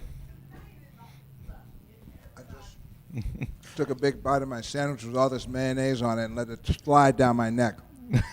Okay. No one really wants the visual on that. Thank goodness that the camera was not on the booth here.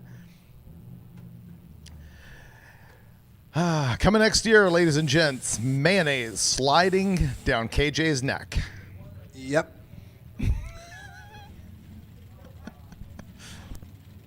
It's a family show. Aiden Wyant in the Camaro, Ralph Foy in the BMW. Let's see if it tire shakes. Just claim it as a family show after you and Lone's been going at it all week. I get it. We're pure as the driven snow.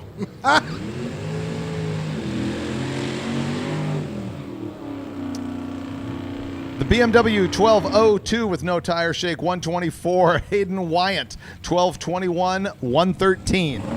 Well, you're making jaded comments now because you're an NHRA guy. You see these fuel cars. Oh, that was tire shake. Oh, my gosh, that was tire shake. Basketball the tire. Oh, no, I'm terrible. I'm not that guy. I'm not diagnosing top fuel from the tower. I leave that to the experts. Well, I saw the tires go up. And call it wheel hop, call it tire shake, call it whatever you want. He didn't have traction. How about that? Okay. Mike Higgins has traction. 69 Chevelle. Joe Damon's on the other side with his screaming yellow S10 pickup. 1031. Usually that's a 9-second Chevelle. This time it only went 101 miles an hour. The S10 1158, 113. Hey, stick shift guys. Report for duty. It is your time. Go to the back of the lanes. You'll get paired up. We're going to go with shout out Mike Finnegan because he was anxious to know when it was his turn to run. So his group's turn to run. Not just his turn, his group's turn. So shout out Mike Finnegan. Get to the lanes. Okay. Uncle Robin also took offense to my GT commentary. He should. He Good rolled looking up out into my on. DMs. Good looking out on. Good looking out. Yeah.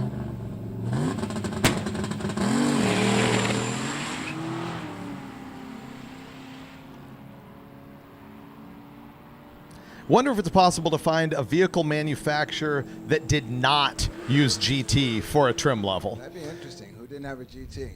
I mean, Franklin probably didn't. Maybe Borgward.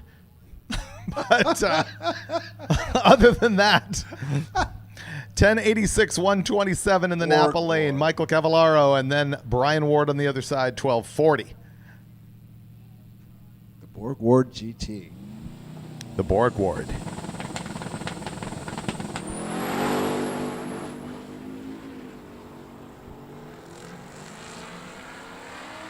SS leaves very lazily.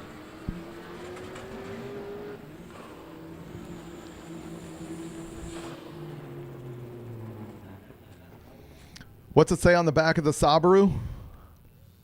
Tens. Tens, the Subaru. Tens or a tow truck? Tens or a tow truck. That's what I like to see. What's it say on the back window of the Mustang? I don't know. Tickle Fitz's hat is in my way. I can't see it. He's going to pan over and give us a view. What's it say? Tire smoke, bad. Clutch smoke. Oh, tire smoke, good. Clutch smoke, bad. All right. There's a little of both. That was an interesting launch out of the Subaru. Hopefully he goes 10s. Taylor Parks is in the Mustang. I'm going to go with no. No. Nope. 13s, and you still might need that tow truck, huh? Yeah, I still might. Yeah, you said tensor tow truck. I'll take door B. Option B. Don Scholes with his Henry J. Mike Sullivan in the Mustang. The Henry J's are just pretty good. I can't think of the animation. There's like a cartoon, and there's some type of a cartoon animal that looks like a Henry J, sort of hunchbacked. I think it's in a color cartoon. It's usually black and white. Is it the Freiburger? The Freiburger. 1017 on the Henry J. Mike Sullivan, 1214.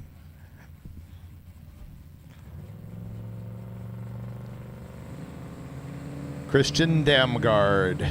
Joe Maroli. 67 Camaro Maroli.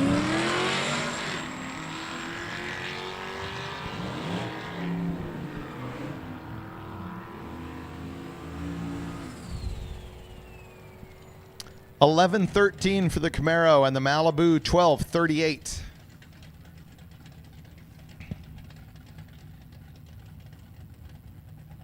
This guy says Yugo did not have a GT model. I would not put money on that. I bet there's a Yugo GT. I don't know. I can't entertain any of that because I do not know. All the different GT models are scrolling through. 1960 Saab 93F GT 750. That's got all the violations. It has no real name, and it has GT worked in there. GTO. Girls take over. GTO is basically GT. Gran Turismo Omologato means homologated for the GT class of racing in Europe in FIA. So with that homologation, how many had to be made? I have no idea. I didn't read the FIA rules for my trivia tip.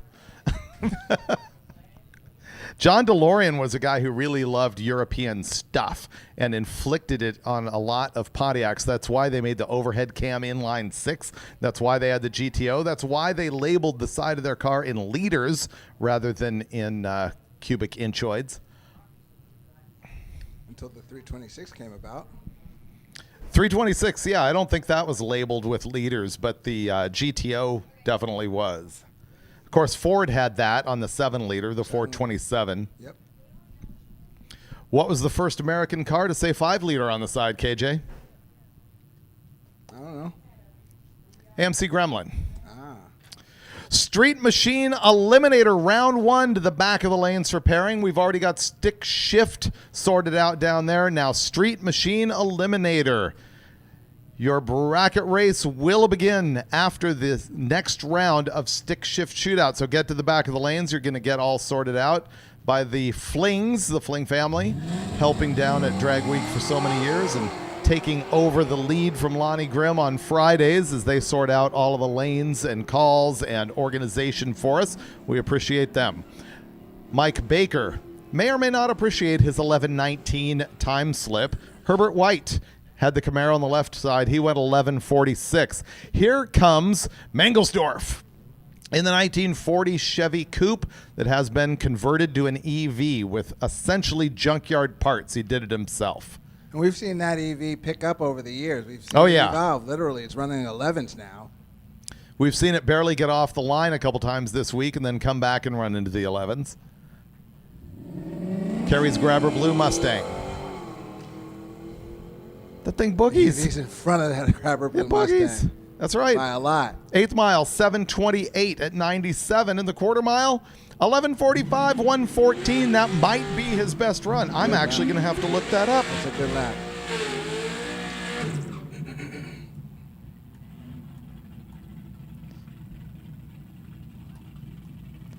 Okay, Mangelsdorf. What did he just run? 11:45? Thomas McCauley Jr. in the right lane. 2009 Pontiac G8. Over on the left side in the 72 Duster, it's Tyler Bennett.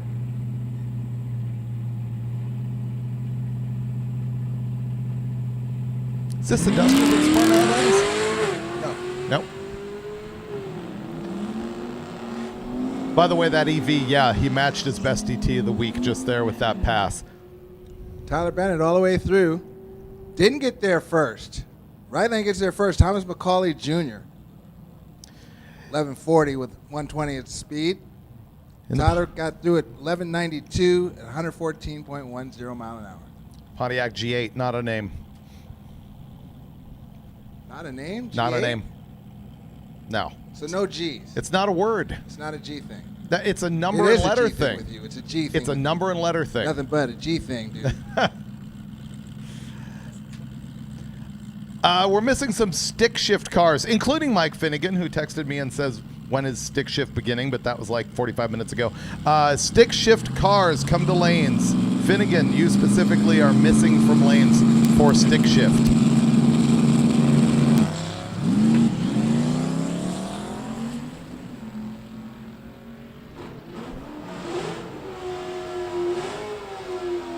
Get up on the turbo and then off the turbo. You can't get back up on the turbo.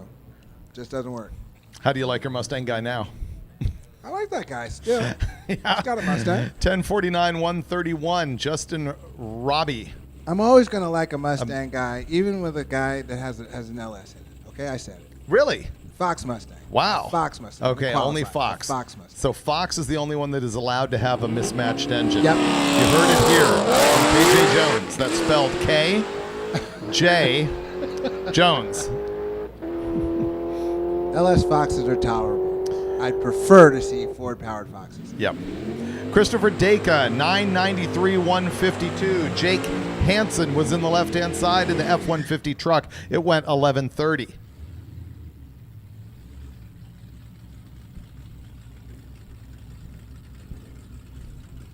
My internet stock just plummeted by saying that. You know that, right? You don't know that. You know, if you want to judge by the numbers at Drag Week alone, you're going to be outnumbered by LS Fords than you are by 100%. Ford Fords. 100%. Yeah. I would say this year is actually an uptick In on Ford power. actual Ford power plants Yes, in sir. Fords. Yes, sir. You know, I'm not a guy who really worries about that brand back and forth thing. I mean, if somebody wants to do it, I think it's great. I think Hot Rodding the 50s was born on picking the most powerful engine out of the junkyard and putting it in whatever car you had. Brand mismatch didn't matter. So I'm down with all of that. I didn't used to be, but I am now. Matt's Camaro went 1061 126 in the left lane. Nicole's Challenger 1095 with an 8 123 in the Napa lane. Well, I was pegged with that Ford brand loyalty because of my tenure with 5.0. Yeah, you got to be. I mean, and you know what? I love actually the 8.2 deck height small block Ford. I say 8.2 instead of the 9.5, which would be the 351, because just the package size on a 302 deck height engine is awesome. It's a little tiny thing. I would see it swapped into more stuff, I think, if it wasn't as long. It's a long engine, correct. Yeah. When it didn't get off the line. The Hornet did not get off the line. Probably not the first time that sentence has been spoken. Cameron's Mustang. Get off the line well. Yes, 1042 130. And the Brian Berger, not off the line well with his 2-160-foot time, goes 1321 with his Rambler. Savakinas in the Ram SRT 10. Truck has an actual Viper engine in it. People don't realize that the Ram truck, like 2500 series, 3500 series, 8-liter V10, really shares virtually nothing with the Viper V10. They're both based on the LA Series Chrysler small block, but by the time they had one in a sports car and one in a 3/4 ton pickup, they had engineered a lot of the similarities right out of them. But these trucks came from the factory with a legit Viper engine, and he just went 1199 at 116 with his stick-shifted pickup truck. TJ Fox, 1751 at 74 in the left-hand side, and we're going to wait a little while for that thing to get off the track.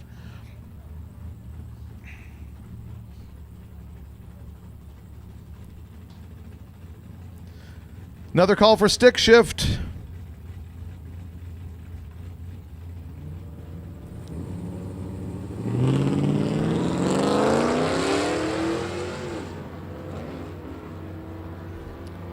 Dan Hatch with the Freiburger aesthetic on his Nova. What would that aesthetic be? Beat. A little bit overweight, balding, not funny. 1295 at 104. Also kind of slow. Nate Bender on the Firebird 1352 107. Now the Melting Pistons truck over here, you know, he is in the left-hand lane with his exhaust pointing towards Tim Baptista's Chevelle. This thing had struggled down the track. Remember, it was smoking like this, but really going nowhere fast. Trying to get it up on the Charger. Yeah, see this? That Well, no, was you it. can't see this. Never mind. Disregard all after hello. And didn't get it up on the Charger. There's a lot of smoke coming out of that thing. I'm wondering, might it be injured and we're just trying to get a lap in? I think so. We're going to need a squeegee to get the diesel off of the tower windows. 1340 at 111 with that diesel truck. Baptista's Chevelle 1057 at 126. And I only know that because I have an announcer screen in here. Here comes Chevette guy. So Chevette Guy is a hero for a number of reasons. He has clear-coated my signature on the door of his car. That actually makes him a loser. What makes him a winner is the fact that he's been out here running fast with this Mercedes-Benz diesel-powered Chevette, and we've seen him camping in the thing at multiple tracks. Arriving at tracks every morning and seeing his tent. Obviously, he's inside it. The Chevette parked in front, camping out, doing drag week. Yeah, he's asleep in the driveway as people are pulling in the morning each day. I love this thing. I was kind of meh with it the first time it was out, and it was kind of a turd. But now, 1048 at 122. 1048. It's a Mercedes diesel. Have you ever driven a Mercedes diesel? I never have. Don't. SE. No, because if you had, you still would be. The Tom Brown is 1174 in the Chevette 1048. Austin Walsh in the Pontiac Trans Am. Rich Leary, the 92 Lexus SC300. See, no pizzazz. Well, what is pizzazz? Give me the letters with pizzazz. GT doesn't. No, there's no letters with pizzazz. That's the whole point of the whole thing. It needs to be called like the Conquistador. What are the numbers with pizzazz? There's no numbers with pizzazz. So just give me a name of a car. Name. And call it a name, and that's it. Right. But then by that argument, I've also got to hate a Chevy 210, and I'm going to back up on that. Chevy 210 or 150 because they didn't have, he's off to the side.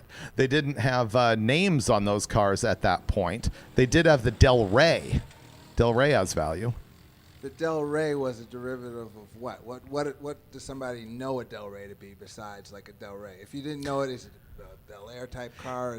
It's a trim level on, say, 1955 Chevrolet. You know, back then it was just Chevrolet. You went and got one, and that's what it was. But then you got trim levels, whether it was a 150 or a Del Rey or a 210 or a Bel Air. And the 150 was. I heard you guys talking about it the other day. That was somewhat of your business coupe. That was kind of like the low rent. Yeah, you could get them with no back seat at all.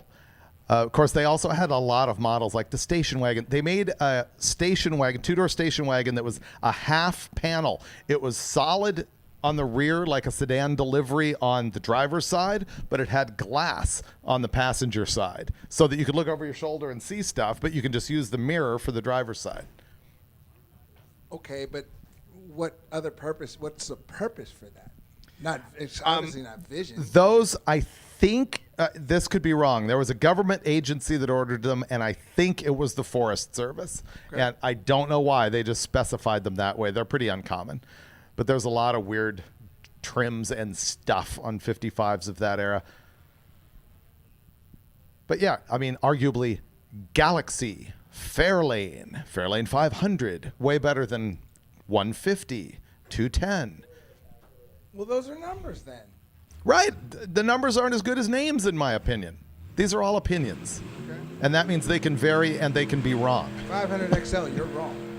500 XL? You're wrong. Okay. Okay. You know, fair. The only reason I think 500 is allowed is because it references the Indy 500 in most cases.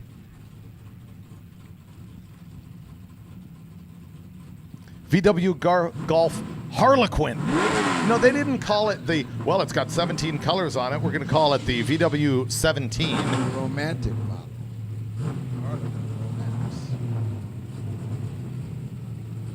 See, this guy's even saying checker cab. They never had a GT model. No.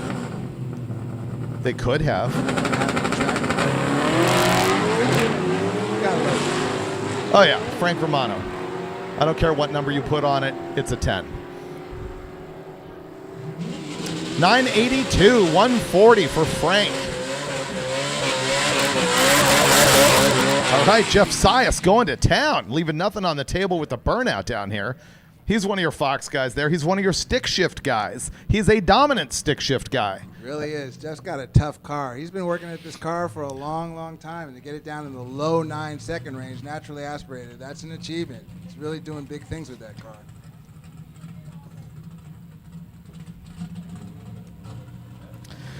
Thias leading street race small block naturally aspirated. His average to this point is 912. I think he had a run earlier in the day that was right along those lines, and he probably used that to lock in his win. Now he's in the stick shift shootout, and that's Scott Triolo on the left-hand side in his 85 Fox. Kind of want a Fox Mustang now that I've been watching them all. Oh, that's right. You got a free one from this neighborhood, didn't you? Yep, hold on. I want to see this lap. Yeah, we got to see what Sias does. Sias, there's another low 916, 141.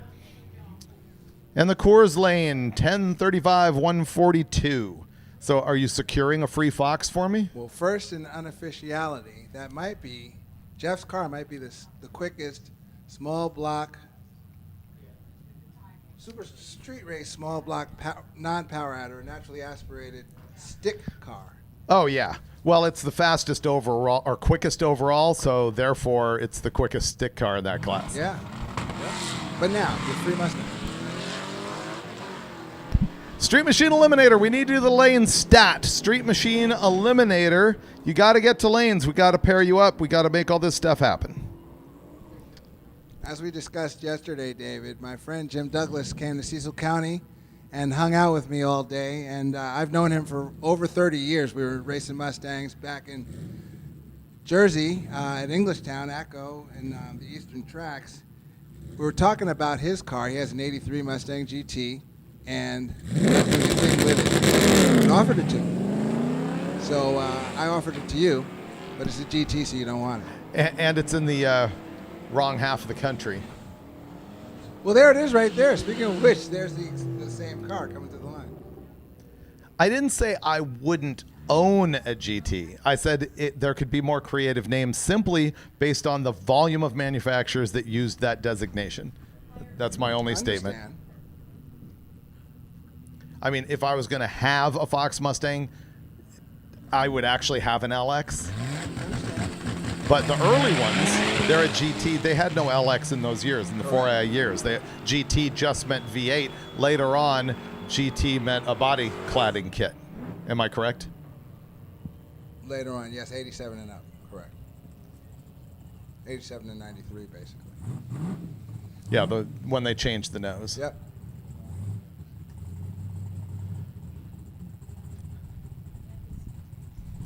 You don't see a, Ford LTD GT. LTD, that's got to mean limited. I don't think it ever officially did, but that's what the LTD's got to mean. No? It's got to, right? Doug Johnson's got an LTD wagon. John Welsh has got an 84 Ranger GT.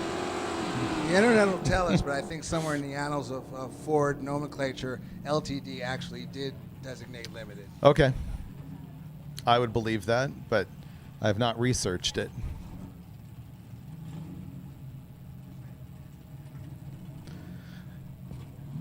The Ranger 1212, the LTD 1202, Steve Lemieux, the GTO GT, Jason Halverson, the 68 Camaro GT.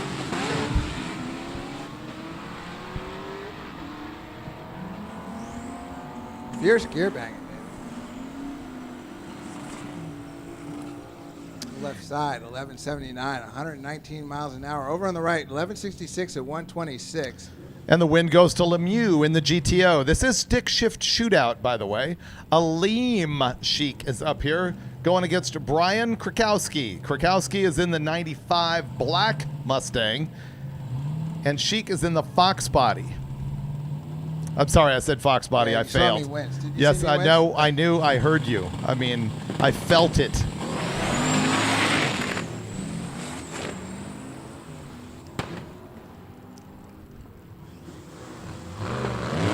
Fox making all kind of moves out there in the left lane. Right lane gets there first. Brian with a 954, 166 miles an hour.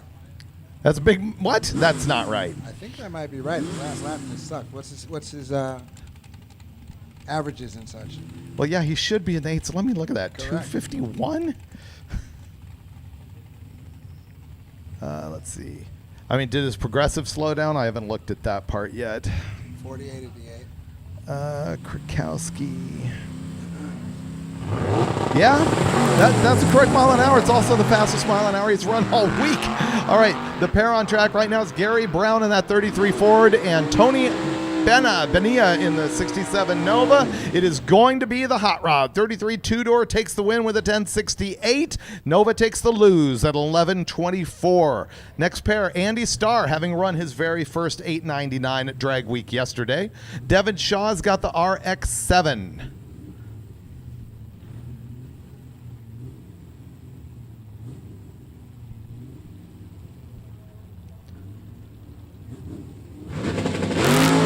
Oh, look at the beautiful wheel stand out of Andy Starr's big block car. That was absolutely amazing. Nice. And he is going to go down for the win since he got out green. 923 with a 5, 146. And the Mazda, 1142, 126. Greg Black in the multicolored Mustang. That's the one in the left-hand lane. Mike Cavallaro, right-hand side, making laps on this thing. Looks like Mike Finnegan did make it to lanes. He's coming into the burnout box. If those of you on the live feed want to see potential giant wheel stands, maybe you should spread the word that he is coming up. Meanwhile, we do have Black and Cavallaro. Black's going to get out front. People still not cutting any kind of actual reaction times. The wins here are definitely going to the cars that are just simply quicker. That one was in 1092 for the win, and right-hand side was 1130. Here comes the Radical Ford Galaxy, and also Mike Finnegan in Blasphemy. Well, David, from the A Little Bird Told Me department, maybe we should get ready for that big wheel stand because the shocks are completely blown out. No way. They won't stop bouncing. What a surprise. There's weight hung on the front. There it is. And there is the big wheelie, and there is the there big it is. landing, and There it parts are falling off of Blasphemy. He's going to get it over to the sidewall. Yeah, Yeah, on getting to the side, Mike. big old chunk fell out. Thanks for getting to the side. Ray Rogers will go down for the win against Mike Finnegan with an 1179. Now, you and I can watch what just happened. Oh, it's a GoPro. The GoPro fell off the side window of it. That's going to be a demerit. It's probably still rolling, so that's going to be good footage. Yeah, that's true. It's probably hearing me criticize it right now.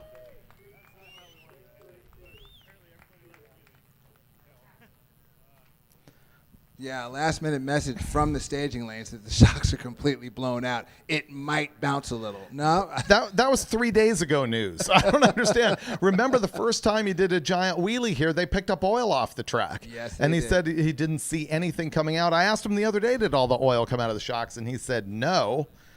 But I guess they did discover that. Tough break, literally, from Mike Finnegan. Thanks for the entertainment, though, mate. Well, I hope it's not really, really broken. We didn't see anything fall off that seemed to be from the car.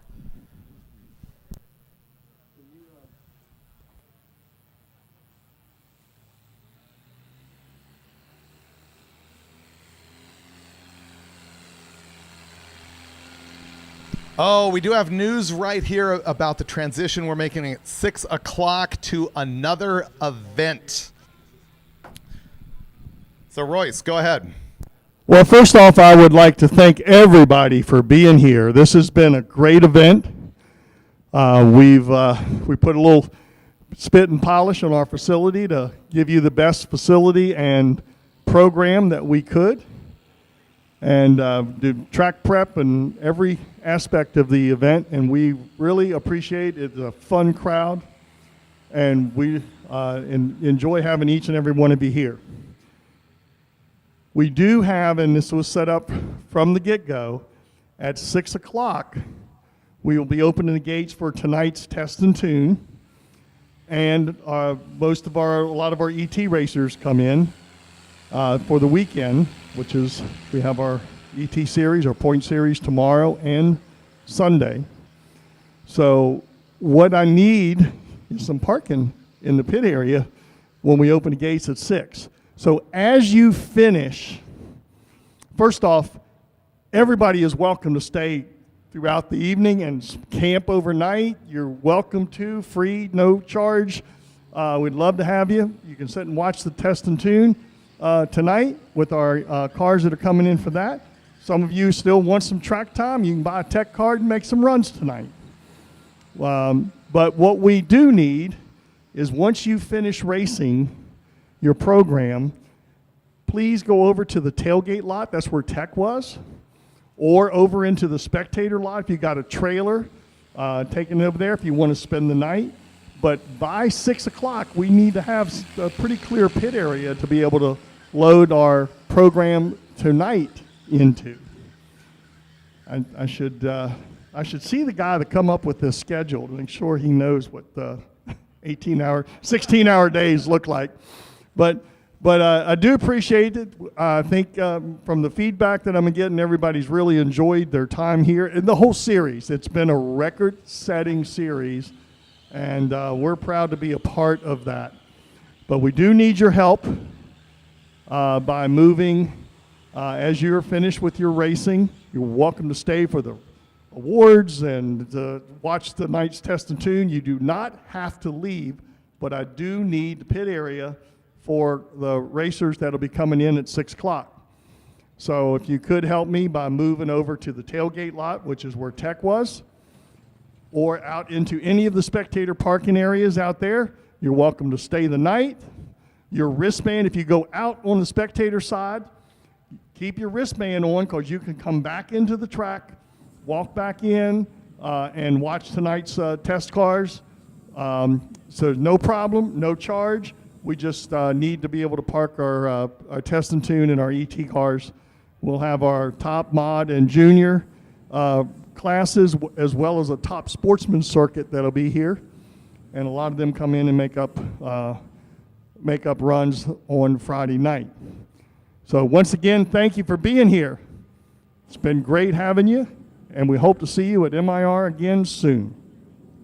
Hey, and we sure appreciate your entire crew for all the work that they have put into this place to make it 100%. spectacular for Drag Week. And I will continue to repeat that message that we do need to clear the pits for them tonight by 6 o'clock. Remember, the deal is you cannot go get your truck and trailer until you have handed in your final time slip. We do encourage you to get that time slip in stat and then move your truck and trailer over there to the opposite side where we had the tech inspection so that they can clear their pits so they can get their other program in here. And once again, thanks to the entire crew at MIR.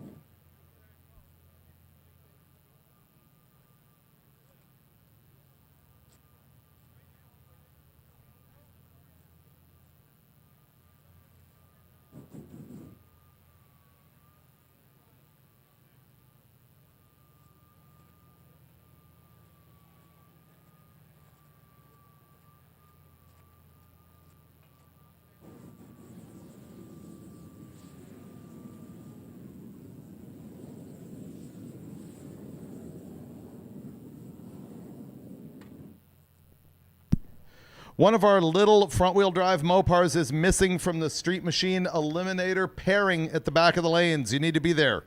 Adam Zengel, car number 220, 85 Plymouth Horizon, blue. We need you up at the back of the staging lane so that you can be paired for Street Machine Eliminator Showdown, which is coming up next.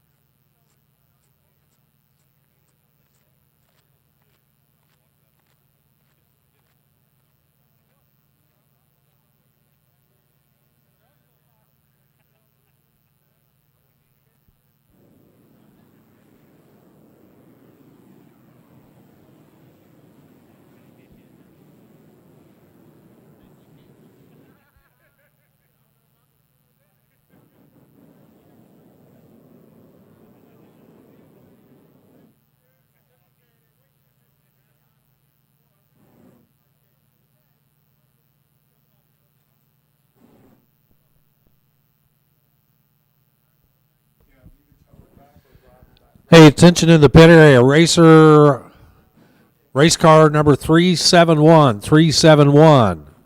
We need you to move your car immediately. You are blocking somebody and they need access to their pit area. Race car 371. We need you to move immediately. What's happening right now is that they are taking care of the track, and we are pairing up racers for the Street Machine Eliminator Bracket Race. It's going to be a 32-car field, and as a reminder, all of these cars will have handed in their time slip from earlier today. We get their 5-day average ET, we subtract a 10th, and that becomes their dial for every round of this race. So you will see handicapped racing out here for the Street Machine Eliminator Bracket Race. And at this point, I'm going to hand it off to Warren Evans, who is going to handle that part of the race for me. Warren? Well, thank you, David. Yeah, this is generally the part of the week where I get to jump in and relieve David from this part because he knows all the ins and outs of all these cars as they're making runs down there. But when we get into bracket racing, it's a little bit different deal in that each of these cars has a performance prediction, as David said, a dial-in, and that's on the car. And so the way that that dial-in was set, over the 5 days, we've come up with an average number. The first 4 days, of course, we had coming in 2 activities this morning, and then we had a 1-hour session this morning where those racers got the opportunity, the top 50 in Street Machine Eliminator got the opportunity to make runs during that 1-hour session this morning, which probably wound up being a little bit more because we had a little oil out there early in the morning. But anyway, those 50 cars had an opportunity to make a run so they could turn in a time ticket to complete their 5-day average. And then once that average was established, then we take the top 32 out of those 50 and we match them up here in a bracket race. And it is a laddered event, meaning their competitors are already set. They know what the path is to get to the final round. It's based on a NHRA Sportsman ladder. That means since there's 32 cars, then the number 1 qualifier races number 17, number 2 races 18, number 3 19, all the way through. Hey, we have a racer in need. No, not racer in need. We need this car. Oh, I'm sorry. We need the Mercury Marauder, car 286. You are the alternate, the first alternate, 286, Zach Zerba, S-Z-C-Z-E-R-B-A, Zach Zerba, the Mercury Marauder. You are the first alternate, and we have an opening. We need you for Street Machine Eliminator. If you could hustle up here now, you will be part of the 32-car field. We need you now.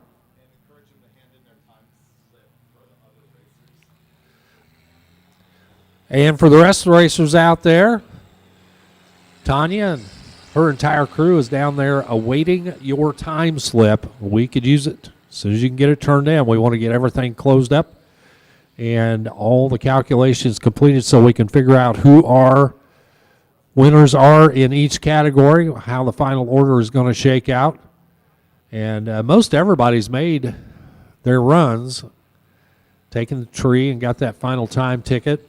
And we certainly need you to bring that final time ticket that you're going to turn in to the time slip room down at the other end of race control.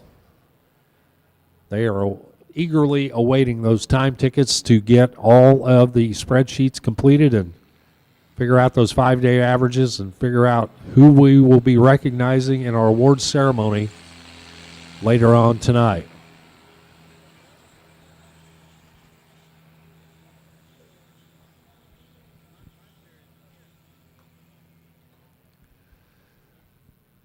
As you've been watching, a little bit of track preparation going on out there is we're at that point in the day when there's enough rubber built up on the starting line that we need to do a little bit of a track scrape to scrape off a layer of that rubber and get it back into a good level, pristine racing condition. And so that process here at MIR is a manual process. We get out there with a torch and scraper blade and just peel that layer of rubber off, and then follow it up with the tractor to drag it in and make it nice, clean, smooth. Following it up right now with a coating of the traction compound, PJ1, probably here at MIR. I'm not sure, but I'm going to guess PJ1, the traction compound of choice.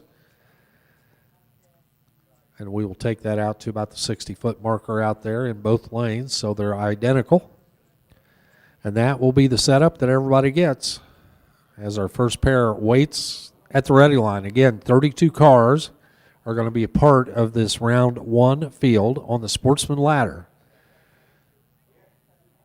Coming back to the averages is then used to set what the dial-in is. We've already determined what that dial-in is for each of these competitors.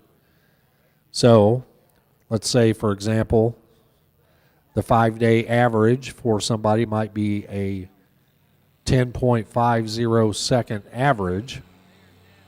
We will then deduct a 1/10 of a second from that, and their dial-in is 10.40 seconds. We take that all the way up to that window close to 10 seconds flat, and anybody that averaged between 10.10 and 10.00, that dial-in will be permanently set at 10.00, as we don't dial anybody below the 10-second threshold right there. But breakout rules apply. So that number is a performance prediction, and it sets what the handicap's going to be on the starting line, and that is the number that they're running against. Of course, their racing gets their competitor as well, and reaction time is a factor. But in breakout racing, you need to run as close to your predicted number as you can without going under. That's considered a breakout. If you break out and your opponent does not, no matter what they run, then they are the winner and you have lost because of the breakout. If both cars break out, they go too quick based on the number on the window, then whoever was closest to their dial-in would be the winner of that double breakout event. Of course, red light starts are also in play here. We're on the pro tree here, so there's not a heck of a lot of risk of a red light start. We've only seen a handful of them throughout the week. So it should be good, clean racing, and it's a little bit different. We're not running all out. We're just running against the number on the window. And also that dial-in, as we said, was set based on your 5-day average, and it stays the same throughout the entire 5-round event. So we're going into eliminations right now here in Street Machine Eliminator. This is the Street Machine Eliminator Shootout. Now you see numbers on the scoreboards. That's the dial-ins. That's the number that they're targeting down there. Sean Fitzsimmons, left side, the 95 Ford Mustang. Got it dialed in at a 10:05. He'll give up the head start to Robert Barbaleonardo. 10:29, that 55 Chevrolet 210 over here on the right side. 10:29 is the dial-in right side. So the handicap head start will go to the red car over here on the right. Ford on the left, Chevy on the right. 10:05 and 10:29 are the numbers. Now it's not all-out performance. It is skills in reacting to green and skills in driving the top end of the track.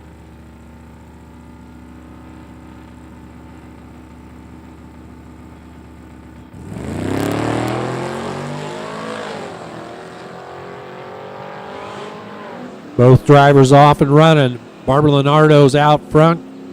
At the finish line, though, it is Sean Fitzsimmons running closer to his prediction. 10:14 at 136 to take the win by 0.03 of a second.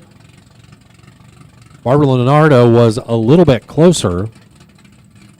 He was only 0.05 over his 10:29, but better combination reaction time and performance gives the win to the Mustang. It's Brian Dolly now and Steve Eden. Dolly left, 10:04 up there, 10:28 right side. Finish line is a 10:34 winner for Steve Eden. Had the better light by 1/10 of a second. Dolly was trying to get there and broke out, 9:98 on a 10:04. He breaks out by 0.06 of a second, 128 miles an hour. Steve Eden goes to the next round. Coming up next, it's Rick Callahan left side, the Challenger. And Ryan Palmer, right side, the Grand National. Palmer goes first, 10:30 there on the windshield. He'll get a 1/4 second head start over Rick Callahan's 10:05 dial there in the black Mopar. The Grand National off and running. He is way down track. Callahan trying to close the gap, not going to get there. Win light goes to Ryan Palmer. He had the starting line advantage by 1/2 second on the reaction timer. 9 over 10:39 at 117. Nice lap right there. Callahan was behind on both ends of that race. Slower off the starting line and 0.2 off of the number on the window. 10:25 on the 10:05 at 134. Palmer going to advance. Here's David Studley and Jeff Dugopolsky. Dugopolsky's 66 Malibu, 10:22. He'll be off first. And the 79 Malibu, left side of David Studley with a 10:03. G-bodies everywhere. Dugopolsky gets the head start. Gives some of it back at the starting line. In fact, he gives 1/10 back. Better light left side, wind light left side. David Studley. 10:17 at 117 to take the win by 1/10 of a second. Jeff Dugopolsky, 10:36 on the 22, and was behind at the tree by a full 1/10. Roger Levesque. Michael Mara. The GLH Horizon. He is out of here. Levesque, 10:16 on the 10:14, 2 over at 123 for the win. That was the closest to the number that anybody's been. Hey, attention in the pit area. We need D group. D group. D as in Delta group to the staging lanes, please. We will take you now. D as in Delta group to the staging lanes, please. Come on down. So Levesque's Corvette to the next round. Michael Mara, 10:61 at 122 on the loss. Robert Nimchek and Scott Franks Bob over there in the Chevy 2. He is the slower of the two this time around on the left side, 1033. Scott Franks at 1005 over here on the right in the Camaro. Again, head start by about a quarter of a second, and it goes to Nimchek.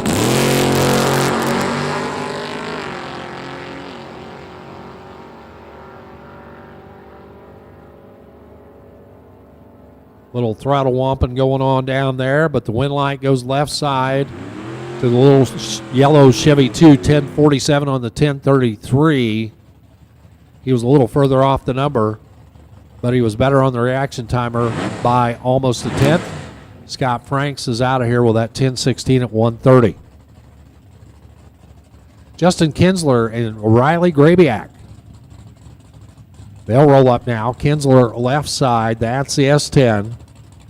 The orange machine left side, 1016 is the dial in. Riley Grabiak, 1039 over here in the 37 Chevrolet.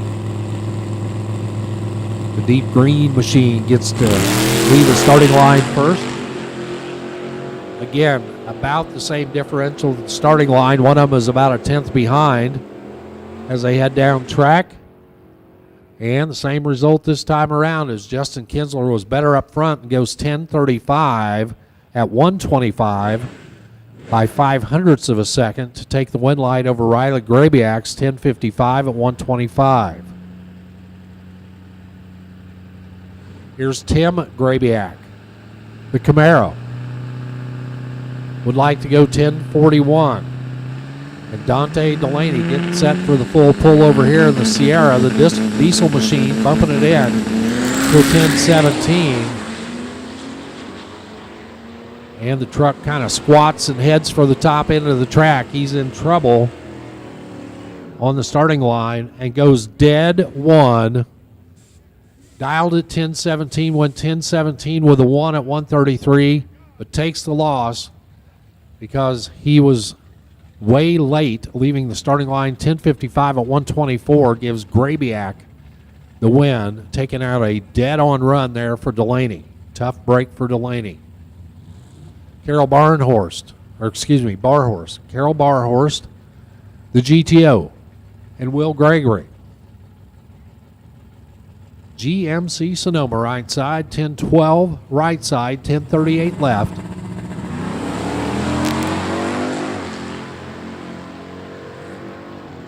Big gap on the starting line up here by 0.3 of a second. Gregory was behind, can't overcome it. Barhorse 1049 at 127 for the win. Had a better reaction time by 0.3 of a second, and that was the margin of victory. 0.3 of a second. Will Gregory 1033 at 130, both off by about the same amount. Sean Michael. That is the C10 over there, kind of bumping his way in alongside Doug Kistler. This one's a little closer, 1001 and 1021 the numbers. Kistler the slower car, but Kistler the winning car. Doug Kistler, 1039 on the 1021 at 129. He was 171 on the tree. Michael was 131 on the tree, but misses the number 1024 on the 1001 dial-in at 137 miles an hour. Drew Mullen, current body style Camaro over there left side, alongside Stu Hill. Hill's 57 Chevrolet, the Purple Haze machine, off and running on a 10 flat. Mullen with a 1018.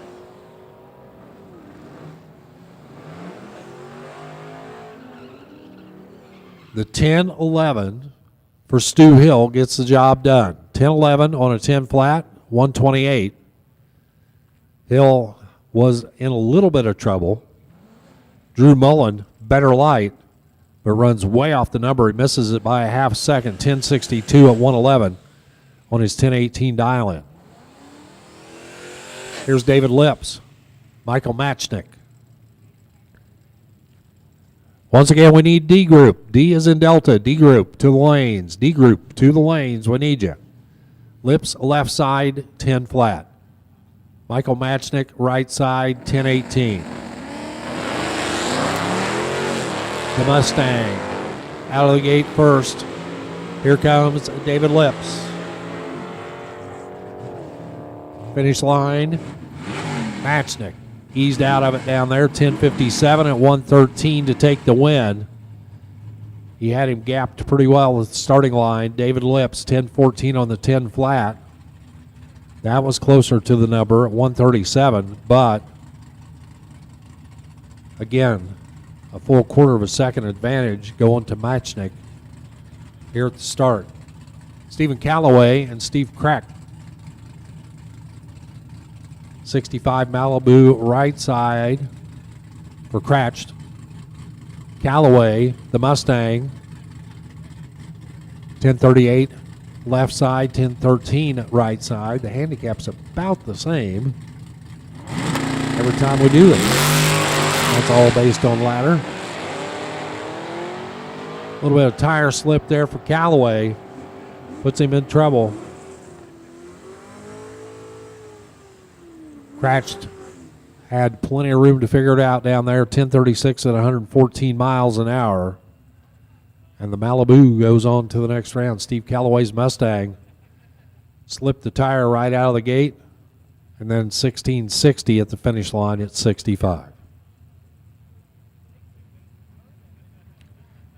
Ted Munsell and Brian Doyle, as one of our track officials is rolling down the right-hand side lane to take a look at something down there. Not exactly sure what we're looking for, but we want to make sure that everything is good to go before we send the next pair. And it looks like everything is clear. He is clear as well. Top end is clear. Our starter motions them into the beams right now to go ahead and get them staged up. Again, we're off on the pro tree. Munsell left side and that S10 with a 1036 dial in. That's a 3/10 head start over Brian Doyle, who will be on the chase in the 69 Camaro.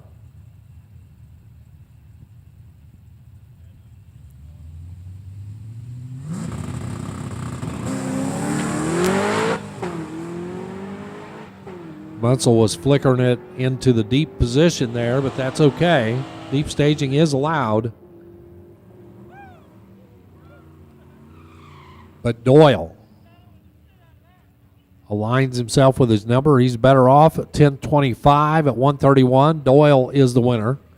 Munsell had a 10:36 on the window, goes 10:71 at 1:33. I think his bouncing there at the starting line might have thrown himself off a little bit,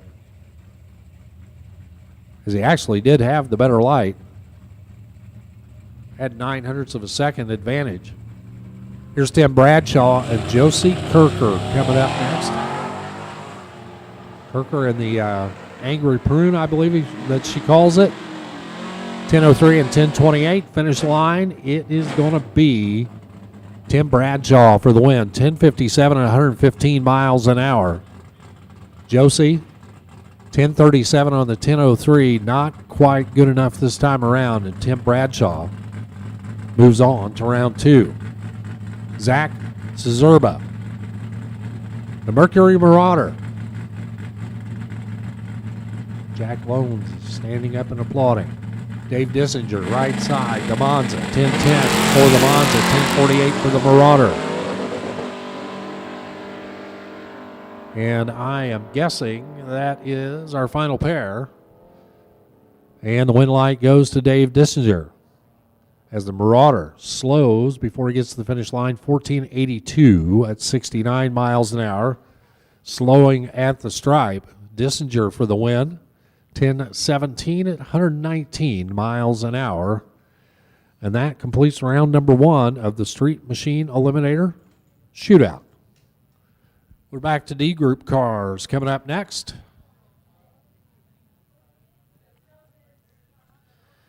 As you can see there on the live feed, my buddy Ticklefit's out there holding the camera right now, looking at the ready line right there as our D Group cars getting set to pull forward right now.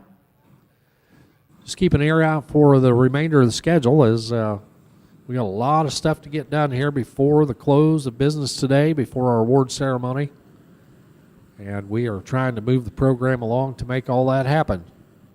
And for everybody that's still hanging in there, we really do appreciate your participation and being a part of this event here at Maryland International Raceway, MIR.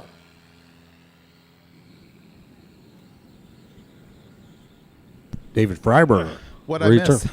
You missed 32 race cars going down the track. Yep. And speaking of missing it, a lot of people couldn't run their number in that session. So, really? Yeah, although out of the blue, we had one guy that went dead on one. Really? Yeah, so that means he picked up a 10th over his average, went dead one, but he can only think about it because. Did anyone cut a light? Best light was an 097. Okay. By a guy that accidentally deep staged. So no. No. No. That's wild. But hey, you don't really have to worry about red lighting, right? That's kind of how the structure is. But yeah, it was fun to watch all of that, and I know that they'll be back and have an opportunity to tighten that up just a little bit more. Yep. As I think we go into D cars next, right? Yes, sir. D cars are at the ready line right now. Delta cars at the ready line. This is going to be a one and done session. You only get one hit right now before we go into all run. Thank you very much, Warren Evans. Drag Racer TV has been running our live feed all week, and he just gave me a nice break on calling that brag race. Thank you.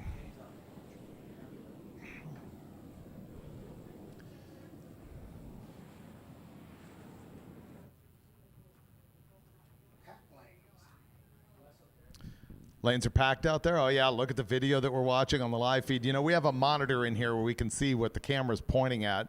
Sort of helps us comment, and you're right. Lanes are packed. But I will say to everybody, we are on a major hustle program here today. They have another race coming in tonight, and we need the pits cleared at 6. That's why this is going to be a one-and-done session. And in the all-run session coming up, I will say if you have flogged your car like all day long, all week long, and all you're doing is fun runs, give it a break. With all courtesy, get out of the way. Yeah, because give it a break. There are still some cars that have not gotten their best run of the week. And should we have another oil down situation, we could create a real problem for somebody who's trying to complete their week. So if you have completed your week with a representative number and you're just out there making fun runs, please consider just parking the car. Well, let me interject this, because yes, if they do want to make fun runs, tonight is a test and tune for this racetrack. You can buy a tech card and run all the runs you want. Yep, and that would help us out a lot because we do need to be cleared out at 6. And the other note on that is you need to get your time slip in as quickly as you possibly can. And remember also that you need to get your truck and trailer after you've handed in your time slip and move them over behind the grandstands where we had tech earlier. Okay, we're getting a message down here. I think, is that you, Allison? Well, we can't hear you. Yes. But yes, hi. Do you have a good week? Did you run too fast for Mom? How's your lip reading, Cage? She's not moving her lips right now, so I don't know. Red ice. Red ice. Red ice crew. Red ice crew. Glad this isn't the message that might save your life. It's CREAM. There you go. Red ice cream. EAM. Right. Mm-hmm. Our youth. You're out of ink. Our youth. Red ice cream. Red velvet ice cream. You need a V? Red velvet? Is that it? Red velvet ice cream. Wheel of Fortune. I want to buy a vowel. I want to buy a vowel. I want to buy an eye, Pat. Red eye ice cream. She needs the red eye. Red eye for ice cream. Eye She will trade ice cream for a... Ready. That's ready spelled ready. horribly What? incorrectly. Horribly incorrectly. Ready for ice cream. ice cream. Okay. Spelled miserably incorrectly. You don't do that with magazine editors reading it. She's trying to match Lone's level of competence. That's what this is. Lone's picked right up on it. He's like, yeah, ready for ice cream. Sure. Lone's knew right away. Oh, my goodness. Ready for ice cream. This is quality entertainment. Yeah, here at give the her end an of the ice cream. That might help her quite a bit. Oh, nice. Yeah. From bad to worse here. That's looking a little gory now.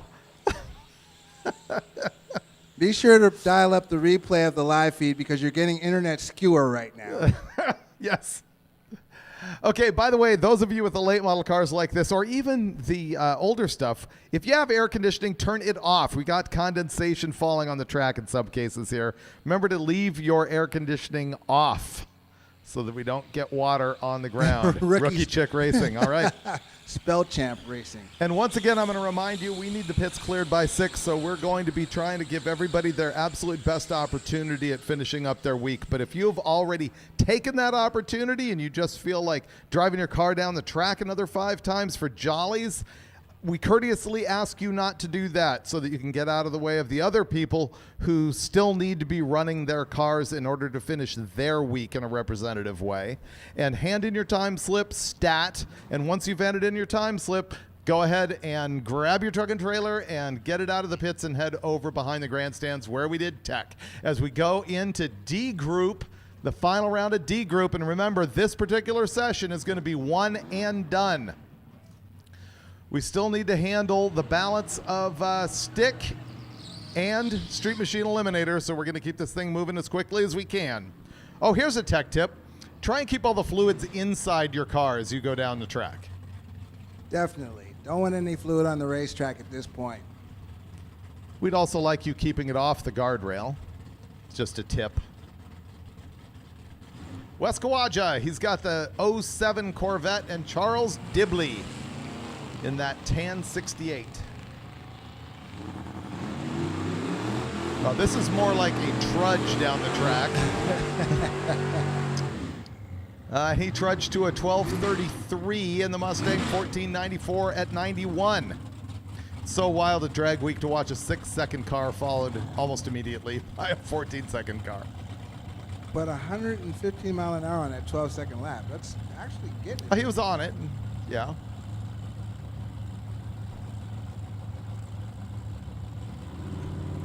The Super Bee, who's been driving around with those wheels ratchet strapped to the trunk, which freaks me out. And Nick Silvius in the BMW. Would black be considered a rare color for the Super Bee? If it's factory, yeah, the TX9 would be a little bit unusual. 1158 at 115, and the BMW 1209 at 95. They're going to make me do it again.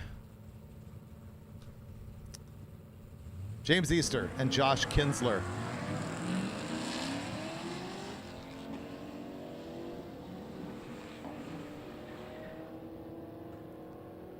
Red Camaro, 1146 at 112. Corvette, 1209, 117. This is going to become a musical program, Cajun. I was going to say, so make you do it again, meaning sing the name of the car? No, make me say Volvo. Ah, you said it correctly, though. That was good. Yeah, that's Adam Johnson over there, and that's Charles Wood in the close side. However, we can sing every round should you choose to make me do that. Stop singing and spell ready. R-E-A. D-D-I-E. D-I-E, right? D-E-E. Ready. All right, Charles Wood, 1275, 107, and the Volvo. That wasn't quite right. 1196 at 124.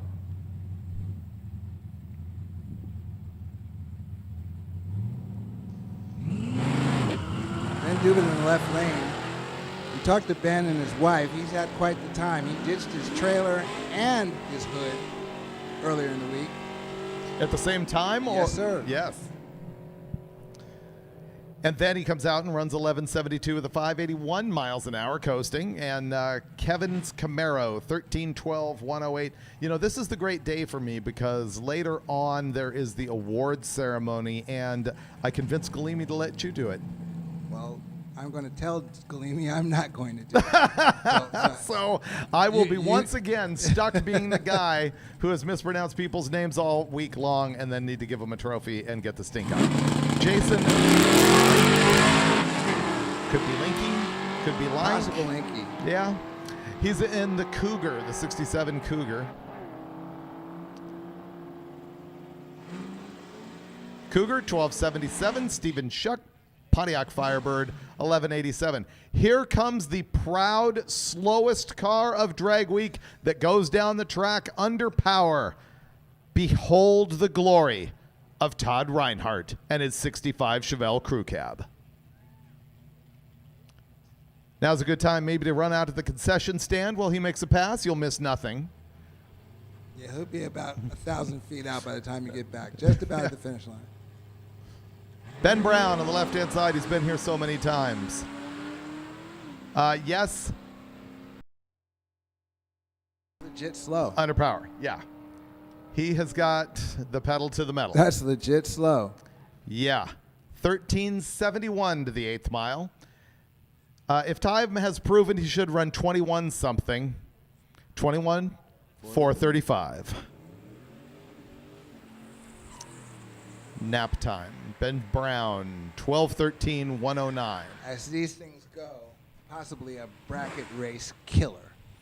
Could be, especially at this event. Except he didn't qualify. Randy Giuliani, 68 Dodge Super B. Paul Foley in the Regal. Again, the dark color in Super B. You had the black one before, and now this color. I've known them to be more like yellows and oranges. And Yeah, unfortunately, I don't know the paint name or code for that particular maroon. 1160 for the B, 115, and Paul's Regal, 1391, 97 miles an hour. David DeGrossa, the 87 Ranger, with our preferred camper shell because it is the corrugated aluminum one. The other Ranger has got the older fiberglass deal. Sean Proctor is in the Le Mans in the right-hand side.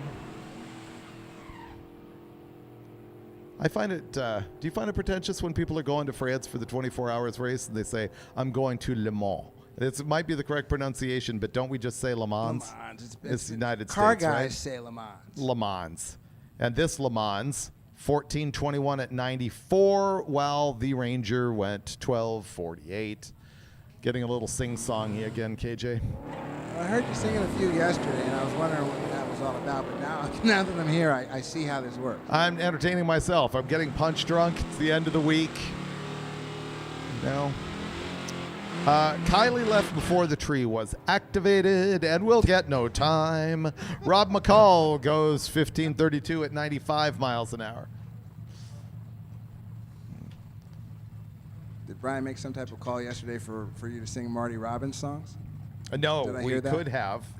Could have gone deep on Marty Robbins, who, of course, also drove a stock car, right? That's right. Bob Acker, the SRT 8 Grand Cherokee.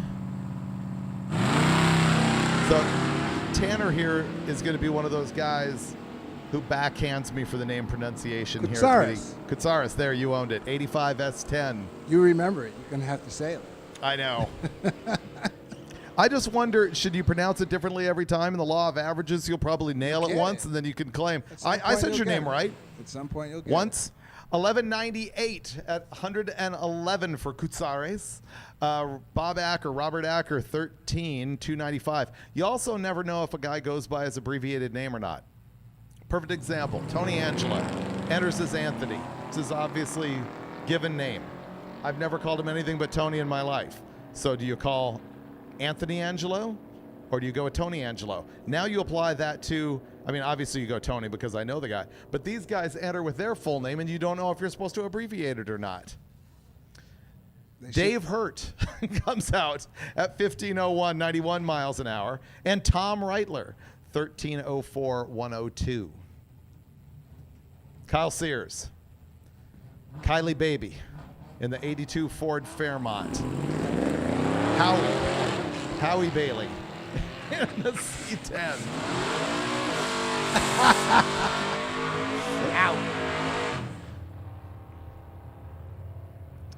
Kylie Baby, 1350. Howie Baby, 1469 in the pickup. Johnny Bucci. Big Johnny. Johnny B. Johnny B. Johnny comes B. up.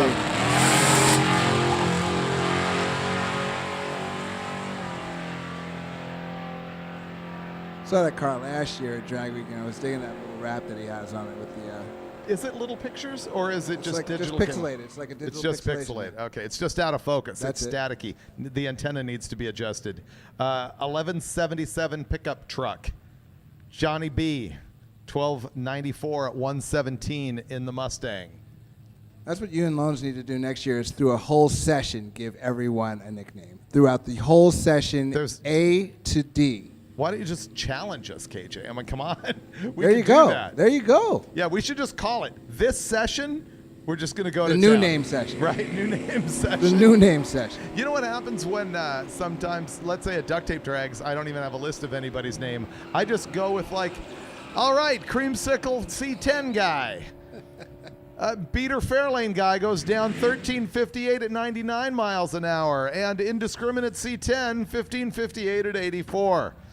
That's how you do it when you have no idea what the guy's name is. And fortunately, most of the events that I have to call, you can get away with that. NHRA, different deal. Yeah.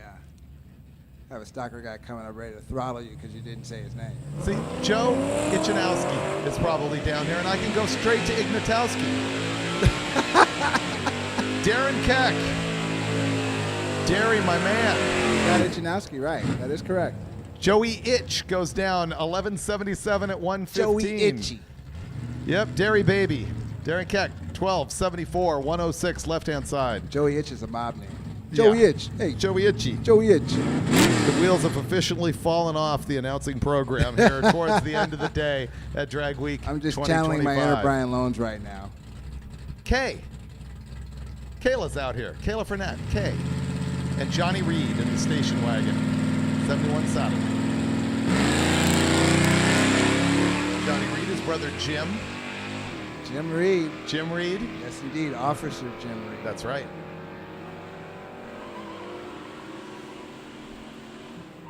The station wagon 1324 at 104. The Monte Carlo 1436 at 91. Mikey Serrano. Kath. Kath is out here in her Valiant. That's a neat car, the Signet. Valiant Signet.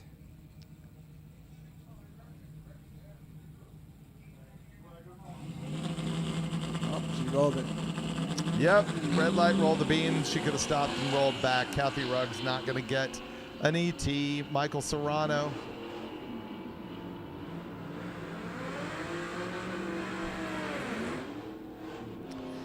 $12.48, 112.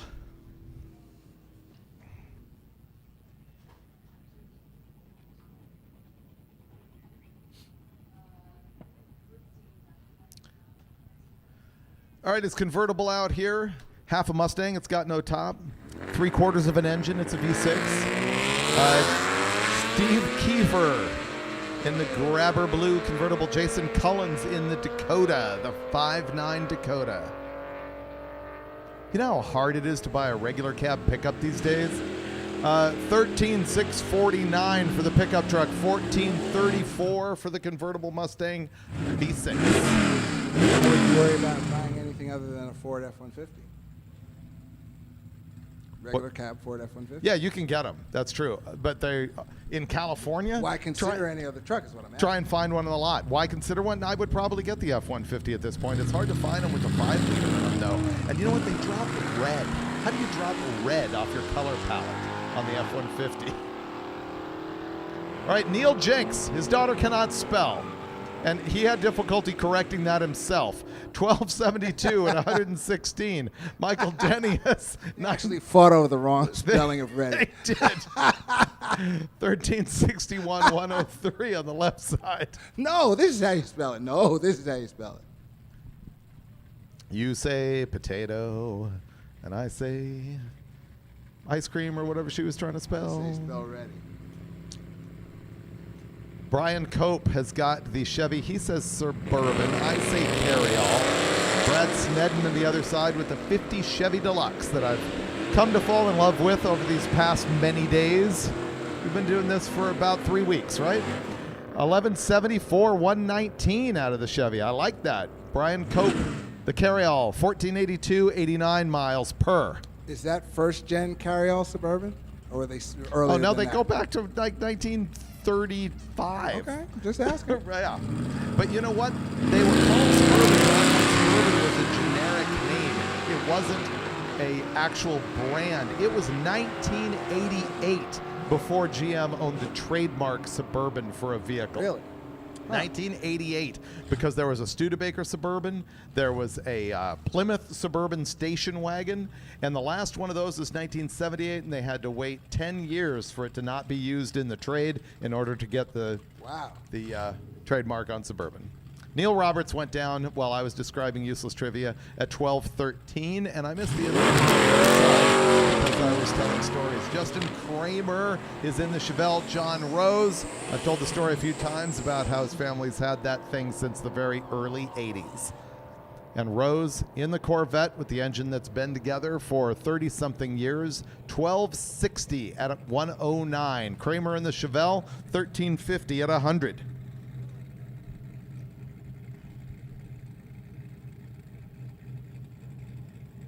The guy writes, David sounds tired and ready for this to be over. Are you sure? Just the sound. Just the sound.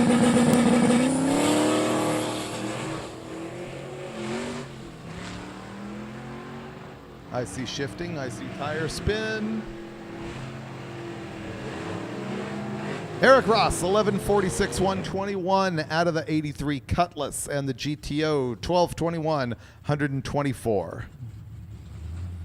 Once again, we are in our one and done D group session. When we go back to an all run, we're going to be attempting to move things quickly. We're asking you not to run if you don't need to. We're asking you to limit the oil downs and the Harvey Wallbanger moments. And hand in your time slip quickly and get your car on your truck and trailer and get both of those out of the pit area, as they are bringing another program in here and need the pits clear by 6 o'clock tonight. Robert Levins in the 65 Chevy 2, 1174. Butch's F100, and he corrected me. I was talking about how his bed cover had flopped up and hit the top on the highway. He said, no, it was actually on my way up to Pikes Peak. Remember the black spot on the top of that long bed Ford? It's going to Pikes Peak in that thing. Wow. And fragged his bed cover, which whipped the top of his truck. Kyle Wimmer, 1168, 124. This is the car that I accused of being the slowest car of drag week, but you know what? He's got 4 seconds on the actual he's slowest car. He is runner-up, 1780 at 80 miles an hour.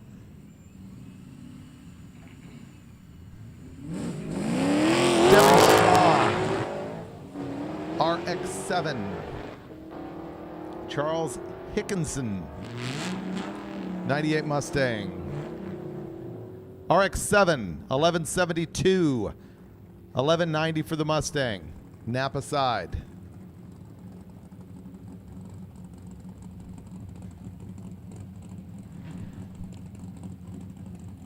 Is this the same SRT10 that started drag week super clean, had a tailgate on it, a tonneau cover?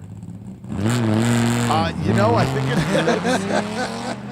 it is. Is he trying to ditch weight? Maybe he's trying to like crest a personal best. This that SRT10 was borderline show quality when we started this thing. Yeah, and it runs 1305. Maybe he's trying to get in the 12s. I haven't looked up his week-long data. 107 miles an hour. Caitlin Durgan had gone 1435 at 109 in the Mustang. The Vruck is back. Everybody sing along.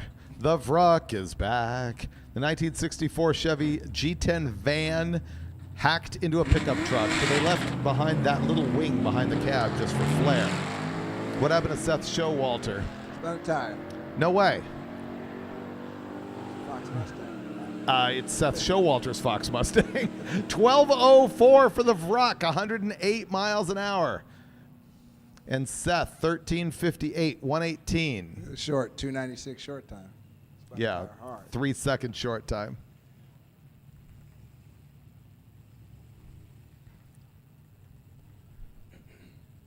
Brandon Ball, the Intimidator, Mercedes-Benz. Michael Bachman, the 06 GTO.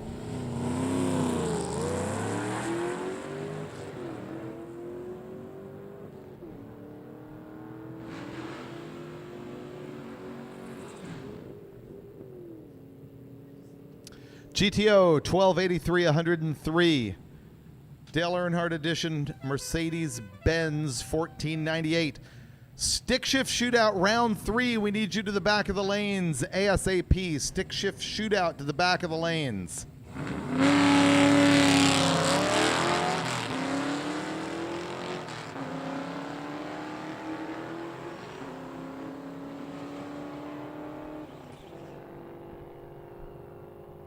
Alex Showalter, he had the Mustang, 1273, 106.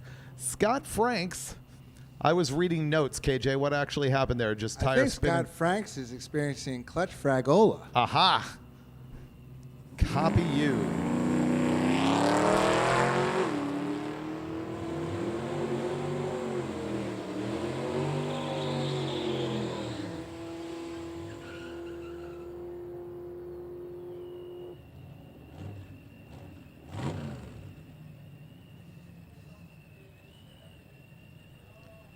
David, in the right lane, that Mustang come Mercury Capri that we saw the first day of Drag Week has made it all the way through.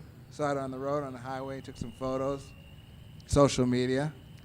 So do you call that the Capri? I call it a Mustang. It's a Mustang. Neat car, supercharged, stick shift car. Matt Hearn. On the other side, Michael Franks, 85 S10, clears at 11:44 with a 4, 108.34 miles an hour. On the other side, Matt clears at 12.96 miles, 12.96 is his ET, I'm sorry, 102.89 mile an hour.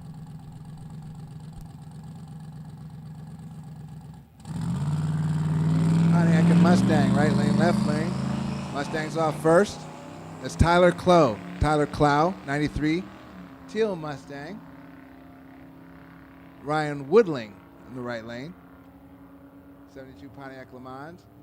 Tyler gets there first, 13:49 at 102.06 miles an hour. Over on the other side, 13:25 at 111 for Ryan.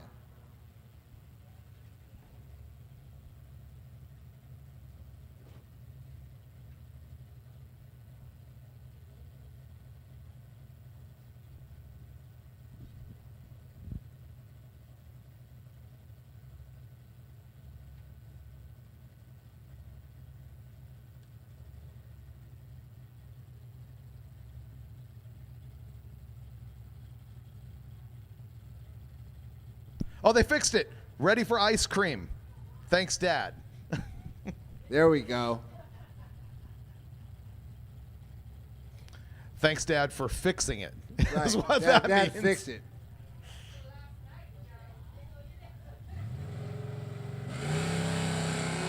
Allison Jenks.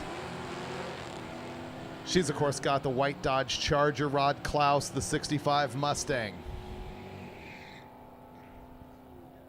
They put a diff in Allison's car for Drag Week, and she has 2 wheels to burn out now. 14:15 at 97. And Rod, 13:39 at 99. Stick shift cars, we need you to the back of the lanes ASAP. You are the final, or no, not the final, the next round, round 3 of stick shift. Need you to come to the back of the lanes. This is that 66 Biscayne that the guy's dad bought new, or not bought new, but it was his first car.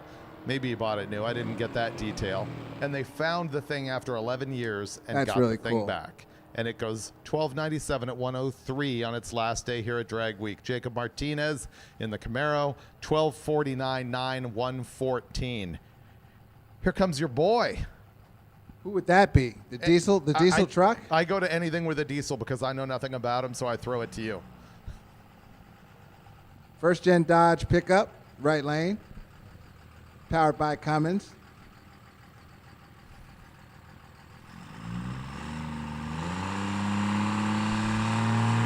And the stage smoke blooming to the sky.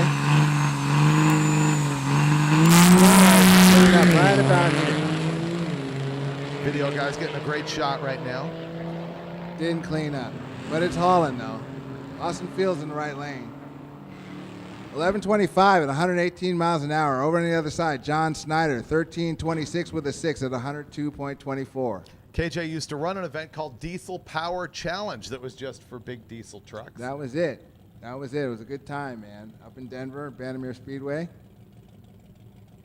That was quite the test for diesel pickups. Quite the test.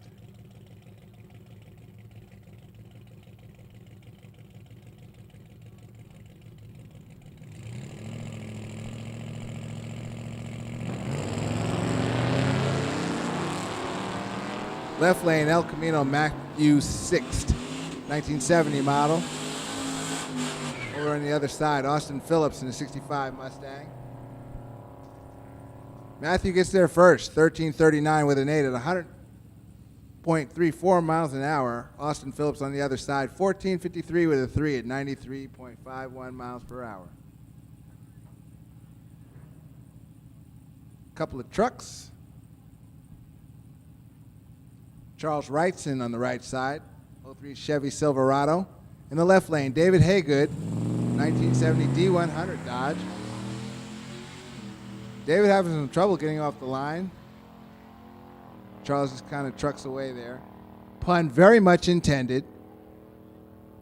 12:27 with a 6 at 116 miles an hour. David's backing up.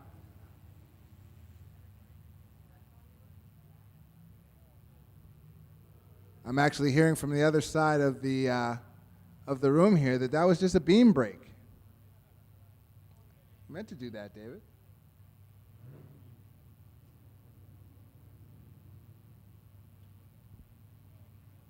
Coming into the water, Ricky Edwards in the white 01 Camaro. Over on the other side, Joseph Vic. It's on you. I feel your pain. It's on you. It might be Civic. Civic? Maybe the K is silent. You know, sometimes these consonants in here don't mean a thing. Vikich? Vikich or Civic?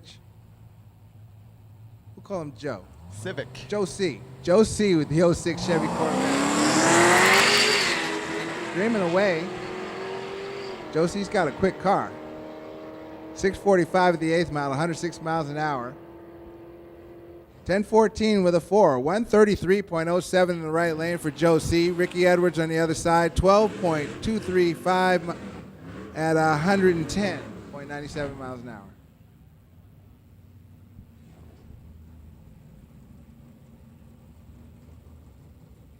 Joe C's vet's pretty quick, David. Yep. Right lane. Peter Knopfer. Knoppenhofer. 60 Biscayne, Chevy Biscayne. On the Coors Light side. No name on file, but that is a 64 Falcon, Ford Falcon. At the top, Peter Knoppenhofer. 13.77, 98.34 miles an hour. The Falcon goes through at 1590, 69.17 mph. Yeah, which is actually no good for him. That's Chris Sackled. He's actually B gas number 2, and the thing should be running. Wow, he's been slowing down all week. He started out with 1393. He's been as bad as 15. Left lane takes the win here. 13:53 at 103 miles an hour for the 65 Comet of Wayne Lowry. James Monahan on the other side. 02 Dakota. A little struggle bus happening, Dave.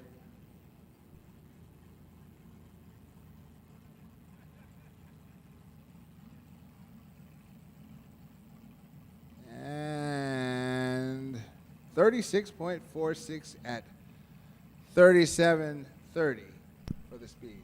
As long as it's not peeing on the track, I'm good with it. Yep.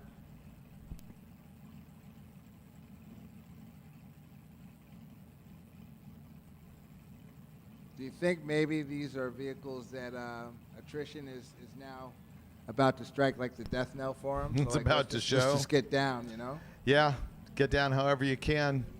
Although if you know you're leaking stuff, just take the beams and back out and do it over towards the side. Ryan Johnson, your guy. Yeah, Ryan's cool, man. Ryan has this 94 GMC Jimmy, LSA powered.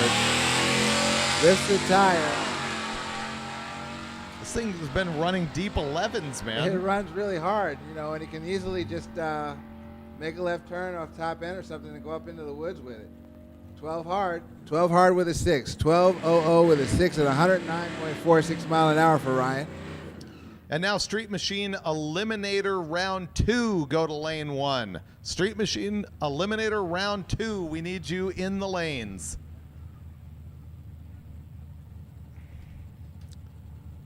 Dan Miller on the right side, 66 Chevy Malibu.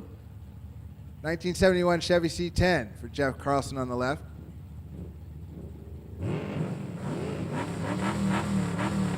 rev battle. Lights off. Jeff gets away with a little bit of a quicker 60-foot time, 178 to a 190. At the quarter mile, Jeff Carlson, 1278 with a 4, 103.44 miles an hour. Over in the other lane, 1349, 105.94 miles an hour for Dan Miller.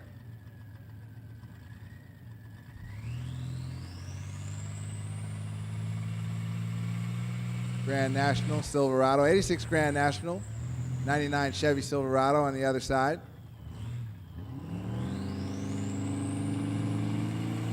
Lights green.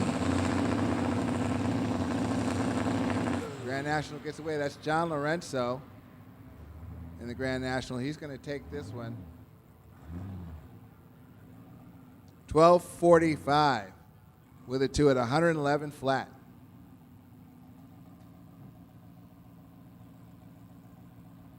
James Noel.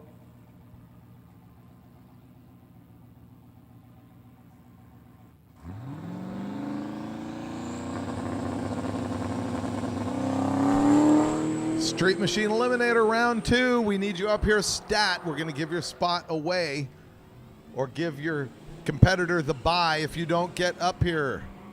The Silverado goes 11:36, 1:15 on track. I need you to cut low ET to the staging lanes right now if you are Street Machine Eliminator Round 2.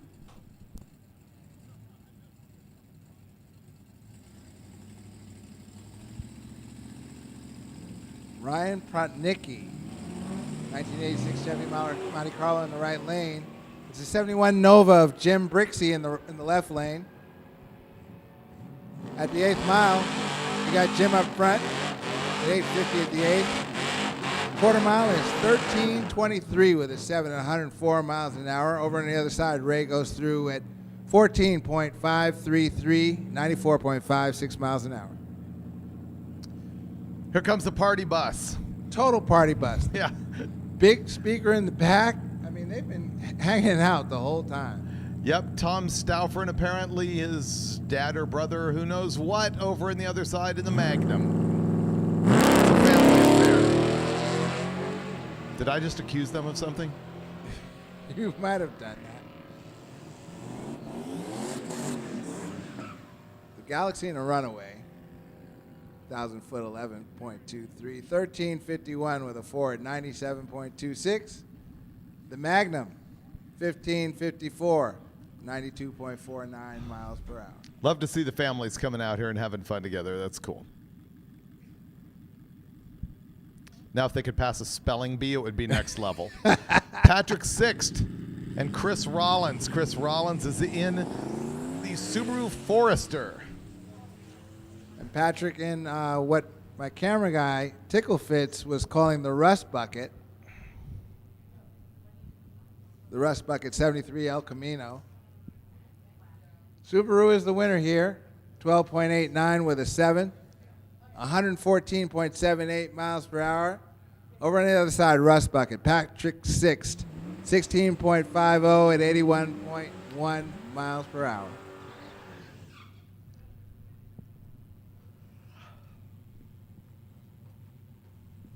Declan Quinn has got the Infiniti G5. The 96 Impala SS belongs to Glenn Koenig.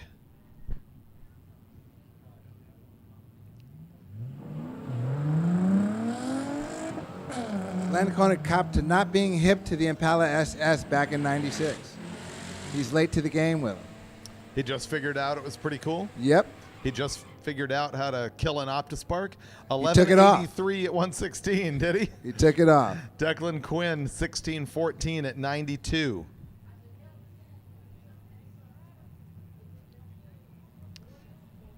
Say it for me, KJ. Volvo. Pretty good. The Volvo 240.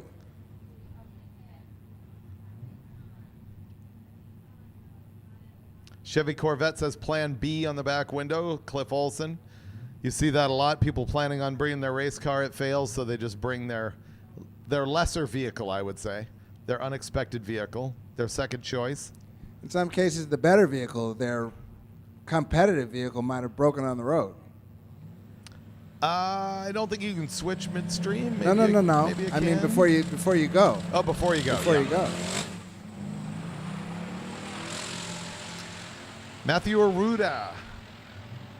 Just saying there might be a little more reliability in the Plan B before you leave Yeah. the house. 1157 Volvo 133. Clifford Olson 1167 121 in Plan B. Michael Pisecki. He's got the black Chevelle. Paul Nichols has the 68 Camaro.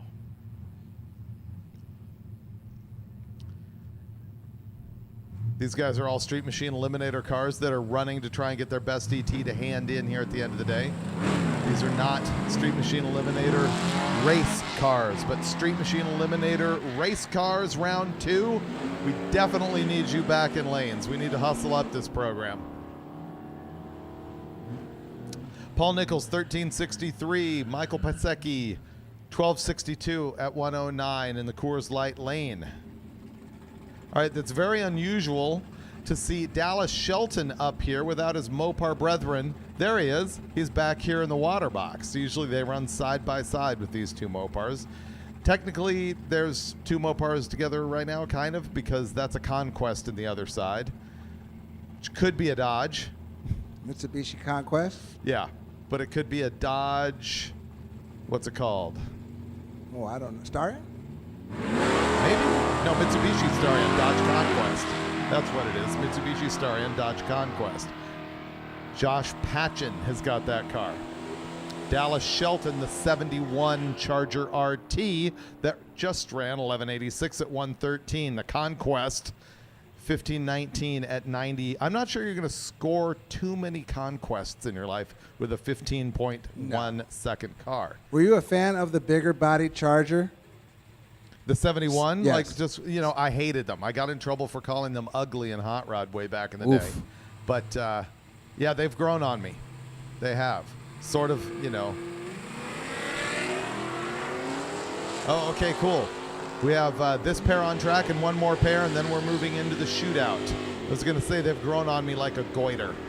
David Hart in the 69 Satellite, 1012, 139. Liam Cannon, 1304, 107.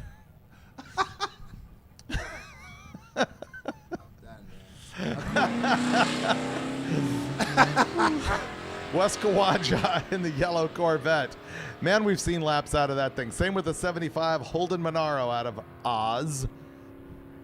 That Monaro's cool. I don't know what powers it. I have never seen it with the hood up, but it's really a cool car. It sounds good when it goes by. They had Holden V8s. I'm not sure what he's got in this thing. Oh, it thumps like a V8, but cubic inch. The Holden's a little tiny V8. I don't remember specifics about it. I'm sure our friends from Down Under will join the chat and inform and educate me as to everything that's wrong with my life and my knowledge of the Holden Monaro.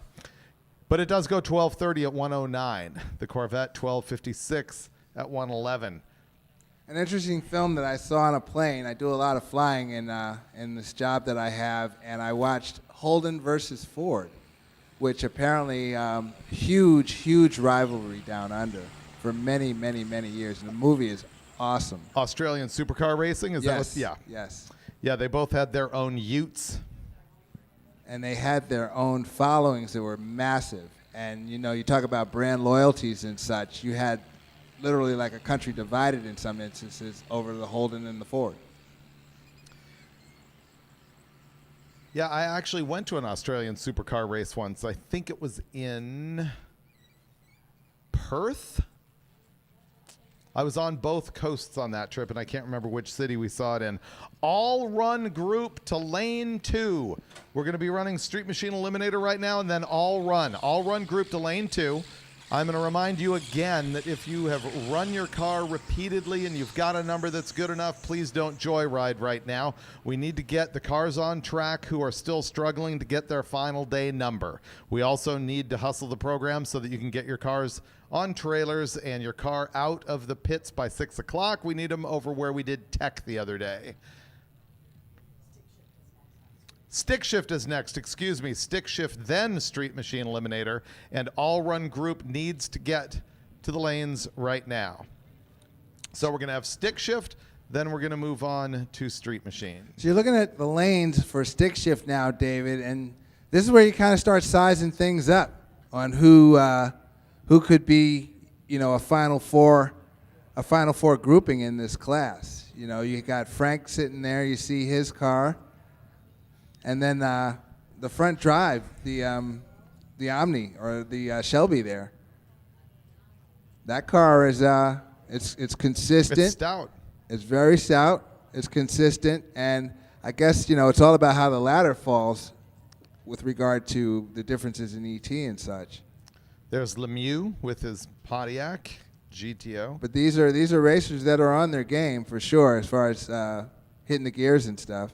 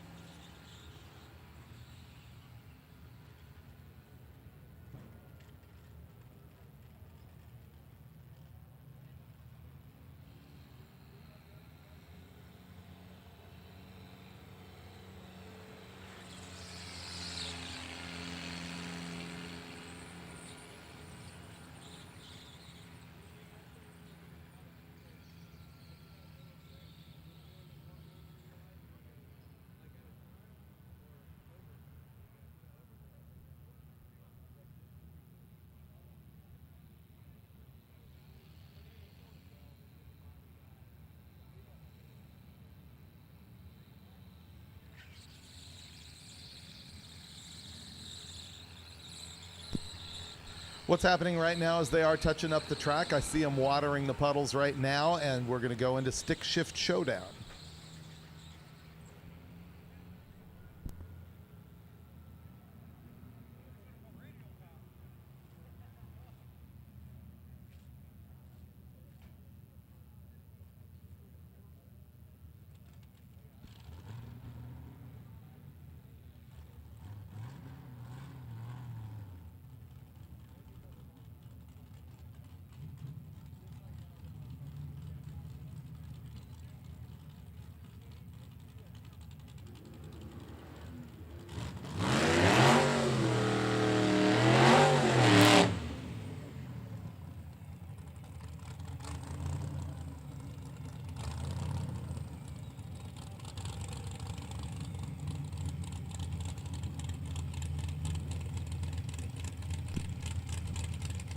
All right, as soon as Gary Brown loses this deal, I'm texting loans because I love crushing loans. Gary Brown's going to win this lap, baby. He's the guy in the 33 Tudor. There's Austin Walsh running the 95 Trans Am. This is where you do everything. Okay, good. Yeah. Oh, missed a gear. Yeah, missed a gear, but that's okay. He can slop it over into some other gear, and it's going to get down okay. Yeah, 11:63, a second off pace, 109 miles an hour, but it was good enough to destroy Walsh. Wore him out. Yeah, who ran 15:26 at 92. Uh-oh, here is our heavy hitter in this whole deal. Jeff Sias, right-hand side, the maroon Fox notch. Brian Price, the other side with the Camaro, has no shot. Did I just offend him? It's Jeff's lap to lose. Jeff's lap to lose. Yeah, it's not like Jeff laid down a real light right there, but he is going to suck the paint off that Camaro. The Sias goes 9:13. Fantastic pass, 150 miles an hour. And Brian Price, it's the end of the week, man. 11:12, 124.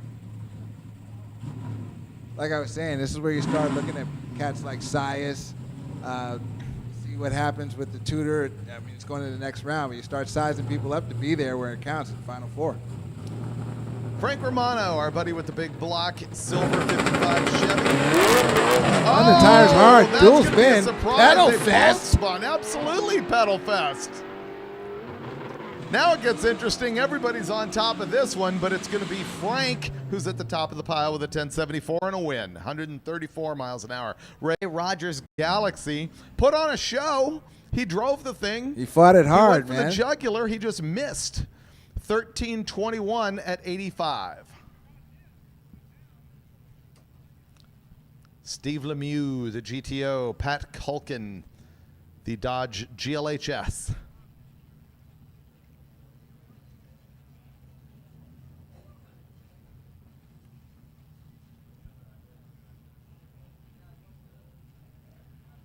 We're waiting for him to meander off the top end, I guess. Yeah. And they're mopping up a little something, something. Maybe a little mayonnaise dripping down KJ's chin.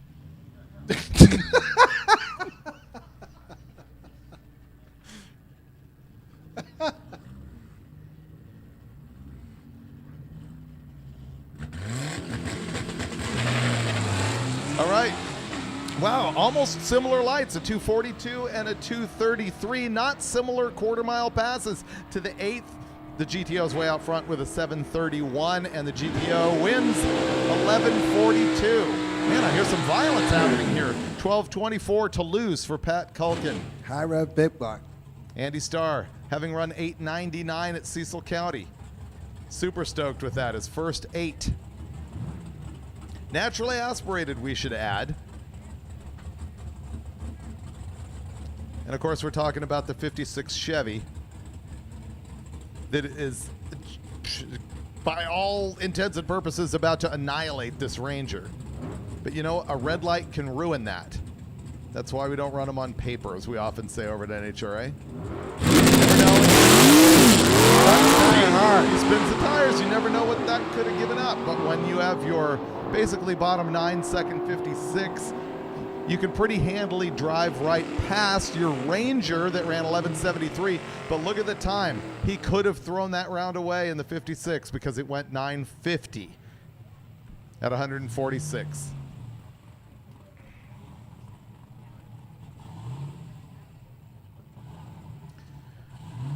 Brian Krakowski, the 95 Mustang, and Greg Black with the 66. They both got parachutes on the back, which would indicate that they're players. It works. It's not going to work this time. Brian Krakowski, if I'm not mistaken, is last year's stick shift winner. You would be correct. Good call, KJ. 166 miles an hour. And he's got another win with a 921. He could put a potential threat on Sias with that car if he's got a good reaction time. Greg Black had a 976 with a 4 at 146. So they were serious cars right there. Thanks for the call on remembering that winner.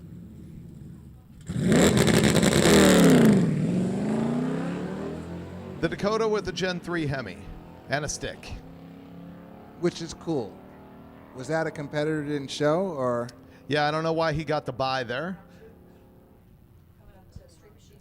Street Machine round 2, which means it is time for the dulcet tones Big Warren. of Warren Evans. Big Warren. Big Warren. Warren Evans.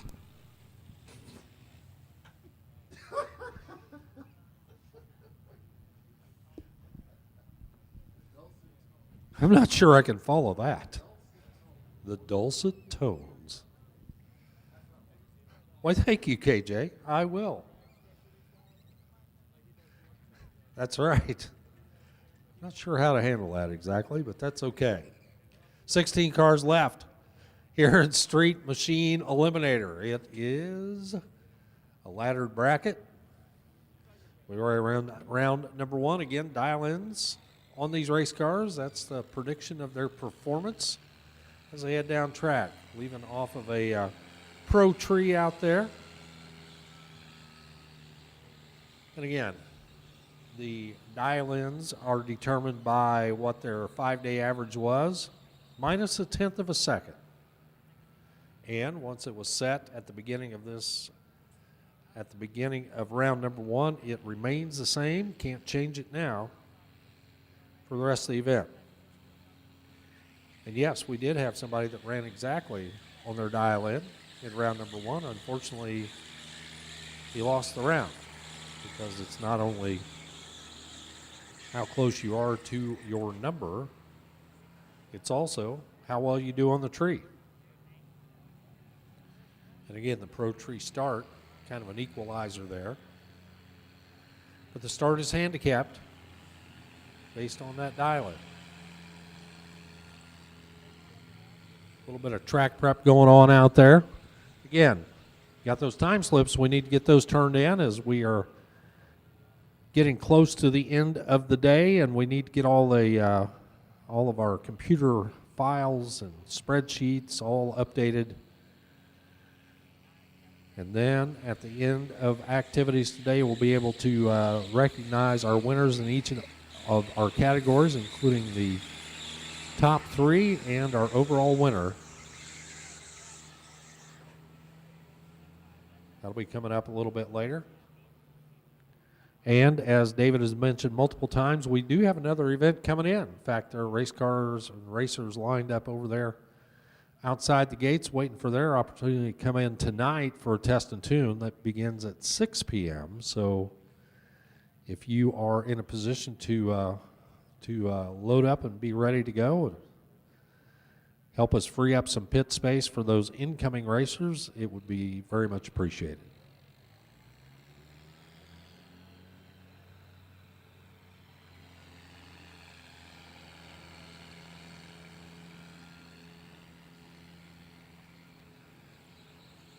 I believe, if I heard correctly, we did make an all-run call. Is that right?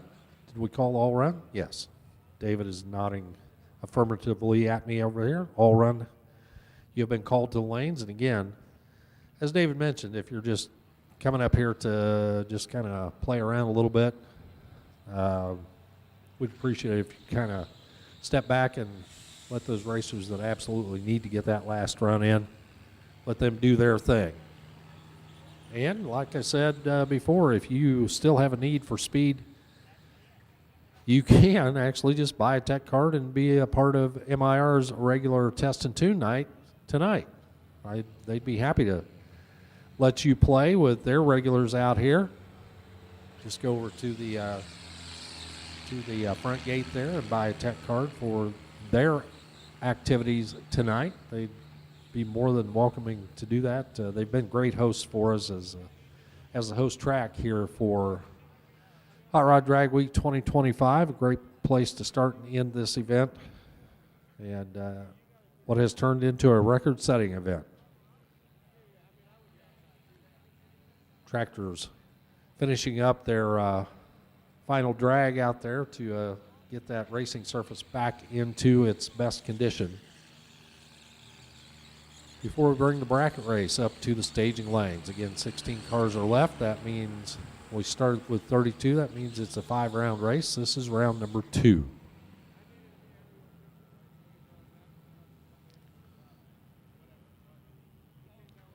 And for everybody out there on the live feed, we hope you've enjoyed that as well.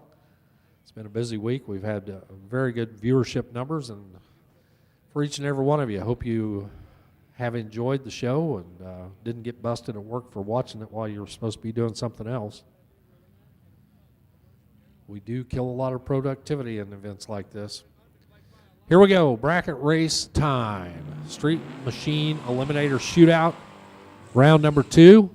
John Fitzsimmons, that's the Mustang on the left side, dialed in at a 10:05. And Justin Kinsler, right side, the 87 S10, got that GoPro mounted up there to watch his competition as they go down track.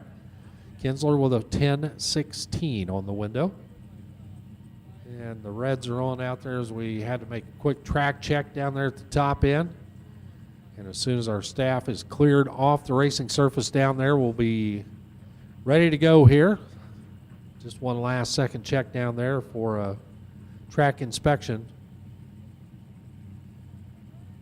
And certainly don't want to send anybody down on top of one of our track guys. Looks like he has hopped the wall, and we'll drop the reds. Time to go racing. John Fitzsimmons, 10:05 left side. Justin Kinsler, 10:16 on the right. 1/10 of a second head start goes to the orange pickup over here on the right-hand side. It all happens in a hurry here on the starting line.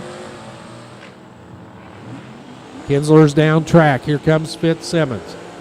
Has some ground to make up, and he breaks out. John Fitzsimmons was trying to get there. He was dialed to 10:05, and he goes 10:049, breaking out by 1/1000th of a second. How about this for margin of victory?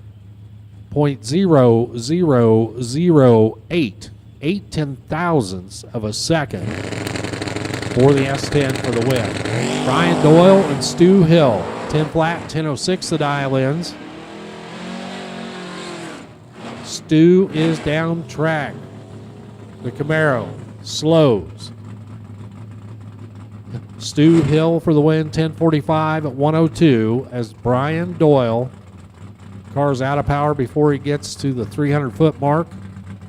1497 at 97 miles an hour. Doyle is out of here. Hill to the round of 8. Doug Kistler coming up next. That's the Nova left side. 10:21 on the windshield. And Dave Dissinger, the Monza, with a 10:10. Better light for Dissinger, win light for Dissinger. 10:31 at 122 to take the win right there, as he is 11 off the number. Excuse me, he is 21 off the number. Doug Kistler is 19 off the number, but the better light for Dissinger. Roger Lebesque, Steve Eden, the Corvette, and the Nova. Finish line, it's going to be the Corvette for the win. Lebesque with a 10:27, 1:16 to take the win by 0.03 of a second. Steve Eden just a touch better up front. He goes further off the number, 10:47 at 1:27. So Rogers Vet moves on to third round action. The Grand National now. Brian Palmer, Palmer left side. 10:30. Tim Grabiak, right side, 10:41. Grabiak's first generation Camaro off the line first. Lots of folks watching on here for Grabiak. He's got it in the bag, and he gets the win. How about a 7 over 10:48 on the 10:41 at 125? He'll get the win. Palmer also goes 10:48, but his dial-in was 10:30. Palmer kind of 0 for 2 on that. Second off the starting line and further off the dial. Grabiak advances. David Studley, Carol Barnhorst. Studley left side, the G-body with a 10:03. Carol Barnhorst, 10:38 dial over here in the GTO. Studley with the starting line advantage, and Studley for the win. 10:18 at 1:13 to take the win. Better on the light by a bunch. Carol Barhorst, 10:47 at 129.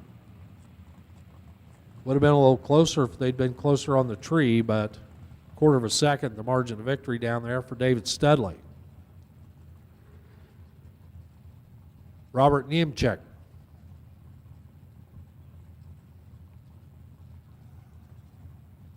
That is the Backyard Bandit. Left side, alongside the 2014 Mustang of Michael Matchnick. Niemczyk, Matchnick, Winlight, Niemczyk. Little Chevy 2 getting the job done, 10:42 at 127. Takes the win. Michael Matchnick, 10-17-4 on the breakout there. Breaks out by 0.06 of a second. Still got there second. Niemczyk was better at the tree.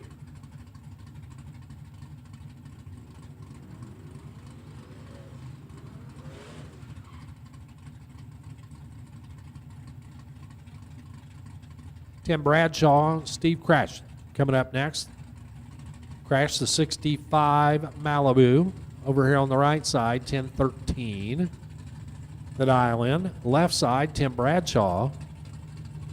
The 02 Mustang, 10:28, 10:13. That's 0.15 of a second. Advantage. Head start to Bradshaw in the Mustang.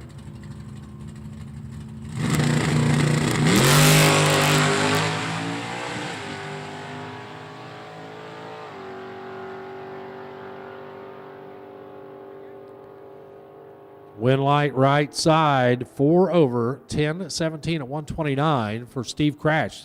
That's the best package of the day, as he's 103 on the tree and 4 over for the win. Decent lap. Tim Bradshaw, 10:43 on his 10:28, 134. He was in trouble getting down the track, and by about a half a second, Winlight goes to the 65 Malibu. All run should be coming up next.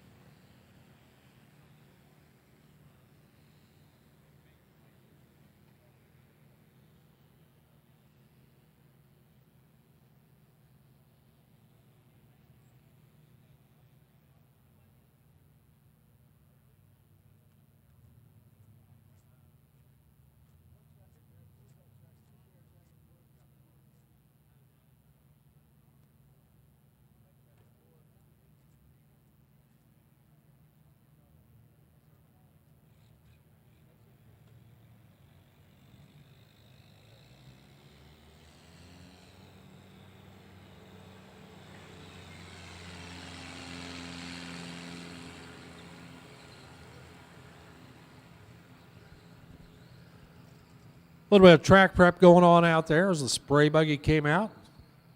Laying down a little bit of traction compound out there. We're going to rub it in there with the flat drag as our all-run group is coming up next. We're going to be hot lapping those stick shift and street machine eliminators. We're going to be hustling you back up here, but got all-run to run right now.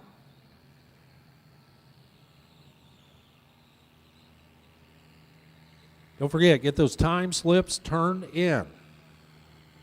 Just because you are finished up doesn't mean our work is done up here. We can't get that work done until we get those final time slips from you. So be sure and come up and see Tanya and her entire group over there, as they'll be happy to take those, and we'll finish compiling all of our results so we can get ready for the award ceremony later on.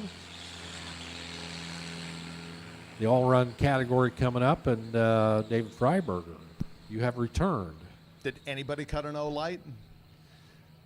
Yes, we had one. One. We had one. We had two breakouts. We had a guy that was like 140 total, which was a pretty good lap if you consider he was 4 over and 100 on the tree, which that would have won every race out of the category. So, yeah.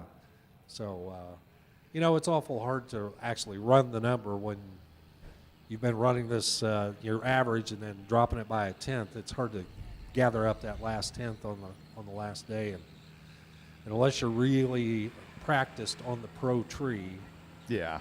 it's hard to cut a light. So, Well, but and some good stellar runs, and you know, they all have a chance. So we'll see how it all works out. one of the things I think is actually great about Drag Week and all the drag and drive events is you don't have to be a regular drag racer to show up here and win stuff and have fun. You know, you don't need to be able to cut a light, and I think that's reflected in some of that stuff. Yeah, and I do think that they do understand it's the spirit of Drag Week, the fun. Yeah. You know, the personal experience of it. You know, there's a lot of other places where you can, you know, where cutting a light and running the number is far more important. Yeah, and those places are kind of aggressive and not as much fun, honestly. Well, and that's right. You and I both go to one particular group where I'm not sure anybody's having fun, to be honest with you. But Will Fair is out here in his unlimited car. He is third in that class. This is the car that has run in the 6 second range twice, in the low 7s twice. He was out here earlier, and I wish I could tell you I could remember exactly what his pass looked like, but obviously he's here trying to run a little bit better number. You're going to see some of these A group cars that are going out here to make their final pass to try and just be as quick as they possibly can. They've taken it easy all week with the boost or the nitrous or what have you, and now they're letting it all hang out. Hopefully that's what this is here, as we have A group cars running right now.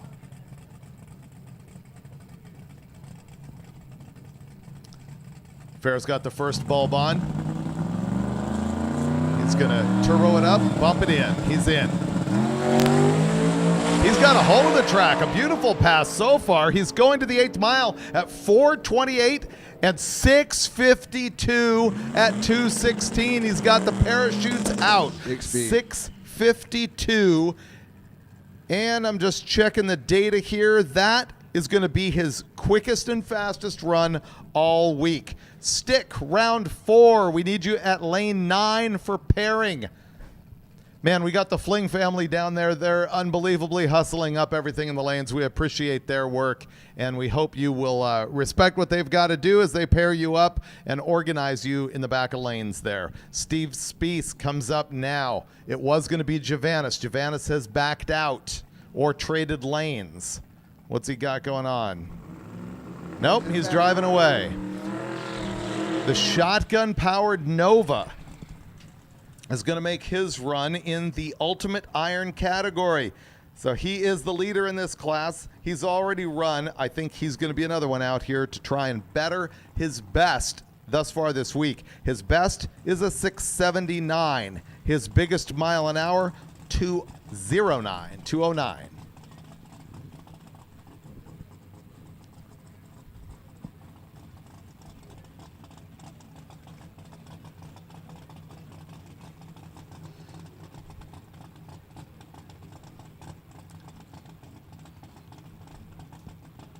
Hey, live feed folks, do me a favor and share the fact that we've got some of our heavy hitters coming back out here. We're going to see some good runs here at the end of the day, including Bryant Goldstone, who is either back in lanes or prepping in lanes, and we know that we are going to hear from Ned Dunphy again as well in the Blue Viper.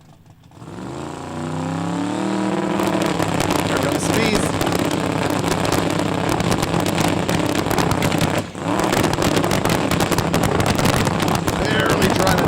Man, he's been up on the rev limiter for a while, and he's just going to give that up. And by rev limiter, I actually mean, you know, what they're doing, building boost. That's a tough deal right there.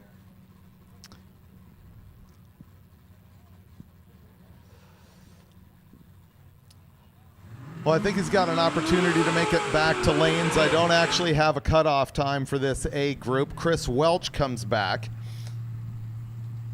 Chris Welch.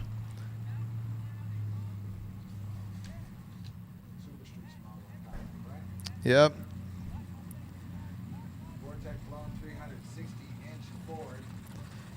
Been in the 790s every single day.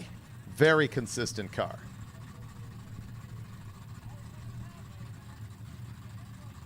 Long time ago, we had a convertible Fox run down, and the entire top got sucked off of it. It was lying on the track. Was it? He's in and he's out. 134 short time. He goes to the 8th mile, 5:27, 8:09. Yeah, 170.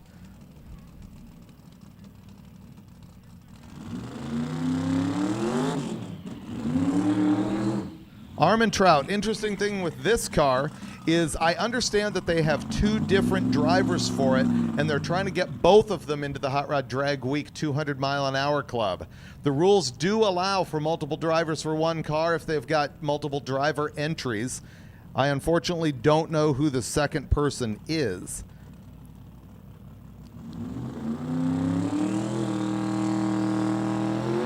I think we've seen this car already run 680s earlier today.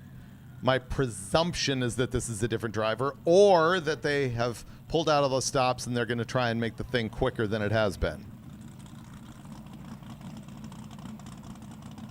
This car's best pass, 682 with a 7. That's interesting that they can have 2 drivers and they would do this on what essentially could be the last lap. If they've already secured their win, it gives them a shot to do that. It's kind of unusual. I haven't seen it before, but Keith Turk approved it.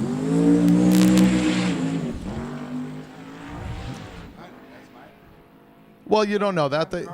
Oh, and he gets way over to the left-hand side of the track. We don't know what his experience is. I don't think. For the event. For the event. Yeah. His or her. Correct. And Bryant Goldstone and Brian Robbins back with the 53 Corvette. Now, there's a couple things going on here. This is a new car. We've seen them come out here. They've run numbers that are, and it falls silent, that are unlikely to give them an overall win. But there is one more target that they could be shooting for, and that is the quickest single pass in the history of Drag Week. Or are they just going to get the thing down track and use this as another sort of test pass to sort out the car? So the quickest single would be what? 5:99 with an 8. I'm going to say that's really an aggressive shot to take right now. And I also honestly don't think that conditions would be conducive for that kind of lap. Thank you, Warren. KJ, learning how the mic functions here late in the day. Well, I had to eat the other one. I don't know. Stick shift around 4, lane 9 for pairing. Stick shift, hustle your bustle to lane 9 to get paired up.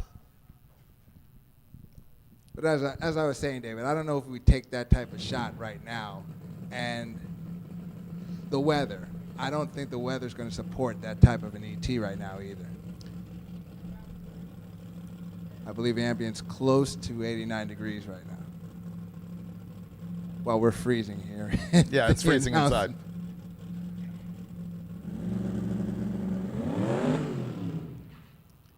It falls silent once again. Got time. Just push it back and get it right.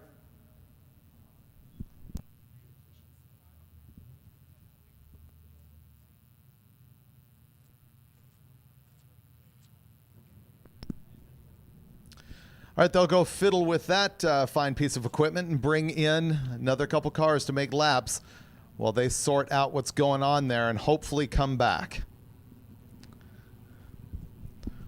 Rovick in the close lane in the Oldsmobile. Brian Acton in the far lane.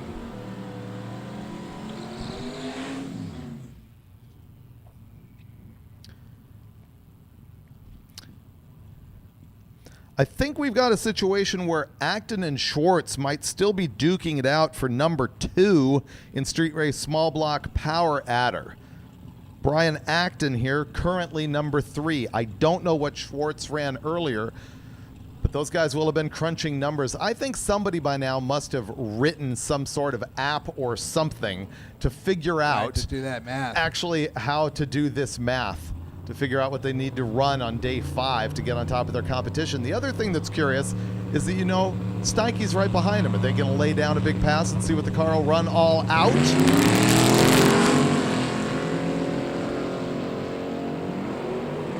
260 foot for Acton. 5:48 for Acton at the 8th mile and 8:56, 1:58. Rovic in the Oldsmobile, 9:51 at 1:41. And now we've got the curious move of Steiche coming back in that 4-door Chevelle with the right top. I think this is a swing for the fences. I think this is a swing for the fences. I think he's going to lay one down. See if this thing will run deep into the, low 8s. The car has been in the 7s. Lanes close at 4 p.m. for this all-run session. Lanes close at 4 for this all-run session. You can make as many laps as you like. We hope that you're not joyriding, because there are people who are out here trying to get their final numbers.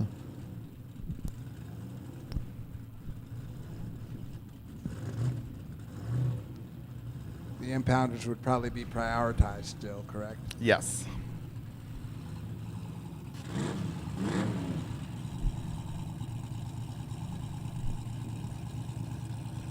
This could be one of your moments right here, David. It could be. Cameron McConchie is on the right-hand side in that Ford Ranger.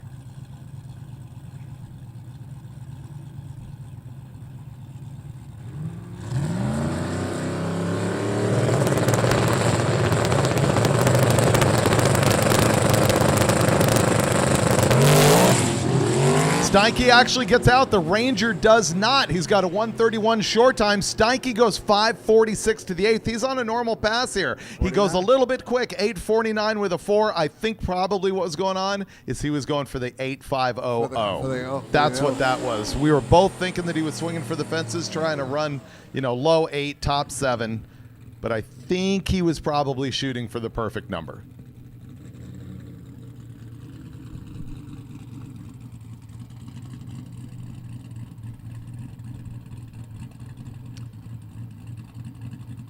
Betty White, one of the Golden Girls.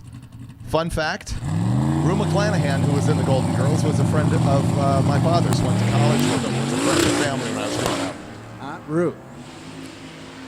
That type of friend, like Aunt Rue? What? Play Aunt. Was she Aunt Rue? Oh, I say aunt. You're saying aunt. I get it. Not that close, but yeah. 11:65 for Betty White. 11:59 for Josh Kinsler in the Camaro. Car 179.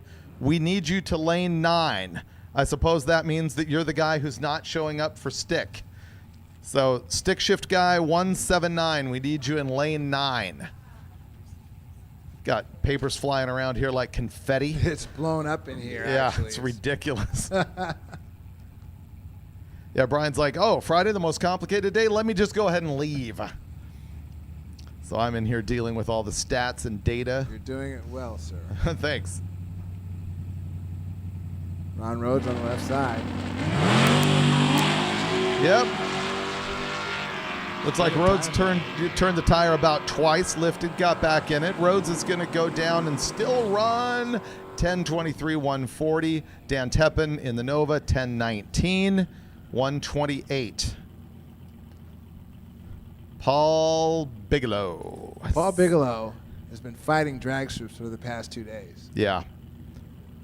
Bigelow's got the step side. Sparger's got the fleet side.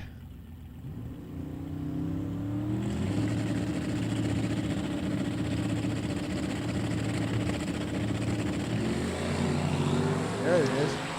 Bigelow's got the speed.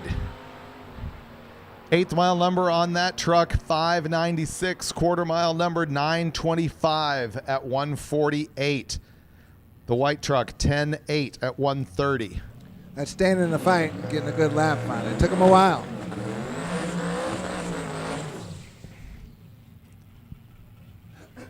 Torbett making noise out there. Neil Torbett. and Chris Nelson's Corvette.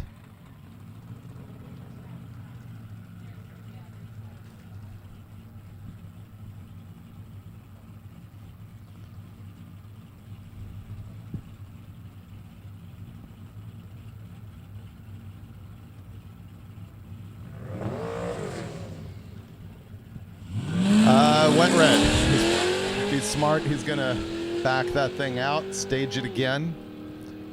Not sure what kind of difficulty that represents. 1 second reaction time for Nelson. 11.16 second ET for Nelson, 125.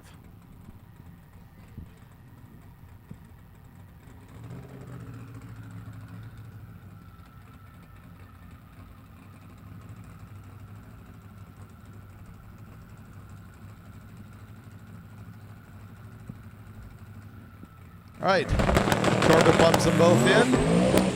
He's not really getting a hold of the track. He's still swinging the tail a little bit. He's finally given up on it. Knowing when to fold him, man. That was the time. He still goes 157. Wow. All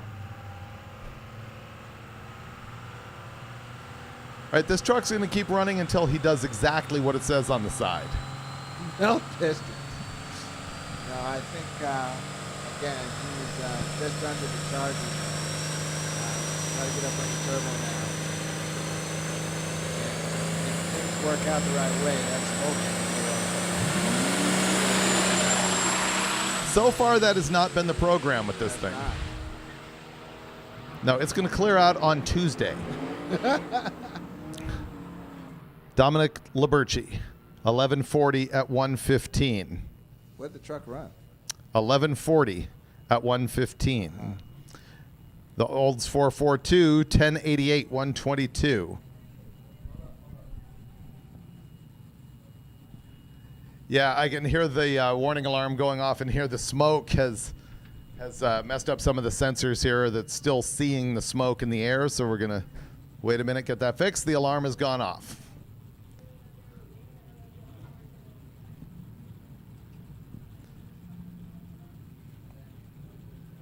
Chris McNeely in the F-150. Dan Hatch in the 69 Nova.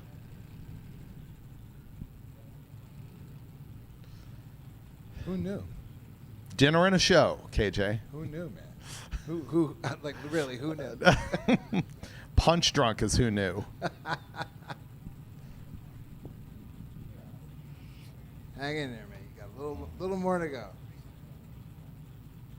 As the internet says, you're killing it. Do they say that, though? Yeah, or do they say they want to kill me? No, no, you're killing it. You're killing it. Thanks.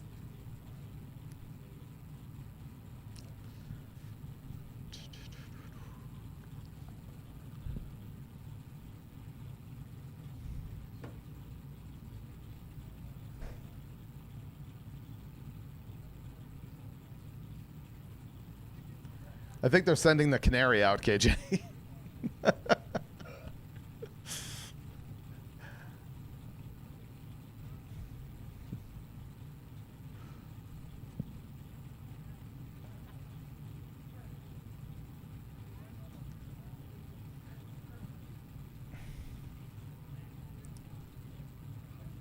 I think they are down there working on the beams.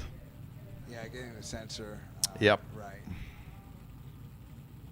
We're going to have to check with the Hot Rod staff. HotRod.com is where you find all of the data and brilliant images taken throughout the week by John McGann, Editor-in-Chief John McGann, Andrew Link, and Kevin Diassi. How many images do you imagine are taken by just our staff, let alone every media that's been here? You add it all up. Thousands and thousands and thousands of photos. Well, not to mention everybody has a camera in their pocket now. It's absurd. There's many tens of thousands of images shot here.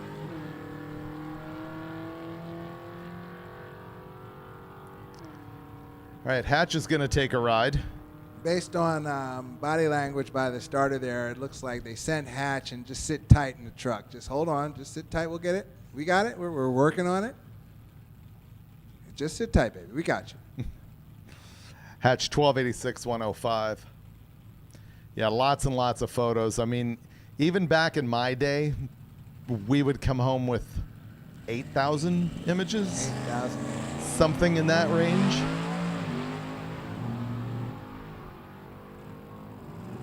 The whole process is just amazing. 8,000 images, and then of course Culling them all down. putting them down. Yeah, paring them down. Like, what do you use? Yeah. In a magazine in your day, and then to go digital, what do you use on a website? Even though You put them all up. the website can be infinite, but to that point, it also shouldn't be infinite.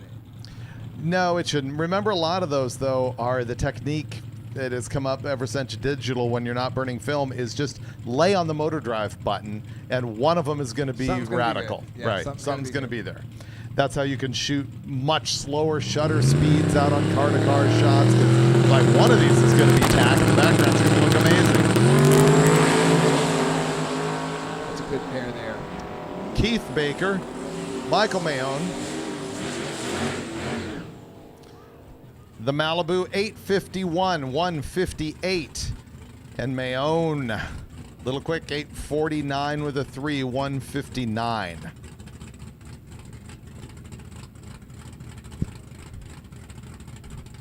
Molly Milk Truck The Div Co. and David Burke, the Le Mans. I keep seeing pairs where I'm pretty sure it's the same cars that keep getting paired side by side. I think this is what we saw with these two before. I think you're right.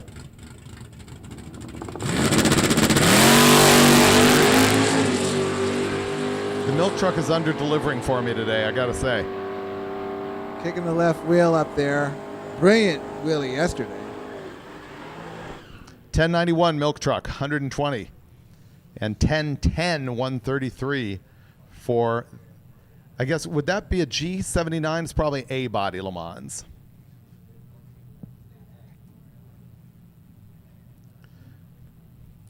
Far side Fox body Mustang. Goodness. I'm just going to You needed to do that. cram that down your throat at the very last minute. 73 Duster, Kylie Hawley. Little Fox was doing some textbook foxing there. Right lane, 1292, 103 miles per hour. The Fox on the other side, 1151 it looked like it was. I didn't see everything. 1151 was the ET. And the electric El Camino, Jameson Durrett, that 68 El Camino. I made the comment yesterday when we were watching your video interview with this guy that is still at a single pot master cylinder. And what did you tell me about the brakes? Regenerative? Regenerative braking. Ha. Pretty wild. And it goes 1115 at 118, that EV conversion on that old El Camino. Regenerative braking, he literally stepped off the throttle of the accelerator pedal and It stops. stops itself, slowing down. Street Machine Eliminator round 3 to lane 9. My instructions say to remind you a few times because no one really sort of obeys. All right, KJ, I've gone to actually taking photos of the Model A. It's love.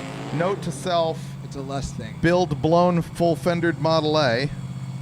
Could probably make that happen. I'm not sure if I need one that goes 990s. I want more of a street-going hot rod at this point. You'll notice I did not say street rod. You always start with that. And where do you end up? 850 is the last time I did this. Not necessarily with this, but you always want something that you can drive around. You always want a street, whatever. Yeah, it never happens. No. Never happens. What do I drive over to your house every time? My new Jeep. Okay, Jesse Helger, usually in the 9s with that thing. I didn't notice who was on the other side, but 10:01, 130 this time for Helger, and an 898, 153 in the Coors Light lane. Coyote powered Fox Mustang on the left side. That's a cool swap. Yeah, it's grown on me. Oh, really? It really is. It's really grown on. Well, actually, in the early days of Like a- Coyote swapping a Fox, the presentation wasn't there. It just looked Oh, wrong yeah. in the end of it. Oh, what? Mr. Gear. Missed a gear, yeah. I thought something fell off for a moment. Growing on you like a goiter or just sort of a Not like mild a goiter, rash? no? Ned Dunphy in lanes. All right, we're hearing the word that Dunphy is in the lanes, and there's only one reason why he would be doing that. Having secured the win, having secured the quickest average ET, we're going to have fun with that Viper when it comes up. A lot of fun. 5-second attempt.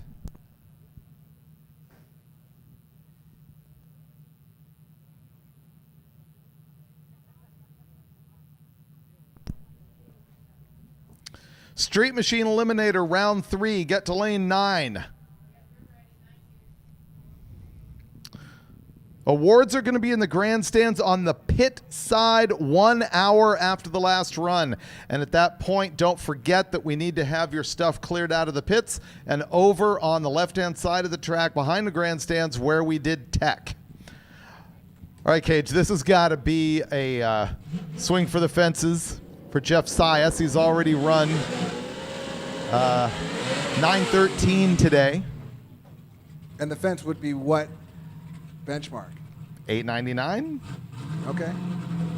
Has he gone O's through at any point throughout drag week? I can inform you of this data.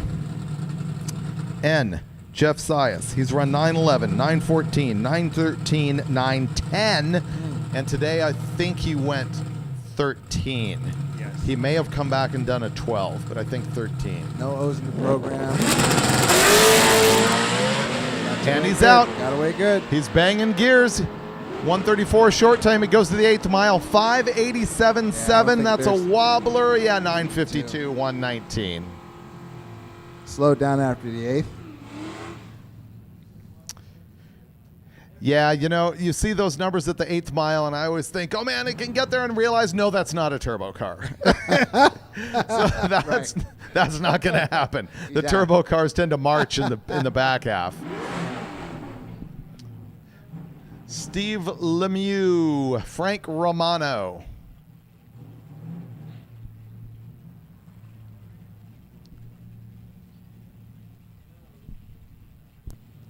Backing him out. And the water box person there indicates breakage. He was doing the breakage sign language there.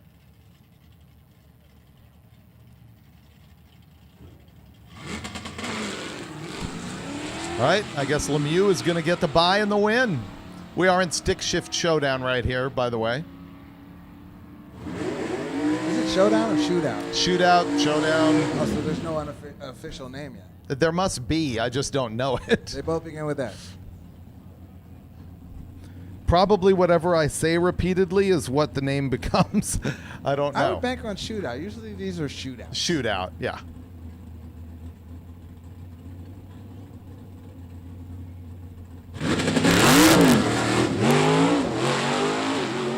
Okay, that was new and entertaining.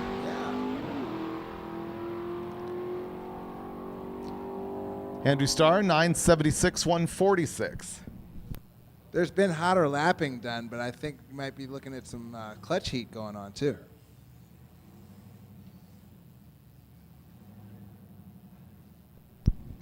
We used to run the stick shift shootout hot lap right at the end of the day, just run them all through, and we did have that issue of everybody's clutch was going Chernobyl by the second round. So we stopped doing that, and that's why we've been trying to run stick shift throughout the day here. Here comes Wayne Baker and disorderly conduct. That's a cool look. That's a really cool Isn't look this? right there. This is way cool. Wow.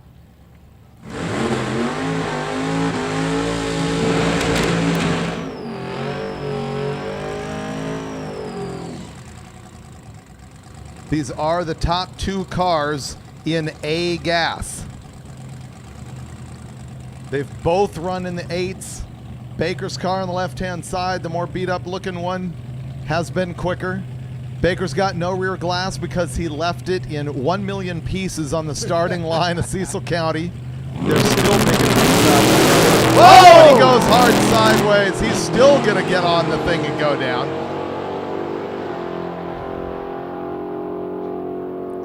$886, $152 for disorderly. Look at the replay there. The live feed delay. Whoopsie. Yeah, big time. That could have been better. Jonathan Bucci, Greg Perner. We have two 67 Nova 4-doors out here this week. Jeff Malls being the other one. His might be a 66, I don't remember.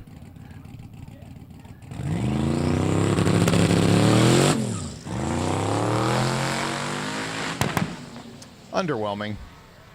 Pop, pop. Oh, he's moving over to the wall. That was a good move. Hopefully that doesn't mean he thinks that it's actually got parts on the ground.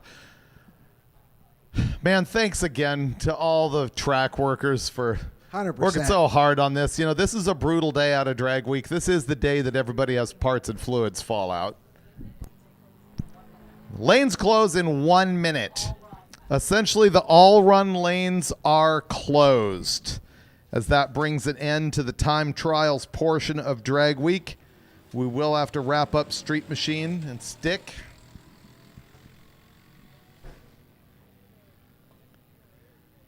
And hopefully this is a brief cleanup. Once again, I started to say thanks so much to the crew out here. This is the leaker day. Really getting after it. There's been a lot of stuff on this drag strip, and every time they've cleaned it up, the drag strip has come right back to literally repeat where it was. Teeth all day for the most part. And unfortunately for these guys, it's going to go deep into the weekend as they have another event coming in here. Yeah. You say you want to own a drag strip. Here's what happens. Big Time Magazine guys come in and oil the place down 30 times a day. Chuck parts everywhere. But you kind of want to hope somebody wants to own a drag strip, because we do need them. With the drag strips that are going away across the country, that's a bad thing. We need more ownership of drag strips, more building of drag strips, if that can happen.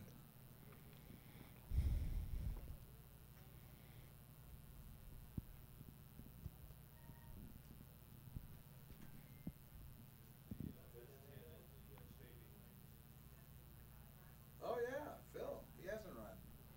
Yes.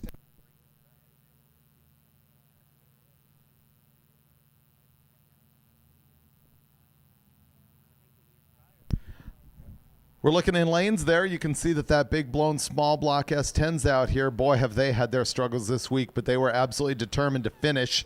And as soon as they pull out here on stage, they will be on the charts as having completed drag week. Probably not in the manner that they had chosen, that had been in their dreams, but they did stick to it and make it all the way. And that's what we call spirit of drag week. Exactly. Yeah, is what we like to reward. Keeping your head in the game and staying at it. And shout out to Mrs. Phil there. We see Mrs. Phil. Wave your, there she is. Shout out to Mrs. Phil, because she trucked another transmission down to these guys. Oh, wow. Phil was just running his hand through his hair there that's turned a couple shades of gray. Yeah, long week for these guys.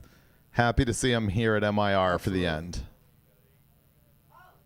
Finishing is a win, David. Can't say it enough. I've said that many, many times based on my participation in the event and finishing every time, thank goodness, and all of that. But, you know, far from being in the winners' brackets at any of those attempts, just being done with it and saying I made it was a lot. Was really a lot. So for anyone that's out here and has done that this week, congratulations to you. You finished, so you did win in drag week.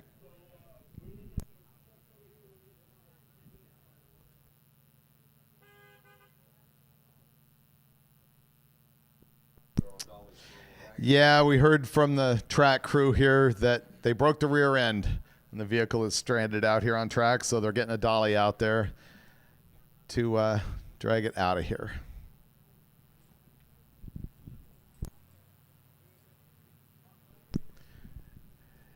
You can see Goldstone and Dudes over here on the left side of the track. They got the front clip off the Corvette, looking at it, trying to figure out what went wrong on that last attempt. And hopefully for all of us, they can come back out and try and make that glory pass before it's all over. Well, per Bryant Goldstone himself, the problem, if you will, was boost related. Now, I don't know specifically what happened, but I did pass him down in the staging lanes a little earlier, and he said, well, we'll try it again with boost this time. Yeah, I think a boost reference tube or sensor ended up fragging.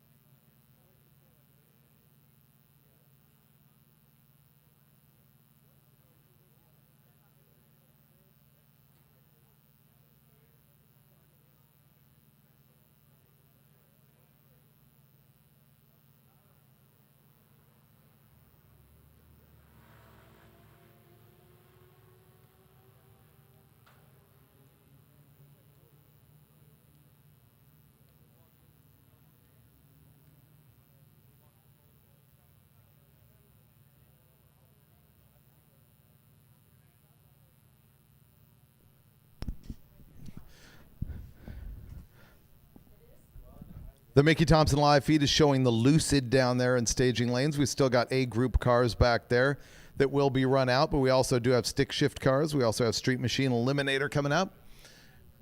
There is the Chevette that is, oh, there's a Viper. Yep. The camera guy's going, what are you going to talk about? What are you going to talk about? It's swinging around.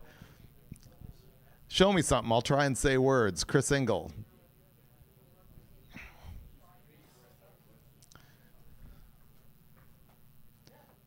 Yeah, that's been kind of different versus last year, David, where I was able to roam around the pits and actually talk to people during this type of a moment when the track was idle, and get to converse with drivers and even some fans down in that area. So that's, while it was a little frustrating that we didn't have that going on this year, I think that we did capture some good stories that we brought throughout the week. Yeah, the interviews were great. I would have liked to know more about this. Look at the Mercedes diesel that's in this.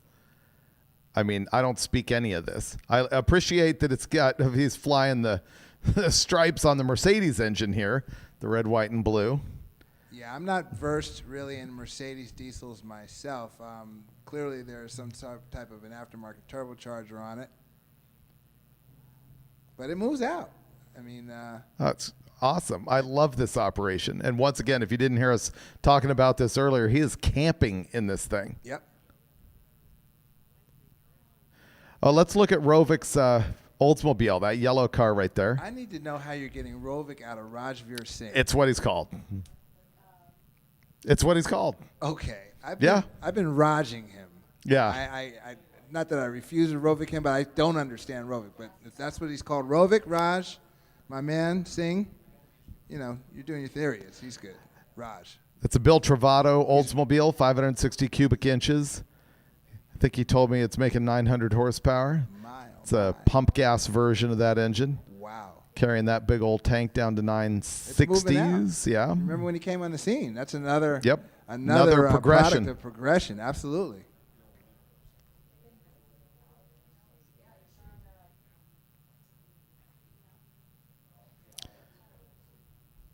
Lynette Jankuski's Monte Carlo right there.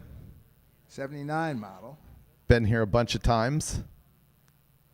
Running in Pro Street. Betty White. Dan Dinan, I think. Okay. Happy That's Halloween. Betty. Hmm? That's Betty. Yeah. Okay. Betty White. Were you unaware of that program? No, I've never haven't met Betty. Looks just like her. I met Betty White at a Christmas party when I was a little kid. Rue introduce you? Yes. No, seriously. Oh, I believe it. Yeah. If you knew Rue McClanahan, she was unofficially an Aunt Rue. I like that Chevelle. We were behind that Chevelle going up a grade, going into Maple Grove. Yeah. Oh, were we? Is that the one that was that's just the one. destroying the That's converter? Melting a converter. Okay. Good work. Speaking of transmissions and such, want to take another opportunity here to thank Gear Vendors Overdrives for being the presenting sponsor of 100%. Hot Rod Drag Week since time began. Actually, they, what did he say? He told me that they took over the presenting spot in 2008. It started in 2005, and he was also a supporting sponsor from the very beginning. So yes, Rick Johnson and family and the company have been here for 20 plus years. And there we go with that whole 20-plus years thing now. It makes you Again, feel old. It's crazy. I remember when you guys proposed Drag Week. I was in 50 Mustang and Super Fords at the time. Was it a nah dude? No, it wasn't a No. nod dude at all. It Okay. was that didn't get a nod dude, David. I know I give you a lot of them. I know I say quite a bit because I don't believe in some of the cockamamie things you think of, but I can't believe you would say that. That was immediate, like, yeah, dude. That was immediate, yeah, dude, because at that time, the space really needed some avenue to settle what a street car was. Yep. You had a lot of cars running up and down the streets of the United States everywhere, many of them on the edge. All right, drivers to cars. And you came up with a way to, if people could get there, settle it. And, you know, that was, I guess, the early advent of the internet, too. So the communication and the buzz that it developed before you guys went out there was really something. Just watching some of the, you know, there wasn't a Facebook or anything, but those bulletin boards and stuff and the messages that flew back and forth on that, dude. Those And the power of Hot Rod Magazine. I mean, that's how the word got out. But still, I think the first one was 41 cars, or was it 43? It was something in that neighborhood. And, of course, Michelle Turzin, who's our producer, was there. Tanya Turk. And Keith. Keith has been here all but 1 year. That's insane. And, so crazy. And Tanya and Michelle have been here every single year. That is insane. So cool. And Steve Eden, who we talked to earlier, but, you know, by sign language, been here 18 years. 18. He had 18 under his belt.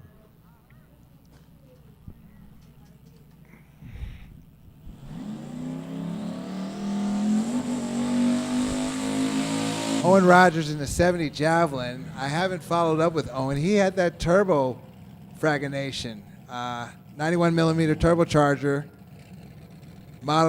remodeled to a, I believe a 76, a 71 or 76 millimeter turbocharger because he fragged the 91. Is it an LS? Oh goodness, what is it now? I don't remember. It might have been. No. Conventional small block Chevy? No, I'll be honest with you. I don't remember. Huh. You know, Studebaker V8? Possibly. It could have been that Studebaker. Yeah. They had a hot Studebaker back.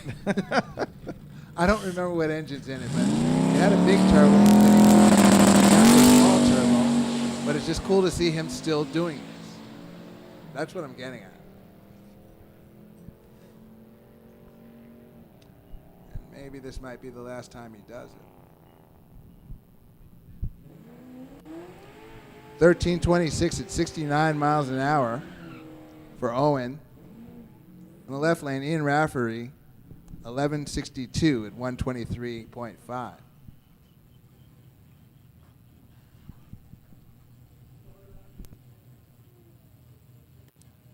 Michael Denius, 1990 Ford Mustang right side. Tim Lorenz, 79 Malibu, Chevy Malibu on the left.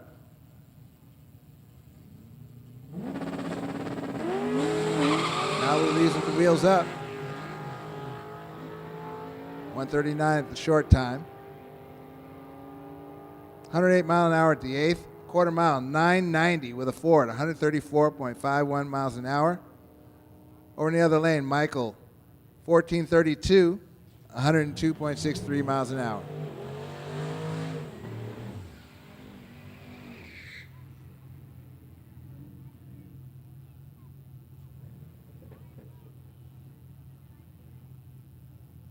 Anthony Cruciata, 1995 Ford Mustang. Jacob Martinez, 13 Chevy Camaro.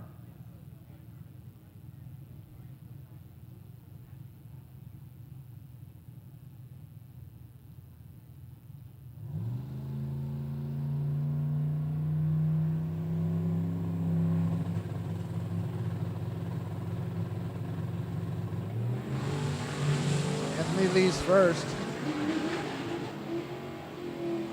Trucks to the eighth at 5:45 with a 9, 130 miles an hour. At the quarter mile, 8:47, 158.5 miles an hour. Over on the other side, Jacob, 12:39 with a 4, 113.87 is the speed. This is like so 6 pairs ago, but the chat is advising me that that green Javelin does have LS power and a 76 millimeter turbo. So the 76 is still in it. 76 by way of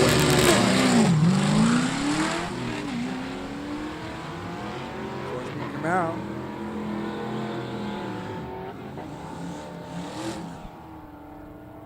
Right lane, 1109.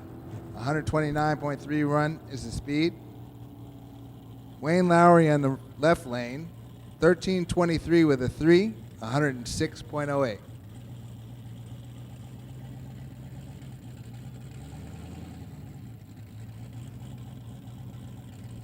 Stick shift to lane 1. There's 4 cars left. Stick to lane 1, please. Stat.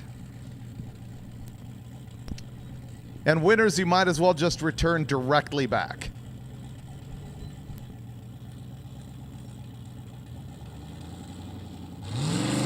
Right lane, Pontiac Ventura, Joshua Felix, Michael Franks on the left side.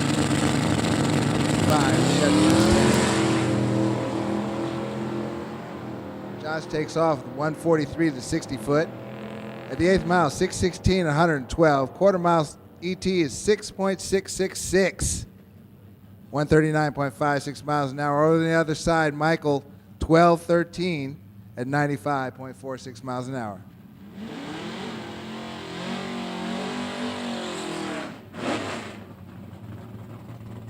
Bracket time is Warren time. Say Warren time next time you come in here. It's my time. Say it's my time. It's my time. It's my time. There you go. No, it's actually their time. Mike, well, that ain't right. Let's try this. Justin Kinsler, Dave Dissinger, 1016 and 1010, the numbers on the windshields. S10 left side, Mods on the right. We'll cut this down from 8 remaining competitors down to 4. Getting a little better on that Christmas tree as reaction time's starting to matter a little bit. How about a breakout 10-15-7 there for Justin Kinsler? And Dave Dissinger goes dead 8. How about that? 10-10 with an 8 on a 10-10 dial-in, 130 miles an hour. We didn't see much of this in the first round. Roger Levesque, the Corvette, and Stu Hill in the 57 Chevrolet. Top end of the track. Who's going to run closer to their number? How about a 10-23 for Roger Levesque in the Corvette getting it done? 10-23 at 117. Better light by 0.2 of a second. Stu Hill missed it on the front end. Goes 10-05 at 132. But he is now done for the event. David Studley, Tim Grabiak coming up now. Studley's Malibu left side, 10:03. Grabiak, 10:41 right side in the first generation Camaro, gets the head start. Little tire spin there for the Camaro. Might cost him a little bit. Being late on the tree might cost him a little bit. Yep. David Studley, your winner, 10:23 at 123. That's the winner in the Malibu as Grabiak little slow off the starting line and a half a second over his performance prediction. 1090 on the 1041. Final pair here. Street Machine Eliminator, and these guys have been instructed to come right back up as we are in hot lap mode. Robert Niemczyk, the Backyard Bandit, left side. Steve Kratch over here right side. Malibu right, 1013, 1033 for Niemczyk. Croc, I apologize. And please do not take out the timing blocks, Mr. Croc. We came out the starting line and the car made an immediate left-hand turn, which is not good. 11:29 at 128 for Steve. He is done. Bob's little yellow Chevy 2, 10:45 at 120 to move on. All-run cars coming up now. Ryan Woodling in the Le Mans over there. Is that a Le Mans? No, that's not really a Le Mans. That is a Firebird. Corvette over here on the right side. Kyle Wimmer. Some folks getting their final runs in here for the weekend. I say weekend. We're not even in the weekend yet. And again, those folks will be coming right back up here. Our stick shift shootout cars have been called back to the lanes as well. Firebird left side, 1043 at 138 over there for Ryan Woodling. Kyle Wimmer right side, 1241 at 119. How about that Dodge Dart Sport over there rolling up left side? Clean little ride over there for Kathy Rugg. That is, in fact, a Valiant Sport. Left side, right side, Dustin Trance. Dustin's been having some challenges staying on the right side of that 850 number. Dustin was the record holder. And I guess technically still is the record holder, as they have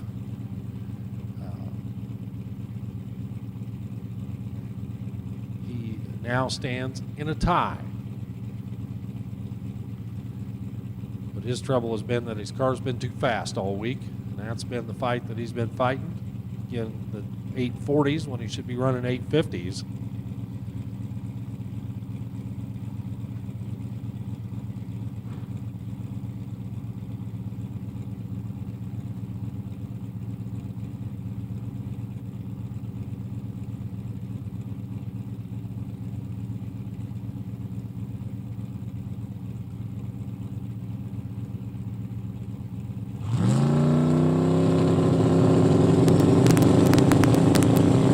Steinke and parts fall off. Has posted a 5-day average. Every day was 850 with something. He'll wind up tying the record. Top end of the track, Dustin Trance spun the tire 1569 at 69 miles an hour. Kathy Rugg's Mopar 1241 at 109.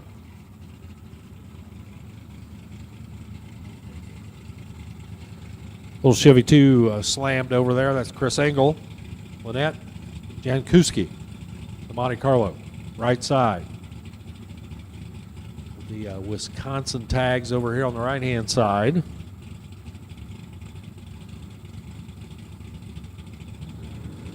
As we continue to roll through our all-run categories, don't forget, award ceremony coming up, including the racing today.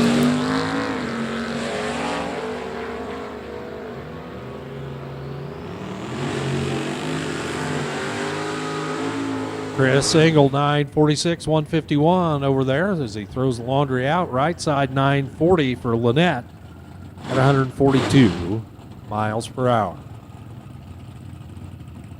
Next up, the Chevelle over there left side, Keith Seaman, and Edward Schwartz over here right side in his 72 Nova.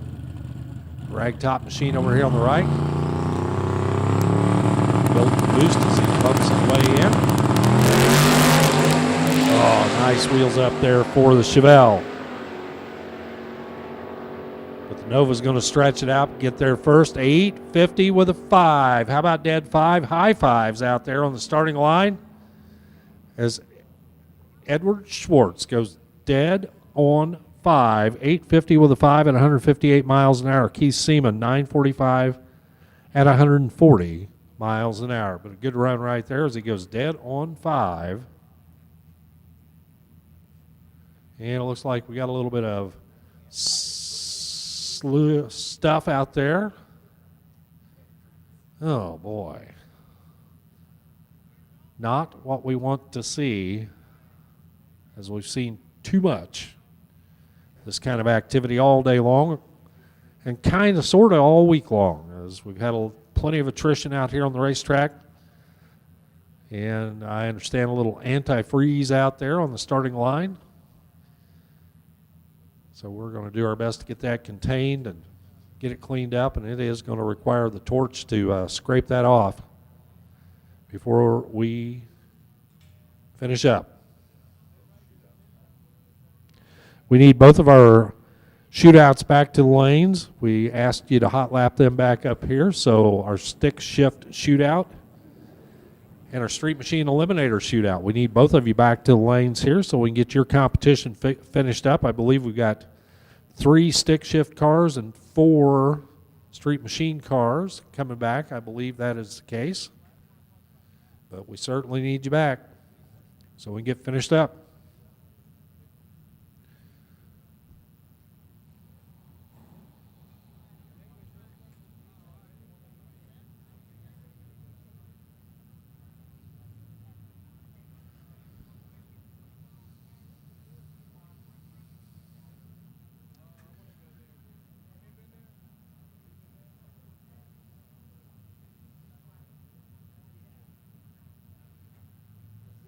Yes, I agree. Antifreeze is a no-no.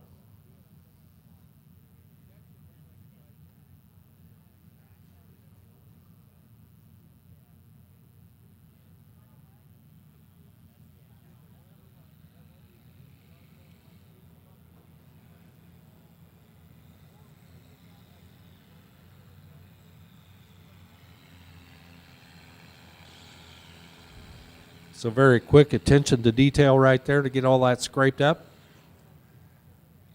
Hit it with the flat drag a few times and we'll be ready to go once again.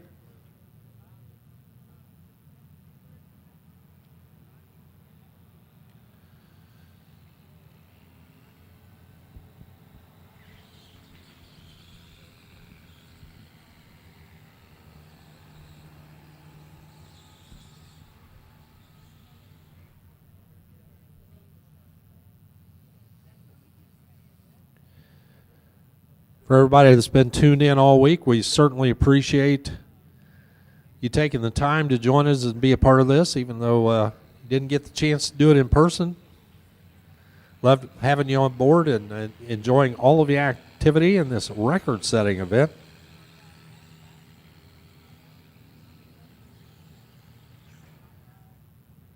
Ned Dunphy is back there in the lanes, and he's going to take, make a hero run here and see if he can do something special to close out the event. Already has locked up the fastest, or the quickest, I should say, quickest 5-day average in Hot Rod Drag Week history. Did that earlier today, lowering that record that had been held for many years by Jeff Lutz. But he is now the man.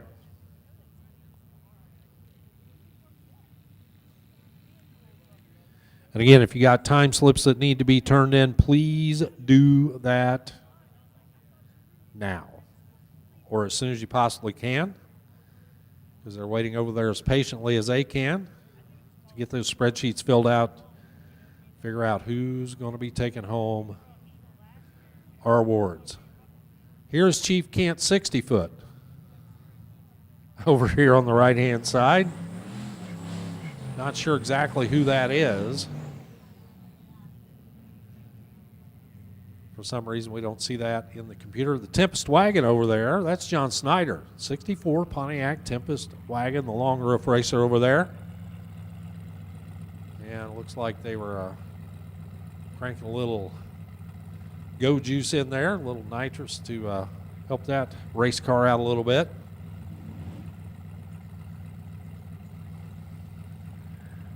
It's amazing the variety of race cars that we see out here that are participating in drag weekend at this event.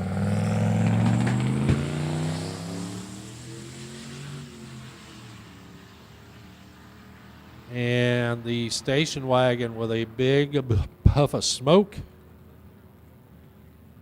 and comes to a stop right there about 100 feet out. So we're just looking at that. No, that's not a still photograph. Car's just stopped. Pickup truck, right side, 1274, 106 miles an hour. Not exactly sure what happened there to the wagon. As I looked up, there was just a big cloud of smoke behind it. And maybe that 50 shot of nitrous was more than that little Pontiac motor could handle. Again, stick shift shootout, street machine eliminator shootout to the lanes. Semifinals in both. We need you back to the lanes. And this is becoming all too familiar of a habit here, a bad habit.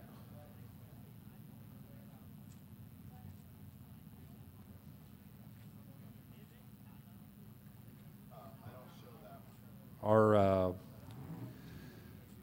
track crew is getting a real workout now, pushing a 8-ton station wagon backwards. Declan Quinn. Attention, Declan Quinn. You need to move your car. Declan Quinn, you need to move your car. That is the directive from the tower. Declan Quinn, you need to move your car.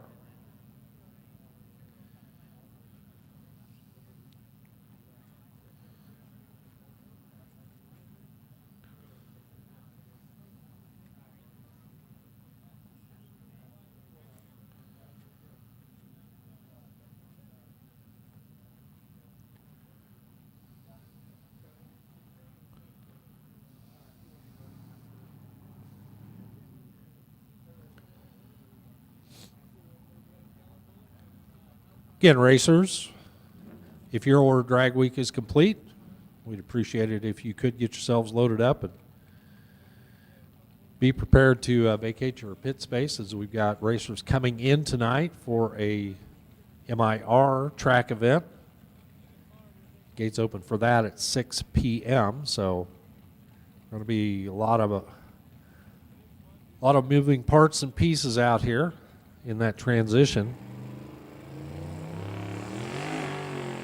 All right, going to warm them up now. The pickup truck there. Canaan Hall, the C10. Left side, Michael Higgins, right side, the Chevelle. We're getting ever closer to the end of the line here.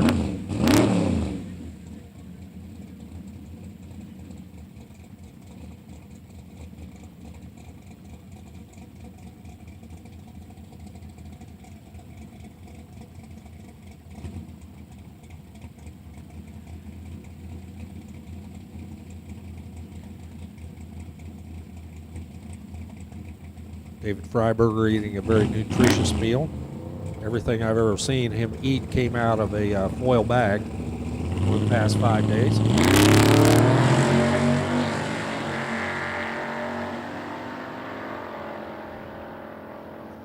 Higgins with the better light. 970 for Canaan Hall, left side at 138 in the pickup truck. For Michael Higgins, the Chevelle 990 at 132 miles an hour. The Mustang coming up here, hood off machine. Joshua Bartholomew, that's the 88 Mustang. Over here on the right-hand side, left side, Jason Nishine, 70 Mustang.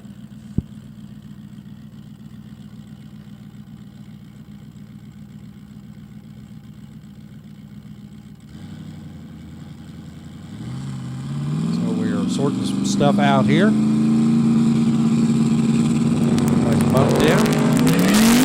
boosted up and ready to go.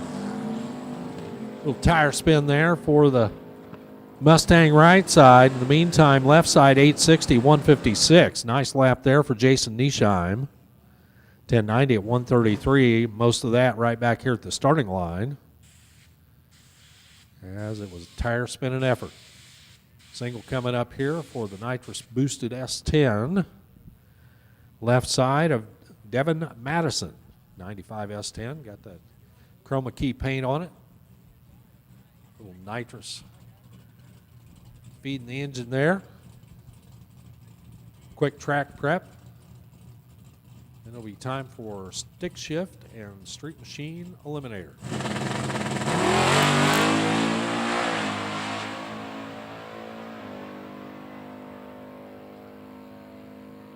And to the top end, how about a 922 at 145 there for Devin Madison.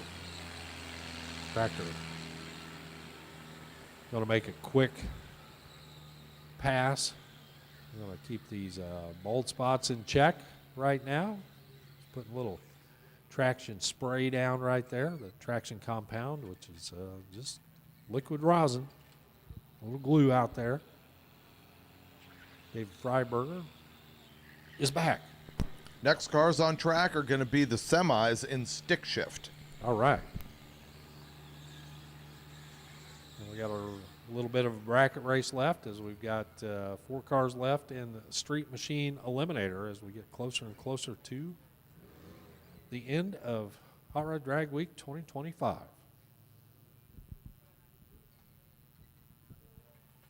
KJ Jones is looking over my shoulder like he wants to jump back in here. Thank you, Warren. Appreciate you, sir.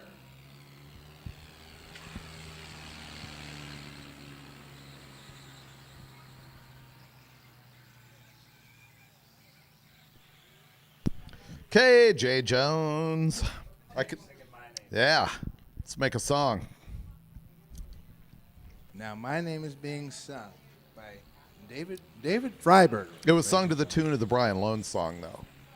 Okay, well, that's Brian not original. Lones. It's kind of the tune for everybody. Don't associate my song with him, please. Oh, sorry. Thank you. Getting down to it, David. Yeah. Getting down to it. Slowly. Yeah, slowly, but definitely surely. And like I said at the top of the stick shift session, you know, you got 3 in the box now, and it's really going to be good to see who the final 2 are going to be. You know, it's always like this right at the end of drag week because there's hot lapping the cars in stick shift and street machine, and where there's always track prep. We really appreciate all the work the crew has put into that all This track day. has been amazing. The staff has been awesome. Yeah. So it's just always a thing. But the other thing is we're waiting for Goldstone and Dunphy to come out and lay down those huge numbers. And by huge, I mean small. Low numbers, possibly super low for the event, if that 5 second can be lit on the scoreboard of whichever lane Ned Dunphy chooses to take. I'm not getting my hopes up too much. Nope. Well, but when it happens, I will lose my mind. I And know then that I will will go happen. drink beer and have an awards ceremony. my hopes admittedly haven't been up since we discussed it this morning. Yep. And that's because I noted that ambient temperature. That's the only thing that I'm. It's not that bad. It's not. But it's hot. It's warm, man. But I mean, there's 2 sides to that in a lot of ways. That car's had a lot of time to sit and not be running and not do anything. So as far as being prepared to hit that number, I'm certain that they've got it hopped up and they've got it on kill and dialed in to do it.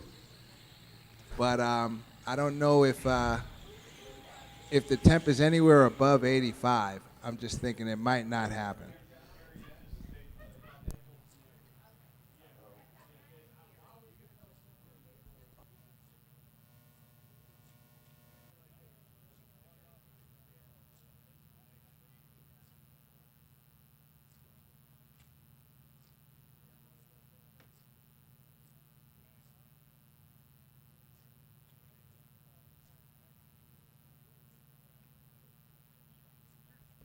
We got a camera on Ned Dunphy.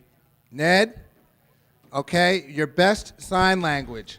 What's the number going to be, sir? Call it, babe.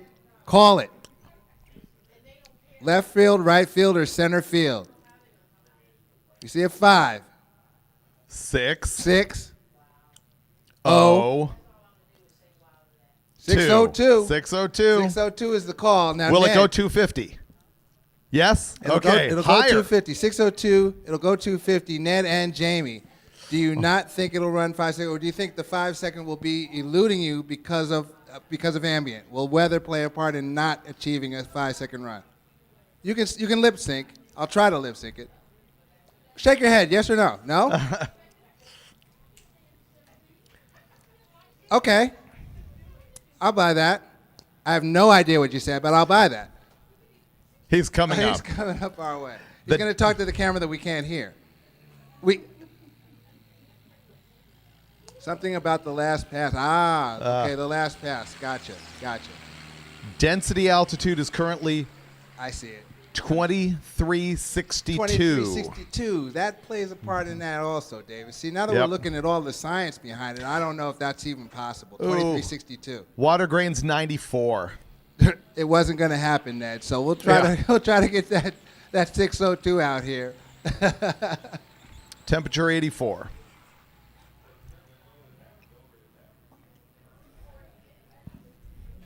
The water's in the 90s. 94. That's the old water doesn't burn problem. Mm-hmm.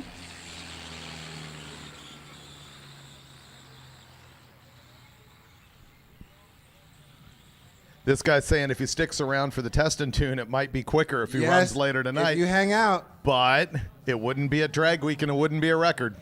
But it'll be a PB of it would be a thing. Great magnitude. It would be a thing. Certainly. Yes, the magnitude.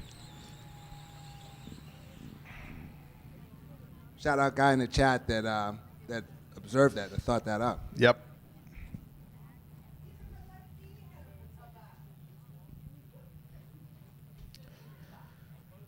What's the ambient? 84.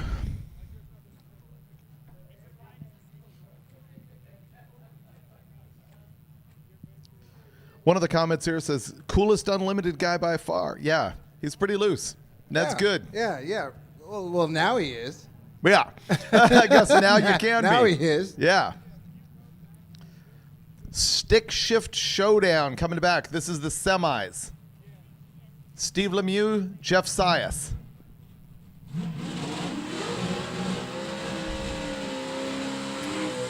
I'm not saying I can predict the future, but Jeff Sias. We need Brian Loans. We need Loans now for the Massachusetts accent. The stick car. Stick car in the right lane. remember at this point, red lights count. They haven't at drag week so far, except for the Street Machine Eliminator deal. But in the stick shift shootout, red means lose. Nope. He's out green. Both 190 lights in both lanes, which means Lemieux had his best possible shot. But no, 931 with a 9. Sias slowing down, actually, because it's been in the 9 teens. And Lemieux, 1143, 121. And David, my keen ear, my acute sense of hearing, Jeff Sias might have a clutch that isn't quite comfortable right now. Ah, did you feel a little slippage? I mean, a little bit. We're not exactly hot lapping. We're doing the best we can to separate these classes so that there can be some cool down for these cars, but it would make sense that that disc is hot. Andrew Starr. Remember last time what this car looked like? Chevy? This time it looks better. It's Brian Krakowski, the winner of last year's stick shift showdown in the right-hand side of that Mustang, and he's going to go down this That's time. it for Brian. Won't repeat. Yep, 10:04 is what he ran, losing to a 9:36 out of the 56 Chevy. So that was the semis. So that means we're going to see Starr and Sias in the final. And you know what, KJ? Well, that's going to be legit. On paper. On paper, on it's paper, an actual thing. It's a drag race. Yes, Yeah. indeed. Yes, it is. Wow.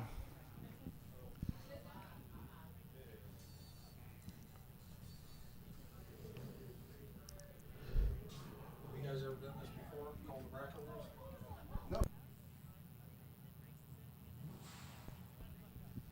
Well, I thought maybe I'd give you guys a little instruction on how to call a bracket race, but you don't want to know? You don't need to know? Okay. Well, I'll do my best. Try my best anyway. Don't run away. There's only 2 pair.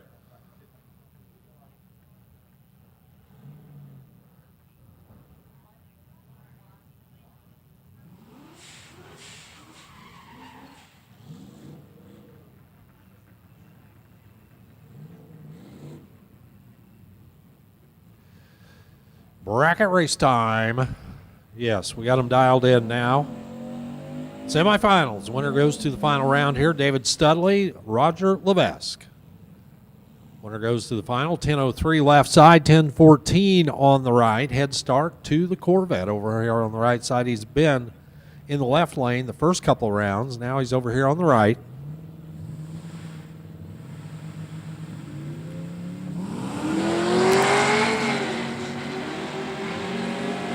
G-Body kind of hangs nose up in the air as they head down track. They're only 7th out apart on the starting line. Win light goes to Roger Levesque. He goes 10-15 on the 10-14. He is 1 over the number. David Studley, 10:05 on the 10:03. 14 thousandths of a second at the finish line of the Corvette. To the final round here in Street Machine Eliminator. Who will he match up with, Robert Niemczyk or Dave Dissinger? They're both in the lanes that they prefer. Left side, a little Chevy 2 with a 1033. He is off and running, Dave Dissinger.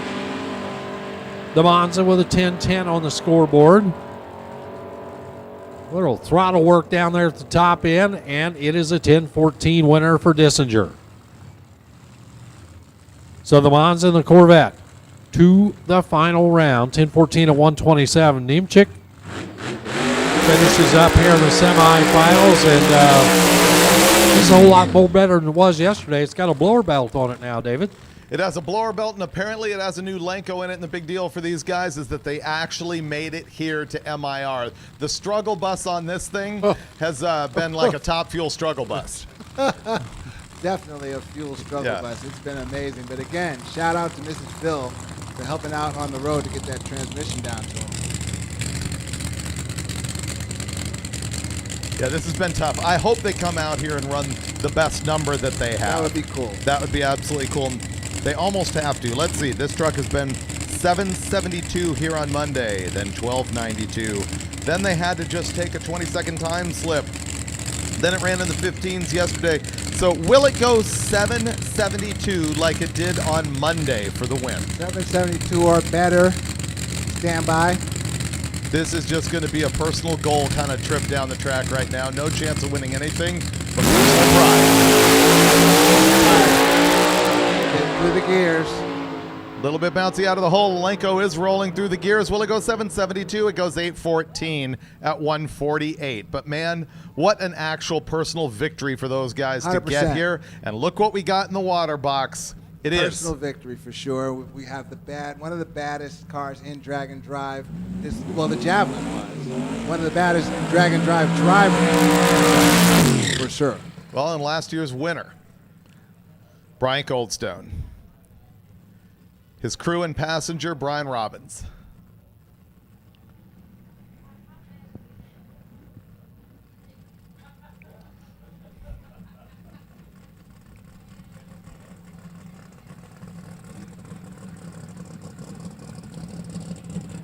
This is one of those moments where this whole process now, you can almost see it happening in slow motion. Just the anticipation. Hopefully we see it happen in low 6-second motion. Absolutely. When it actually goes down, things will speed up. But just the lead up to checking the wheelie bar, the burnout, waving him into the beams. The stress. Big time. This will be his final shot at Drag Week 2025.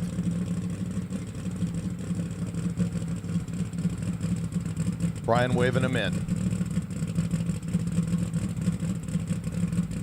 Gives him the universal double pound on the door.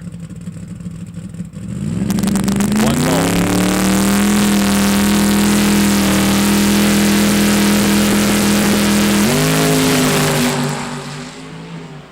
Okay. It's on a lap.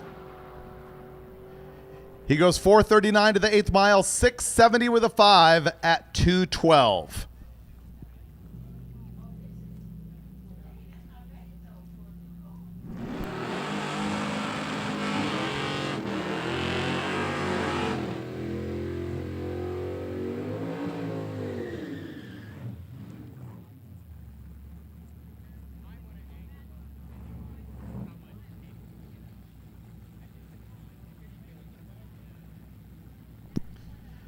Well, I'm not doing the math in my head to figure out where that puts Bryant Goldstone. I think it might be second overall, but you'll have to stay tuned to hotrod.com. All of the results will be posted later this evening.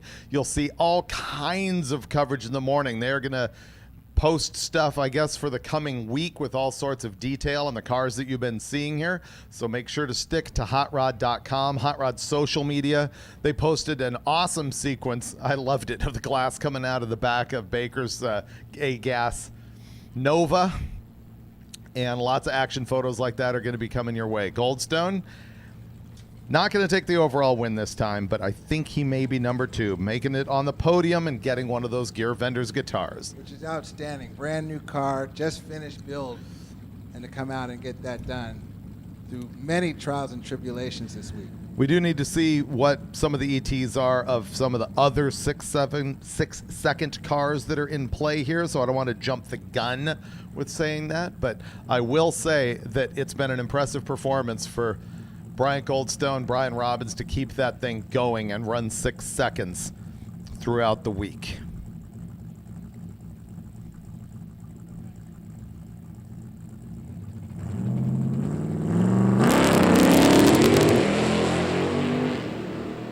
Party Bus and Nicole Bondurant with the Challenger. I wonder if anybody that's driven a party bus type vehicle ever played the music down the track.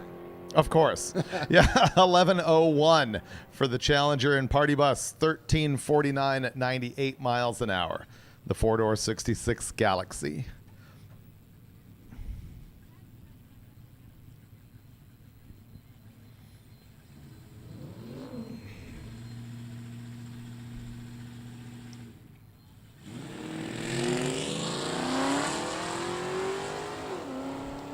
Hey everyone, don't forget to get your time slips in, and don't forget that we need to clear the space out here before 6 o'clock. Look at the Chevette.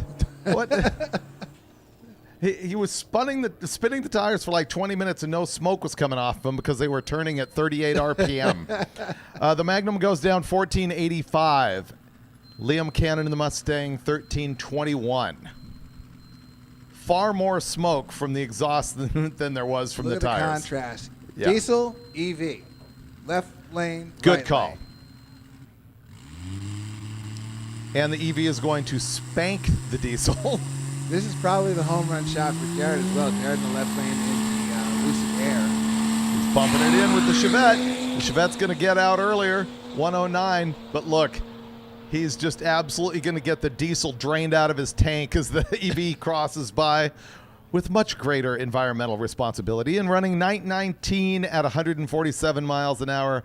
And the Chevette, 1044, 124. 919 out of the EV, closing in on an 8-second lap. And its quickest of the week, I believe. I think 920 has been its best prior to this. Dan's putting laps on Betty White.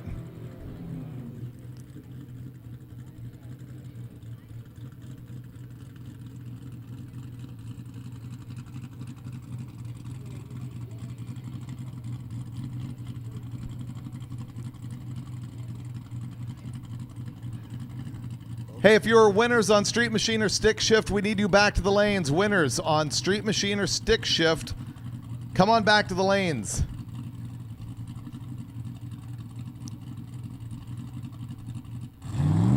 We will time you out. Destroying the tires, going for distance, putting on a show. Now, if you can't be good, be flashy. Well, there you go. And you are the master of burnout for distance. Yeah, the Olds 950 at 143.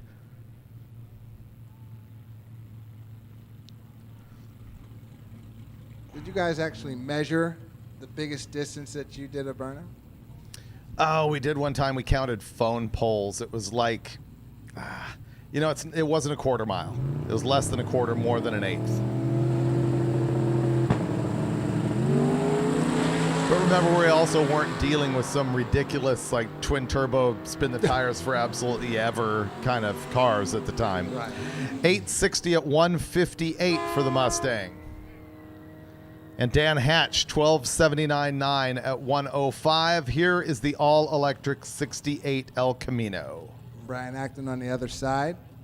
Boy, Acton's not fooling around. He just keeps going at it. That is another amazing thing. We talk about how difficult it is to make the drive with these cars, but can you imagine they're just going 850 over and over and over, hot lapping them?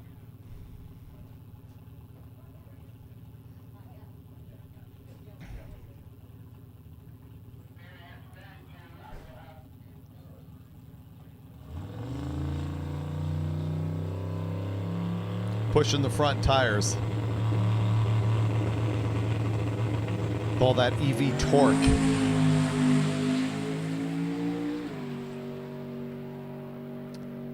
Brian Acton this time, 546 to the 8th, 853 with a 758. And the EV El Camino, the EVEC, the EV Elco, 1129, 117. 117 miles an hour. It's good speed.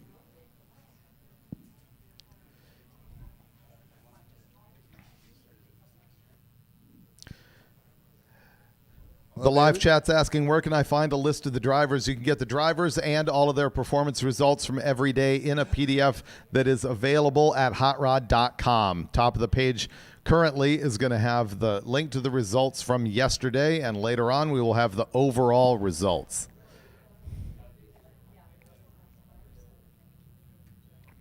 Stick shift and street machine, you need to be back in lanes. Are they not? All right, they're there. They're coming up right now. Street machine first, then stick. You'd think Warren would be cutting low ET to the announcer booth right now. I thought it'd be knocked over. All right. Give me the mic, Cage. Give me the mic. Cage, give me the mic now. Here he comes. We figured that you'd be racing in here to call this final. I mean, like, I could do it. If you... I'm not nearly as excitable as you are, KJ. This is, I'm just kind of smooth, kind of level, kind of mellowed out. Actually, no, you don't. You're the coolest cat I know. You don't have to work on it a bit. Hot lapping back up here. This is the final. Here in Street Machine Eliminator. Started out with 32. Actually, we started with 50 this morning. Figured out the best 32 averages, put them on a ladder, running them off. Final pair, Roger Levesque over there left side, the Corvette, 1014 the number, and the Monza over here right side of Dave Dissinger, 1010. At the finish line, wind light's going to flash for Dissinger as Roger Levesque runs way under the number.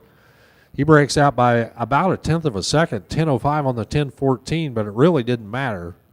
As Dave Dissinger, 068 on the tree, 10:20 for the win at 132. Congratulations, Dave Dissinger in the Monza. I want to step out of the way. We got one more final coming up, and then Ned Dunphy for the hero run. Well, Dissinger in the Monza told me on day one that he was a bracket racer with that thing, and they had made some changes to come out here at Drag Week, and there that pays off for him. He cuts an 068 light and takes the win in the Street Machine Eliminator category. KJ, you would be the coolest cat I know if I didn't know Don Perdome. But I think you'll take second spot on that. I'll give it up to the snake. He's got a 20-year jump on cool. Yeah, I'll let the snake have that. Yeah. You know what I mean?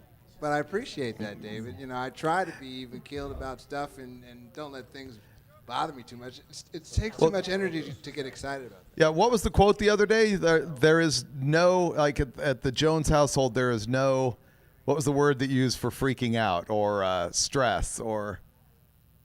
What did I say the other day? What did you say to me the other day on that? We were in the backyard. Oh, yeah. Well, I can't say that because then I'd have that F-bomb dropped. Oh. and I've been good all the way until now. So We already determined you get one. You You get one. That's Yeah. You want to use it up now? Do I want to use my F-bomb? Is the FCC tuned in? Well, Internet, let's go to the Internet. You know, the new owners over at MotorTrend Hearst, they got to be sitting around going, what is going on over there? Who are these guys? What are they talking about? We're the fun bunch.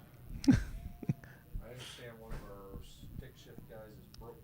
Oh, no. One of the stick shift guys is broke. It's either going to be Andrew Starr or Jeff Sias. Only be one. Let's have a look. It is Andrew Starr with the 56 right there. Is it fragged? Fuel leak. Oh, he's giving me the us throat the cut. signal. He's Oh, done. my. Wow. Unreal. Well, Tough congrats break, on man. that first 8-second run. This is a bad way to end, but man, you had a good victory this week. You're saying Jeff Sias is the man. Default Cracked Jeff fuel Sias. Cell? So it's an aluminum cell? Cracked fuel cell is what we're hearing. Jeff Sias. Jeff Sias is And going that's to cool. take They're the coming victory up, they're running up pass. to see him do it, too. That's awesome. Either that or he's just going to, break the beam. And after that, we've got the Viper, Ned Dunphy. You got to hang in there. You got to spread the word. You got to see the Viper after Jeff Sias' pass. This is it, man. There's been several competitors here at Drag Week who have had what I call your day in the sun. When you get to this point and you have won any drag race, you just have your day in the sun. The shadows are long. You fought hard. Very cool moment right here.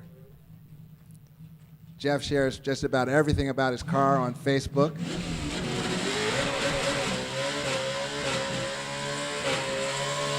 Wicked burnout. Small block forward in the Oh, red. he's enjoying it. He's enjoying it, putting on a show. Definitely.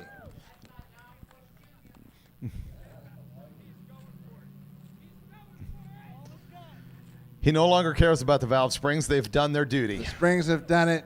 The clutch has done it. I believe along the week they had a clutch repair, if I'm not mistaken. I think they had. Well, yeah, they needed a clutch alignment tool, so I Yeah. would estimate that means they had the transmission and clutch out of the thing. transmission out, and they were working on the clutch. So good on that dedication.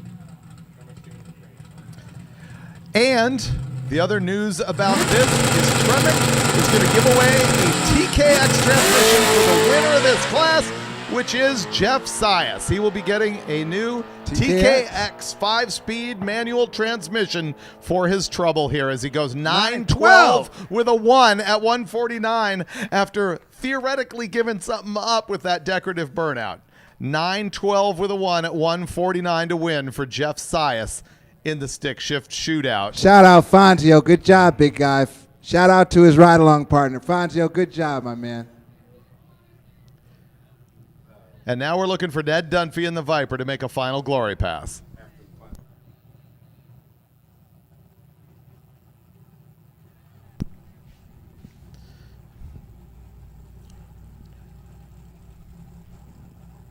Again, dramatic slow motion. What was his shot that he called? 602. 602. And he gave us a higher and higher for 250 miles an hour. That's what he gave us. We'll see what he gives us. While we're coming into an end here, I really want to send out thanks not only to the track crew, but also to the MotorTrend events crew, the entire MotorTrend content crew, and also to the Drag Racer TV team that's been out here, of course, led by Warren Evans. Also, Jay Hollinger out here, camera guys out in the field, sweating to bring you this thing. Joshua Brannon, Joey Rebuffo, Les Mayhew, Cameron Hidalgo. All of those guys have brought you, of course, the live feed presented by Mickey Thompson. Of course, the entire event presented by Gear Vendors Overdrives. I want to thank my co-announcers here, KJ Jones, Brian Loans. Well, good riddance, Loans. He's gone. He's not listening. Probably someone at the NHRA race is watching this. They can pass on the word that Loans, we don't care. And we will have cigars and drinks for you tonight. He doesn't smoke cigars, but we will have one anyway. I'll smoke his. Yeah. Shout out to the guys I'm with every day in the trenches. John McGann of Hot Rod Magazine. He's our editor-in-chief. Stephen Rupp, Johnny Hunkins, That's what brings you HotRod.com and Hot Rod Magazine. Michael Emy. Led by Michael Emy.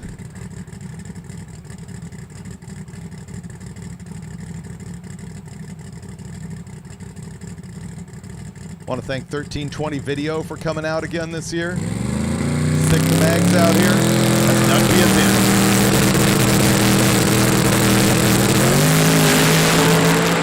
Oh, looks like he's got a hold of it. Then he got a little bit sideways. 420. It goes 620 with a 3. 247 miles an hour, missing both of his targets. However, an incredibly impressive performance out of Ned Dunphy's Viper this week, and setting the record for the quickest average drag week run in history.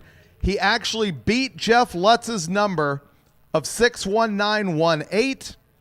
And he is down in the neighborhood of a 617 average, actually dashing a record that has been there since 2016. If you think how impressive that is about what's been going on for the past however many years, what would that be? 9 years since Jeff Lutz pulled off the record average GT, and Dunphy has done it again here this week. It's been a spectacular drag week. We have seen so many records fall, single runs, class averages, so many different class records, so many changes up and fun looking at the top of the podium in each separate class. KJ, it's been an awesome week. It has been wicked, man. And this is the point where I get sad, man, because it's over, and I can't wait to do it again. I know so many people out there in the pits are going to be saying the same thing. We can't wait to do it again next year, because that's what Drag Week is. It just gets inside you, and this has been an outstanding, outstanding show.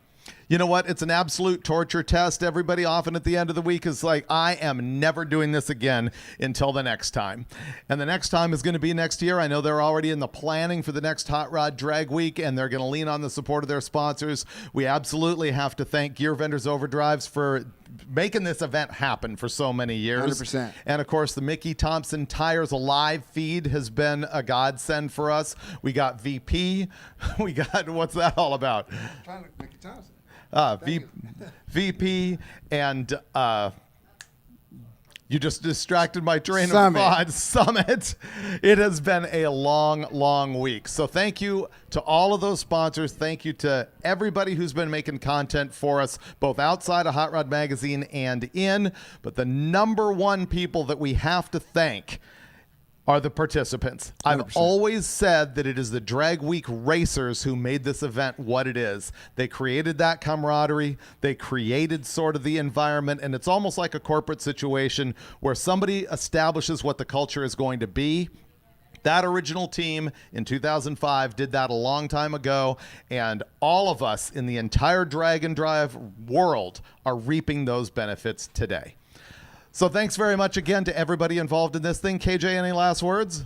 That's all I got, man. I just had a great time. Thank you for putting up with me on the internet and in the crowd out there in the audience and everything. It's been a blast. I really dig doing this stuff with the live team with you and Brian. It's been a blast, man. So can't wait till next year if I'm welcome. It's going to be a good time, and now I have to go blow my throat out actually doing the awards ceremony. You will not see that on the live feed, but you'll see all the results on HotRod.com. We are out from Hot Rod Drag Week 2025, presented by Gear Vendors Overdrives.